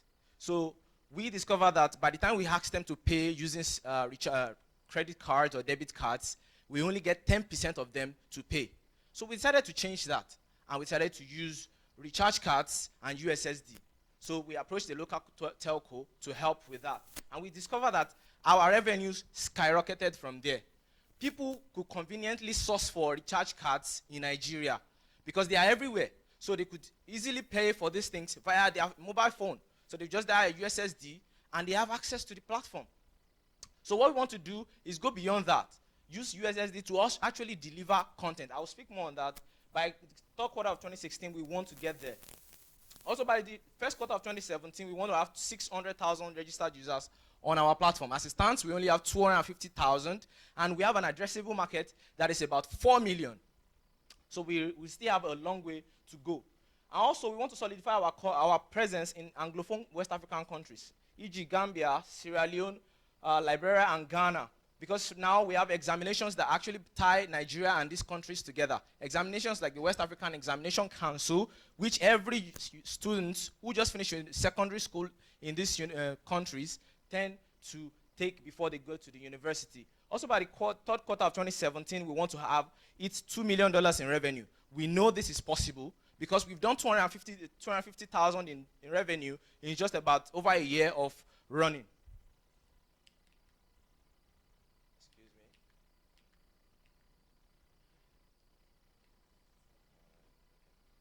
Yes. Content delivery via USSD.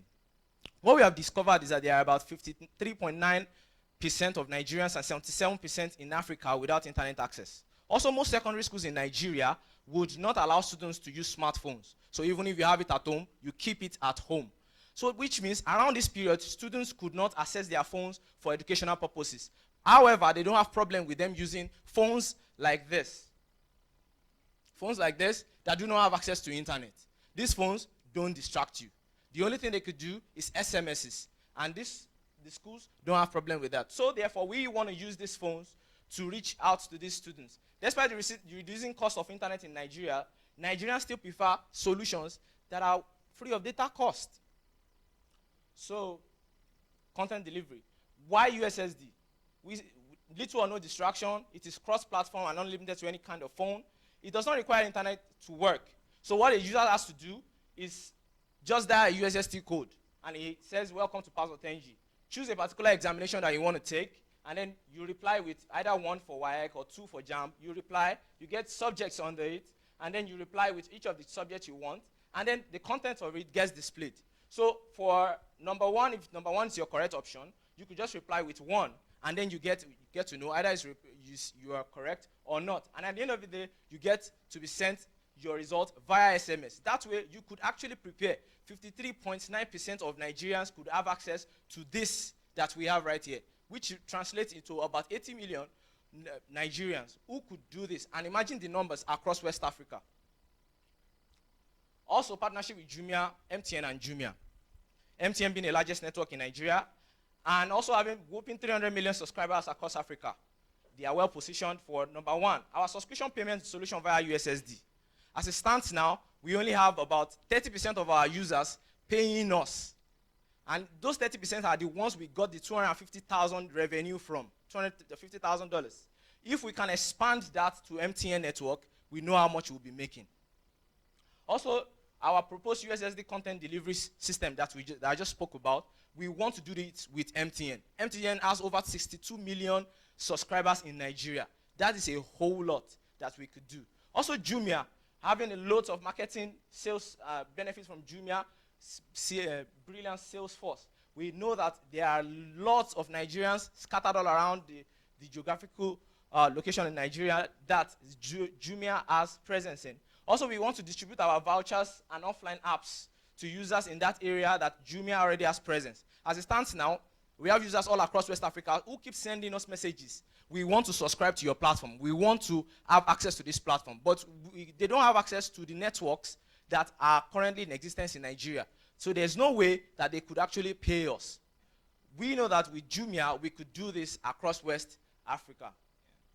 Education is the most powerful weapon with which we could change the world. Nelson Mandela.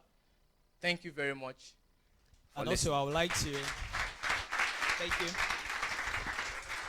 I would like to quickly walk us through the demo. It's just a minute video, demo for the application. So once it's ready, we're going to play it. So by the meantime, we can take your questions. And also to round it up, my mom finally laughed in 2015, last year. My sister was able to pass her examination, and now she's in university, courtesy of Pastor Ng. And we all have personal stories of people who use our app and actually pass their examinations. This is an examination in Nigeria that people tell you years before you are ready to write the exams that don't even expect to write this exam and pass it in 4 years. Not once, not twice, not 3 times, but in 4 years. But we have people who take this exam through our platform and in 1 attempt have passed. My junior brother is also a success story. I'm so glad I'm not the person who has to be picking the winner this afternoon. But can we give them a hand? Pass NG from Nigeria. They'll obviously just show you their demonstration, and then we'll take a couple of questions and give the final team their chance to present.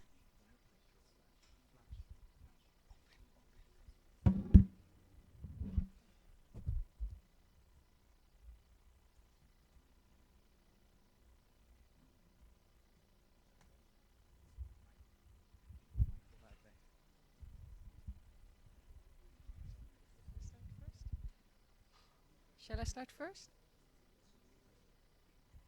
How Okay, did you any- start at your platform, and how did you get all people to your platform? 250,000 in a quite short period. How did you manage that, and how did you get your content? Because you said you're in West Africa, and are you connected with schools that you get the right questions and Okay, so tests? the first question, how do we get the content that we serve our users? Now, we did a very strategic partnership with the examination body. So the trend in Nigeria and in some other West African countries is, of course, motion has been motion since 1980, so it hasn't changed. So the examination body as well, they get to repeat questions a whole lot.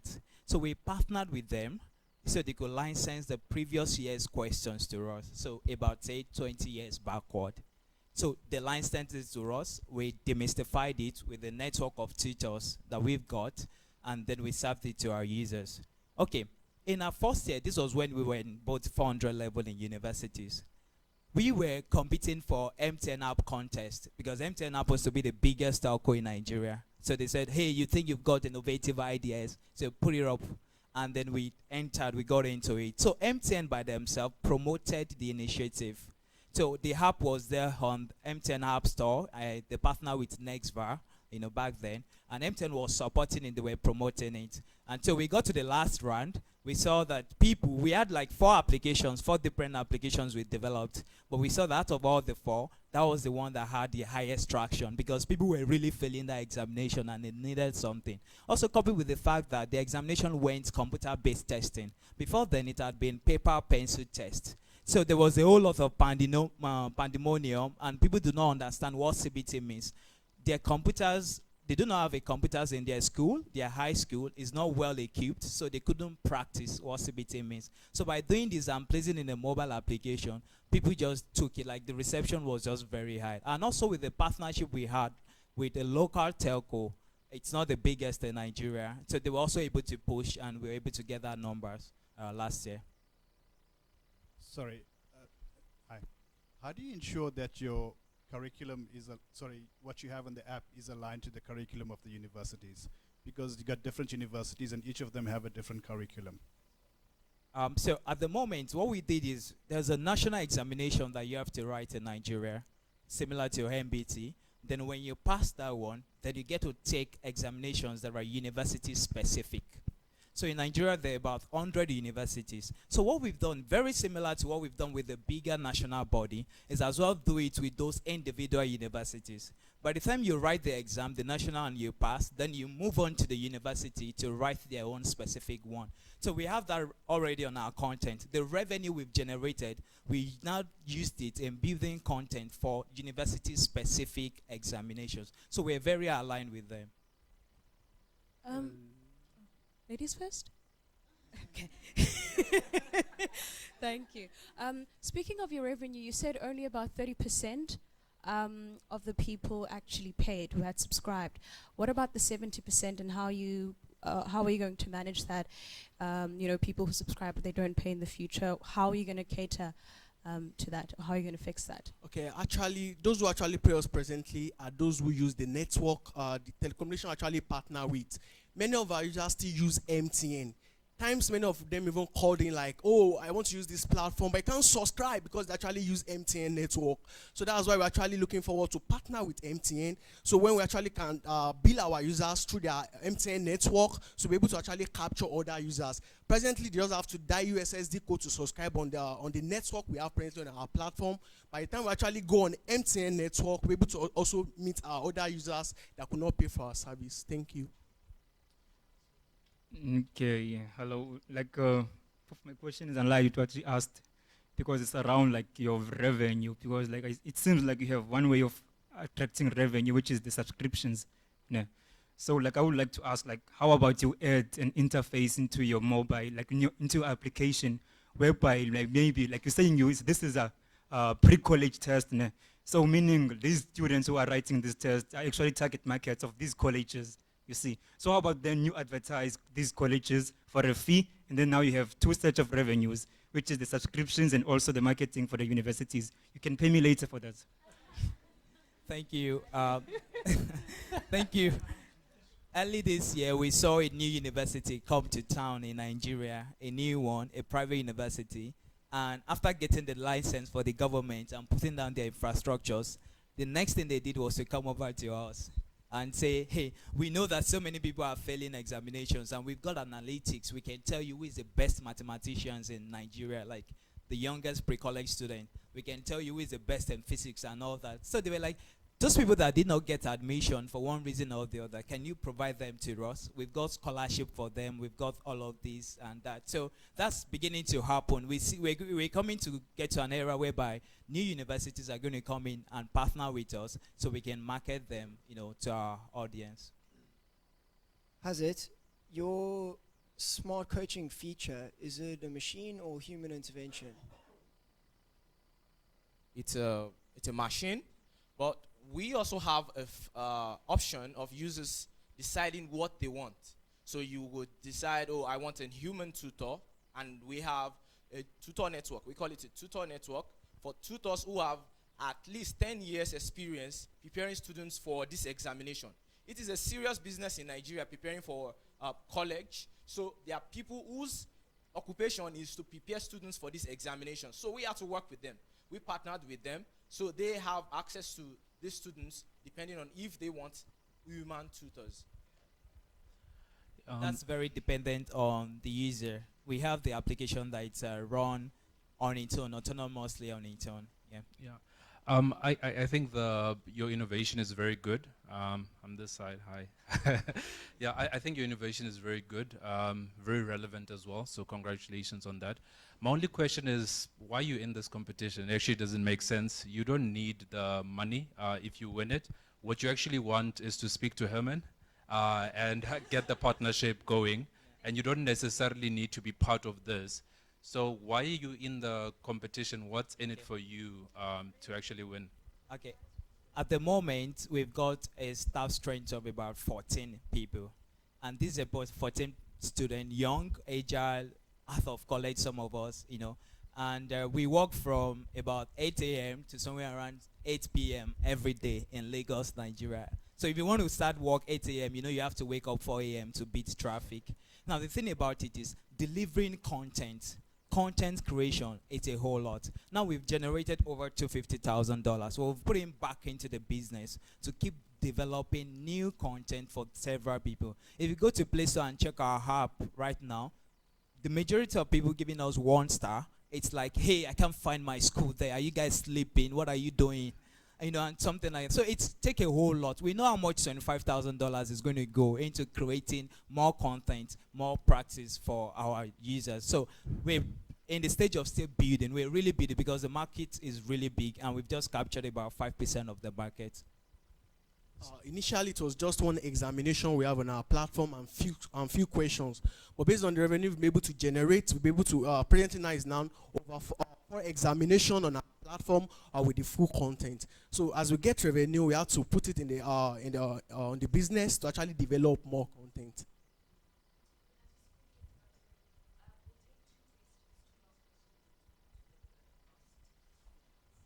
Okay, guys. Could you please take us through the demo? Okay.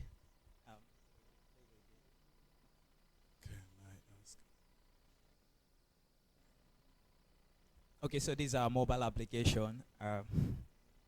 Okay, the very first page users get to see, and we've done something. We've tailor-made our informations, notifications to the school the users select, such that they could be abreast of every single thing happening in that school. The date of the examination, the kind of criteria they need. We don't want them to miss it, and how to get to that school, and everything they actually need.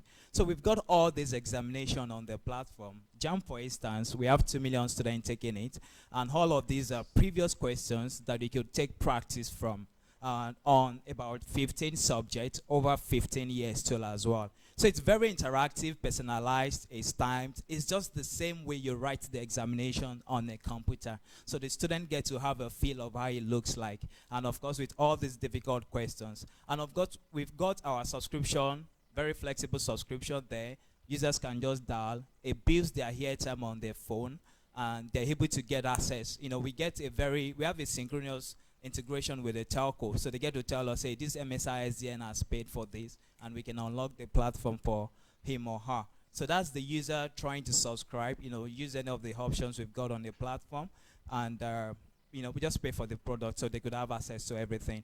Once you do that, you go back to test, then you have access to all the content on the platform. By testing, we get to analyze your performance, even in comparison with your friends. So you really want to know how smart I am amidst people going to this university. There might be 50,000. Where do I rank? How more do I need to improve my chances of getting there? And we've also gotten a very detailed explanation right inside of it for every single questions that we have on the platform. And also we allowed users to, connect with each other so they could say, hey, I have a very tough questions. How do I solve it? Somebody solve it, snap it, and then attach it right there in the app.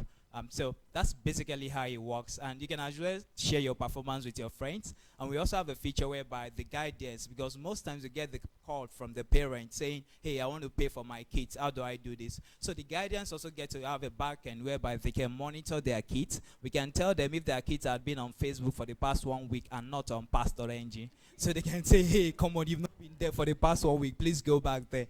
So users can, parents can keep track of their kids' performance too. And that's a very good, interesting feature that has attracted the interest of the parents. And at the same time, we've seen schools also buy into this. Schools saying, hey, we've got a computer laboratory. Why not you come integrate it on our platform? So every week we can send our kids over there. We just taught them trigonometry and mathematics. We need to test them. Do they really understand what trigonometry and mathematics is? So they come over there. From all the pool of questions we've gotten, you can select a tag, a particular topic that you want to test student intelligence on, and every question that we put, it's actually from that topic. So that's how they work in a nutshell. Okay. One more question. If users are able to, I'm over here. If users are able to share with their friends, doesn't that kind of contradict the aim of simulating an exam session? Because that's actually after they submitted the test. After they would have submitted the test, not while taking the test. Oh, okay. It'd just be like, oh, I just take chemistry on pass.ng and I had 49/50. Come on board and also take the test. Okay. So it's after the test, not while taking the test. Yeah, thank you. Sorry, I wanted to know, how do you track your progress report of your students, and how do you see if they are fit enough to write the exam now? Okay. For every action you actually do on the application, on the website, we track everything. So even based on the analytics, we can actually say, oh, this particular question, 10% of students do fail the examination. This particular question, 50 students out of 50 students actually took this question, they actually failed it. We can also tell them like, oh, 10% chose option A, 20% chose option B, and every question they actually take, we get to tell them why option A is wrong, why option B is wrong, why C is the right answer, and why D is wrong. So for every action they actually take on the application or the website, we track everything they do. Thank you. All right, our second finalists all the way from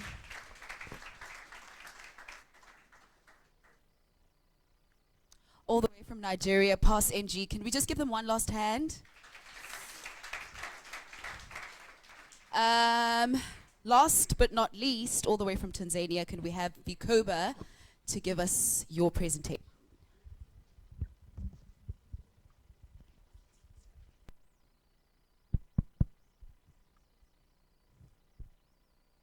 Hello, good evening, everybody. My name is Justice. Together with my beautiful partner, Sophia. We are going to present it to you, what is Village Community Bank doing in Tanzania. Before we continue, we wanted to tell you a little story about what happened to member of Vikoba Village Community Bank. It is like when we first finished the college, we formed a Vikoba group, informal investment group, where we used it to keep our money and our savings. And we were scattered all over the country. We used WhatsApp for regular chats, but unfortunately, one of our leaders lost the financial record book, and the whole thing was just a maze. So we sat down and we started to think, what can we do about this? So we come up with this idea of the Vikoba application, a collaborative, a platform where we can all do our things, do the collaboration and see all of the financial records. That is how we come up with this idea of the Vikoba application, because there are a lot of challenges facing these village community banks. Okay, we have another story from Really World. This story comes from my sister. My sister is a part of Informa Investment Group. She has been faithful, contribute $20 per week, per month. So, after 9 years, she expected to have a loan from an Informa Investment Group. Unfortunately, when she go to the leader, she asks for the loan. The leader tells her that there is not enough sufficient money for you to take a loan because other members have already taken the loan last week. Imagine if she know that there is not enough money, she wouldn't bother to go to the leader. That is the problem happened to my sister. But there is so many people in Tanzania, in Africa, they face the same challenge because of there is no transparency, there is no a place where they can view all the information about Informa Investment Group. Informa Investment Group help people to generate their income by creating innovative idea of how they can make money through lending model. So, in general, Vikoba is a grassroots based on lending model which focus on forecasting participant ability to generate income activities. Usually, this community consists of 10 to 30 members. They all come together. They start to contribute. Maybe they join by friendly. Maybe I'm a friendly. You are my friendly. We start join the group. We start to contribute the money. So the money we are contributing, someone come to lending the money to take a loan from that money. So it helps them to generate income. But there is a problem. The world of technology race is moving forward, and the Vikoba sector is remaining unchanged. So, together with my partner, Miss Sophia, we have a solution. First, you wanted to know about me. I'm a student. I'm a graduated student from University of Dodoma.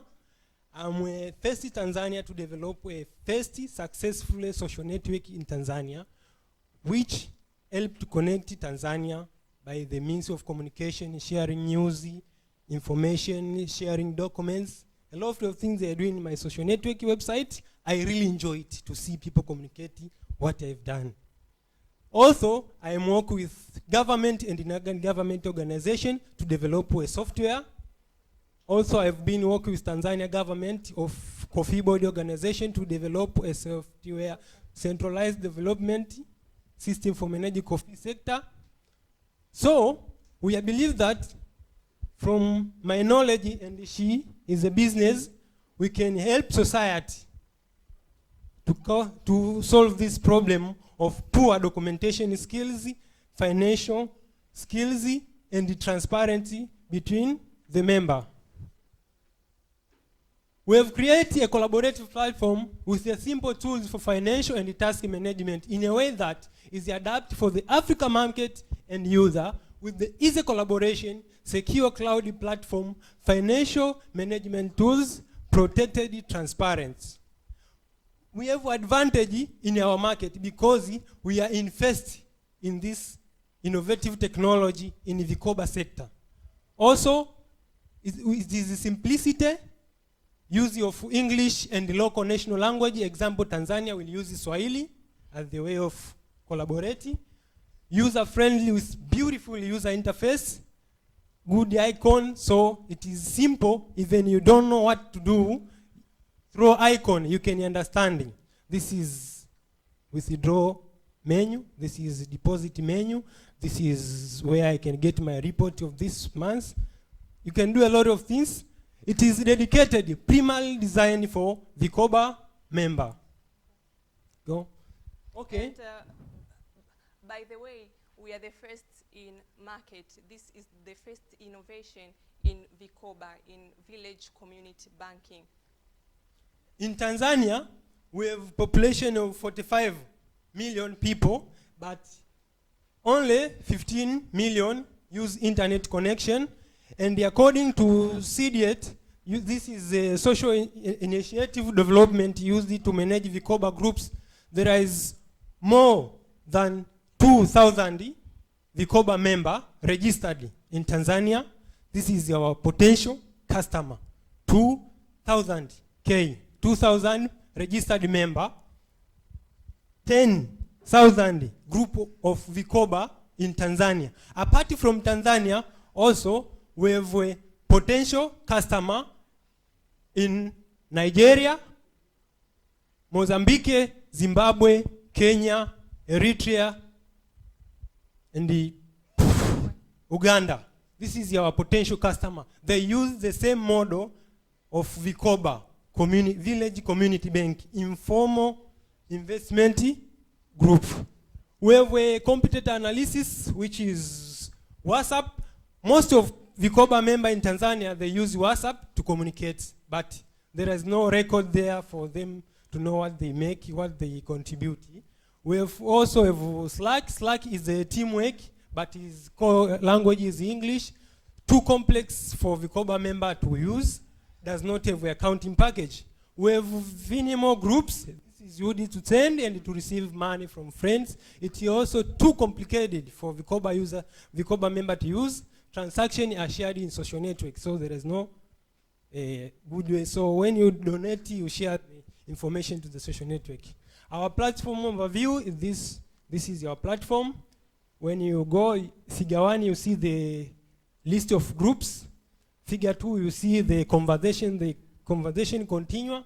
Figure 3 show the transaction. You can receive income. This is a menu for the leader. She can receive income. She can register expenditures. She can donate. She can provide a loan. She can provide maybe a asset. She can register a transfer. She can register withdraw. And figure 4 show how she can do or he can do. Okay. This is where they can see their transaction. Maybe it's monthly transaction, yearly transaction, annual member reports. A lot of things you can do in this app, so it will keep them easy. We have the business model canvas. This is your business model canvas. This is our business model canvas. Our key partners are Vikoba groups, community development institution like SEDIT, Cabinet, and Care International. And the value proposition of our application, first of all, is dedicated simplicity, transparency, and accounting packages. Revenue stream, how we are going to make money out of this is by subscription fee. They are going to pay us $50 per one group in 1 year. Thank you. Thank you.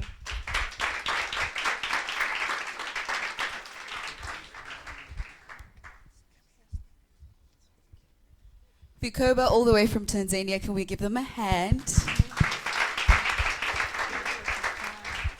Okay, this means we've officially gone through all 3 proposals, all 3 ideas. How awesome were they though? Like, I feel like I've just woken up this afternoon. I'm on another level of like realization. Congratulations, guys. So we now need to leave it in the capable hands of the panel of judges who are going to... Oh, yes. Sorry, I'm blown away. It's been a long day. Any questions for Vikoba? Hi, Vikoba. So in South Africa, if I understand it correctly, we call that stokvel, and it's a 25 billion rand market, and it's very huge. And there's an app that does exactly what you do. It's called Stokvel, which was launched about 3 weeks ago in South Africa. And of course, they also charge through subscription. So are there any plans for you to perhaps collaborate with banks to align or perhaps gain perhaps data or intelligence from what you do, and that could be, I don't know, perhaps another revenue income? Okay. Revenue stream. Thank you very much. For a start, we are just making a collaborative platform, but later on, in software maintenance, you take the functional requirements from your users and then you keep on modifying your application. That is what we are going to do too. Thank you.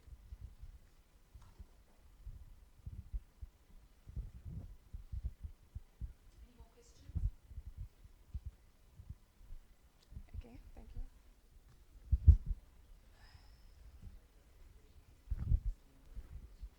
Have you actually put your application through a trial before?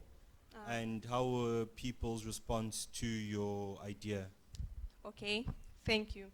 We have just started and we have started working for Vikoba application for like 6 months now. We have started with the research requirement re-engineering, where we gather functional requirements and non-functional requirements from our expected end users. And so far, we only have the pilot. That's why we really need to win this competition. And soon enough, we are going to launch our application. That's it. That's all. Any more questions?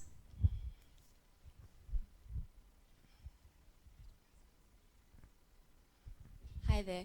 I'd just like to know, so if you have the application and you're one user out of the group and you want to do a transaction or you want to be able to, you know, do anything and you're a group, do you have to get the group's approval as well? Does the app allow for that? You're supposed to have everyone's approval first? Yeah. For the first time when the leader creates the group, he or she invites all the group member by sending the notification. So every group member receives notification that there is a group created for Vikoba. They accept invitation. All the members, they have been in the list member. So every transaction the group leader make go to all the members by message. If the member doesn't have a smartphone, he still receives the notification by featured phone. So it works in both phone, smartphone and the featured phone.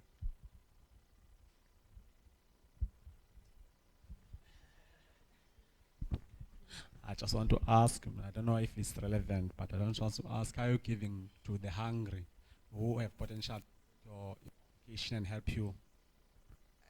Sorry, would you please repeat? I was asking, like, I see these things, sometimes they can be far-fetched, you know. Other people are interested, but they don't know where to start. Like, how are you giving to the hungry who have potential to help you in your application? Okay, thank you for your question. But for first 6 months, this application, you are going to use it for free for the first 6 months. Then after that, you are going to have to pay, to keep on using our services. That is what we can help the hungry, if I understand the question correct.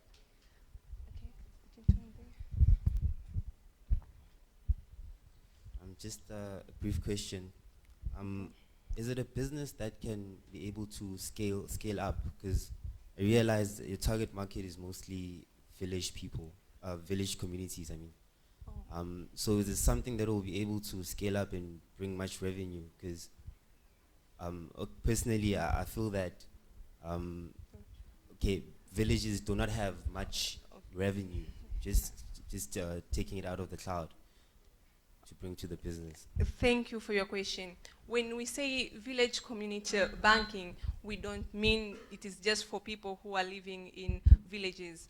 Nowadays, in my country, like the professors, the lecturers, and all kinds of people, they are joining in Vikoba. So Vikoba nowadays is everywhere, in towns, in cities, yeah. So we have a huge market and we expect to make a lot of money because they make a lot of profit.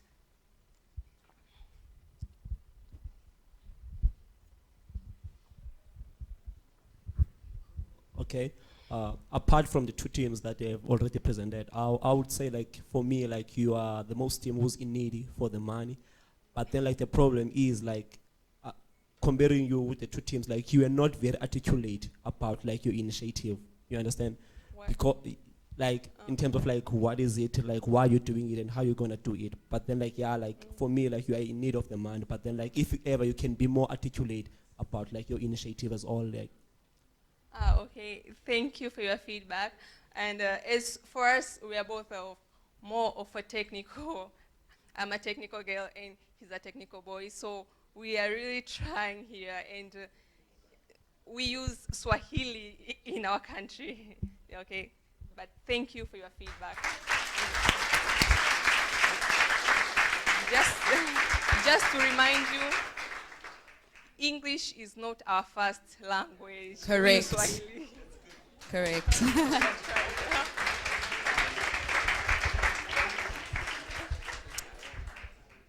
All right, well answered. I think just before we wrap this session up, two more questions, and then we need to, I'm going to cross over to you, Jeremy and Herman, just for like final questions from your side, because you've obviously heard all of the presentations.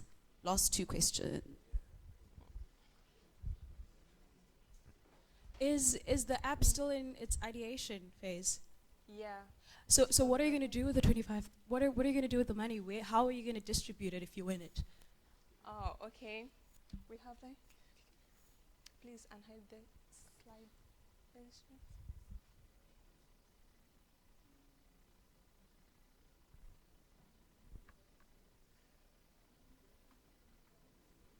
Okay.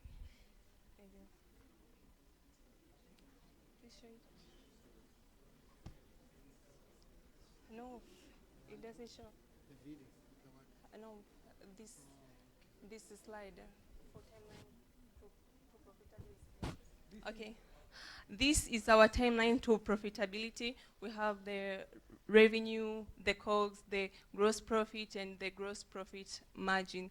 As you can see from our timeline to profitability, in our second year is where we are going to start to generate the profit. Yeah. And this is how we are going to use the money.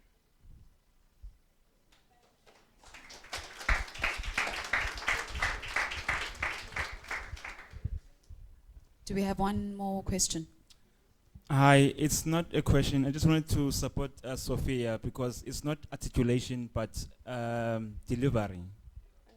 And she answered that statement that it's the problem is the language. So it's the confidence in the delivery of their presentation. Thank you.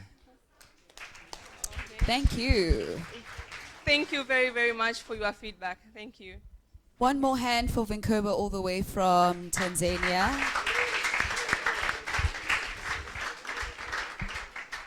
I think we can all agree that all the presentations were very unique and dynamic. Congratulations, guys. You can take a seat. Before we wrap the session up, I'd just like to hand over to you, Jeremy and Herman. I'll start with you. You sat on the stage as part of the panel. You addressed the applicants, you addressed the finalists, you addressed everyone in the room. Just what are your final questions or just anything that you would like to say to wrap it up? I don't really have a question, but I would like more to share. I was talking to the teams before the presentation, and I think what's pretty unique is the light in the eyes of the guys. And I think we had a lot of questions before. You know, what do you need to launch your business? Do you need a study? Do you need a plan? Etc. I think at the end of the day, when you see the level of excitement and energy there was with those three teams, it's not a surprise that they, I think, achieved this stage of the competition. And whoever will win, I have zero doubt that they will all build their company, and if it's not this project, it's going to be another one. But they have this level of hungriness and excitement that is really, really needed to be an entrepreneur. And I was very impressed by the three of them before, to be honest.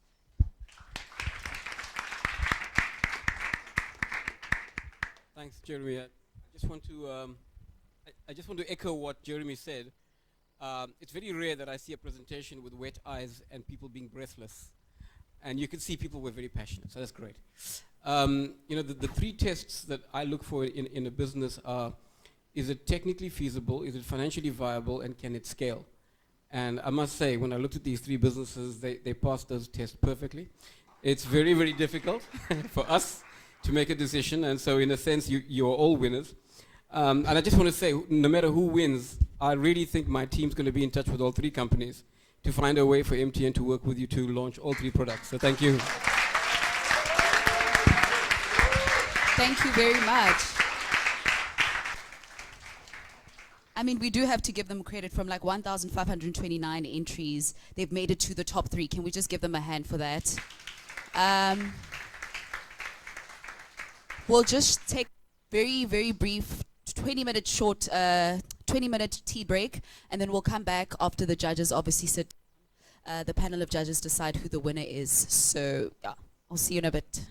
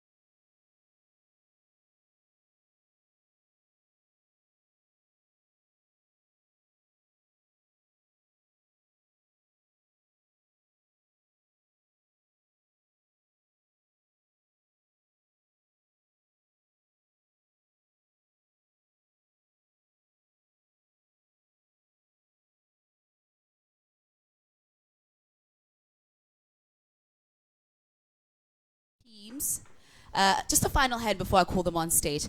Teams, can you please make your way to the stage? I'd also like to call on Jeremy and Herman. I think I've been calling you a lot this afternoon, but please bear with me. On behalf of myself, I would like to thank a couple of the people who were involved behind the scenes with this awesome initiative. As follows. Something this great cannot be achieved without people coming together to make it possible. So a great thank you from MTN, to MTN, Jumia, Zando, MTN Solution Space, Philippi, Get Smarter, and anybody else that I'm leaving out. Can we give them a hand, please?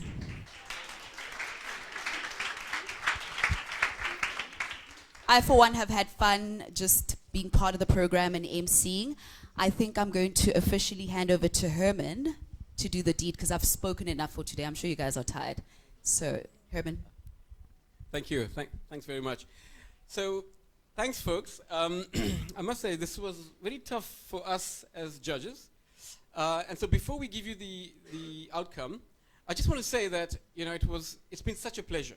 Myself and Jeremy were just saying that we were amazed that we ended up picking 3 such stunning finalists. You know, we were like, how did we get this right? So we've decided to share the prize money. So we actually said we are thrilled with the fact that we picked 3 really amazing companies. And in fact, from an MTN point of view, I really want to make the point that after we've given the results, to all 3 of you, I mean, some of you may have to cancel your flights back, and I'm not kidding. Because we really need you to come up to Joburg in one case and to Dubai in another case to meet with our teams on Monday. Because we really need to kind of get this to the next level. So my team's sitting over there, and they're all clearing their diaries for Monday. Because we really want to work with you in terms of figuring out how to take this business forward. So, you know, we've got a whole bunch of winners. We've got 3 winners here already, guys. We should just clap right now. Well done. So I have to say, you know, when I look at these folks, you know, I'm filled with hope for Africa, right? You know, I mean, you talk about a continent. We always talk about the young continent, the fastest growing continent, the origin of humankind, the origin of creativity, the origin of inspiration. I'm inspired. And when I look at the talent we have in the youth of Africa, I'm filled with hope and kind of passion for the future of Africa. You know, and because remember, we picked you out of a pool where almost everyone in the pool needed to win. Right? So there are thousands of young folks in Africa who are really, you know, filling us with passion, hope, and joy. So that's great. So really amazed at the potential. And we kind of, I mean, in my mind, I was saying to my team, if we could only do this every 3 months in every country, it would be amazing. So it was tough. We sat down and we said, wow, you know, everyone's filled with passion, discipline, and intelligence. So they passed that test. We said, okay, how does one make the call? And part of the reason for the call was we said, we looked at depth and width, scalability and impact on humanity and impact on Africa, and viability of the model. And we said, by width we said functionality, by depth we said how deep into the ecosystem does this go. And after actually quite a tough set of discussions, the decision was kind of unanimous that the winners were Medrex.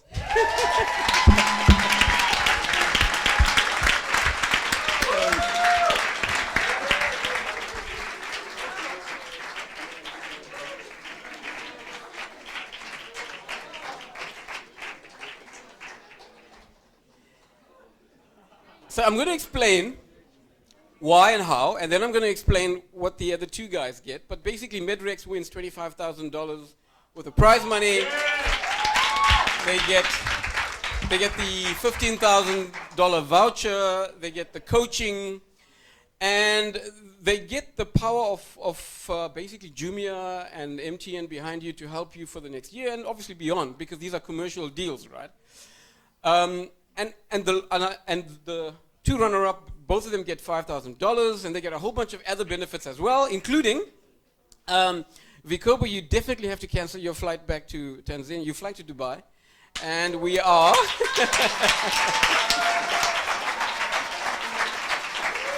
And what MTN would like to do is we'd like you to build us this app for Uganda, because we're actually not in Tanzania.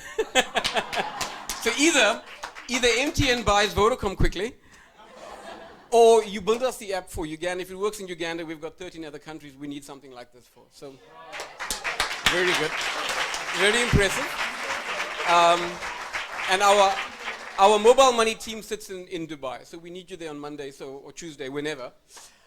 Then the team that basically did the Pass NG team, we think this is amazing. I've already got guys saying, Toby says, when can we have this built for South Africa? So if you can, cancel your flight and stay here on Monday in Cape Town, right? Because we've basically got Pearson Publishers that really wants to put their content onto your platform and launch this in South Africa ASAP.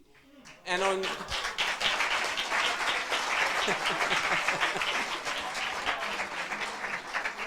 and on Tuesday, we need you guys in Johannesburg so we can figure out what the commercial deal is and how we roll this out in our other opcos. So well done. So Midrex is now feeling like the losers. So Midrex, we think that your solution is really amazing. We think that the impact on kind of human life, the impact on quality of life, and I guess the impact on people needing help for me was what really resonated for us. You picked a really kind of emotionally soft spot for everyone. I think we looked at the functionality, we looked at both the advice side, the logistics side. We said very wide set of functionality. My own view was, I think you needed to add two pieces to this. The one was an integration into the medical healthcare, health management organizations, because we think medical aids will pay you for this, number one. And number two, a big need in South Africa. So what you described actually is something we need in SA as well. But a big need in South Africa is people who can't leave their homes to fetch the medication. So you hook that up to an Uber-type service, and I think you've got such, I was going to say killer, but you've got such an amazing, solution, because the big challenge actually with people who need medical care is they can't get to the chemist. So hook that in, and I think you've got a stunning proposition, especially since you've got medical advice hooked in as well. We were both very impressed with the depth of integration, and we kind of thought, actually building a comparative capability to compare different equivalent drugs is actually quite complex, especially when you consider the risk of giving somebody the wrong drug. And there were other points as well. Do you want to comment on any of that? I think beyond the, we were full of ideas for the three of you. So I think following these discussions, anyway, we'll get back to you. We have additional questions. We have some points we think maybe you are not going exactly in the right direction, but in other parts we're like, wow, you have a wide opportunity you have not even addressed, so your solution can be even bigger. So I think we have tons and tons of ideas. Beyond that, what we were also discussing is that it's, entrepreneurship is like a roller coaster. So it's a very, very, very long journey, and you have almost not started yet. It's a long journey with a lot of ups and downs. And what you will need, you have checked a lot of boxes today. You came here amongst thousands and thousands of students. That's a big box. You have convinced the jury and everyone. I think people were deeply impressed. You are smart, you are talented. Now what you need is to also be very humble. Because when you are an entrepreneur, you have to be bold and ambitious and driven and a lot of good positive things, but also humble. And so what will be important in the coming months and years is that first you stay in touch together, because I think the learnings that one team will have will help the other one. The mistakes that some of you will do will help the other one not to do the mistakes. And the second thing is that you have been in touch now with Herman, myself, and other people that we would like to stay in touch with you. And I think beyond the technicalities of hosting you for a year, I think there is more than that. And I think there is from both of us, a genuine appetite to try to guide you and help you. There will be some moments you will lose hope. You should not. There will be some moments you will be very, very excited and we'll tell you, keep calm. And so I think the most important now is to keep going. And there will be a lot of exciting moments, and we would like to be here with you. Wonderful. Thank you. So we'd like to just hand over the check.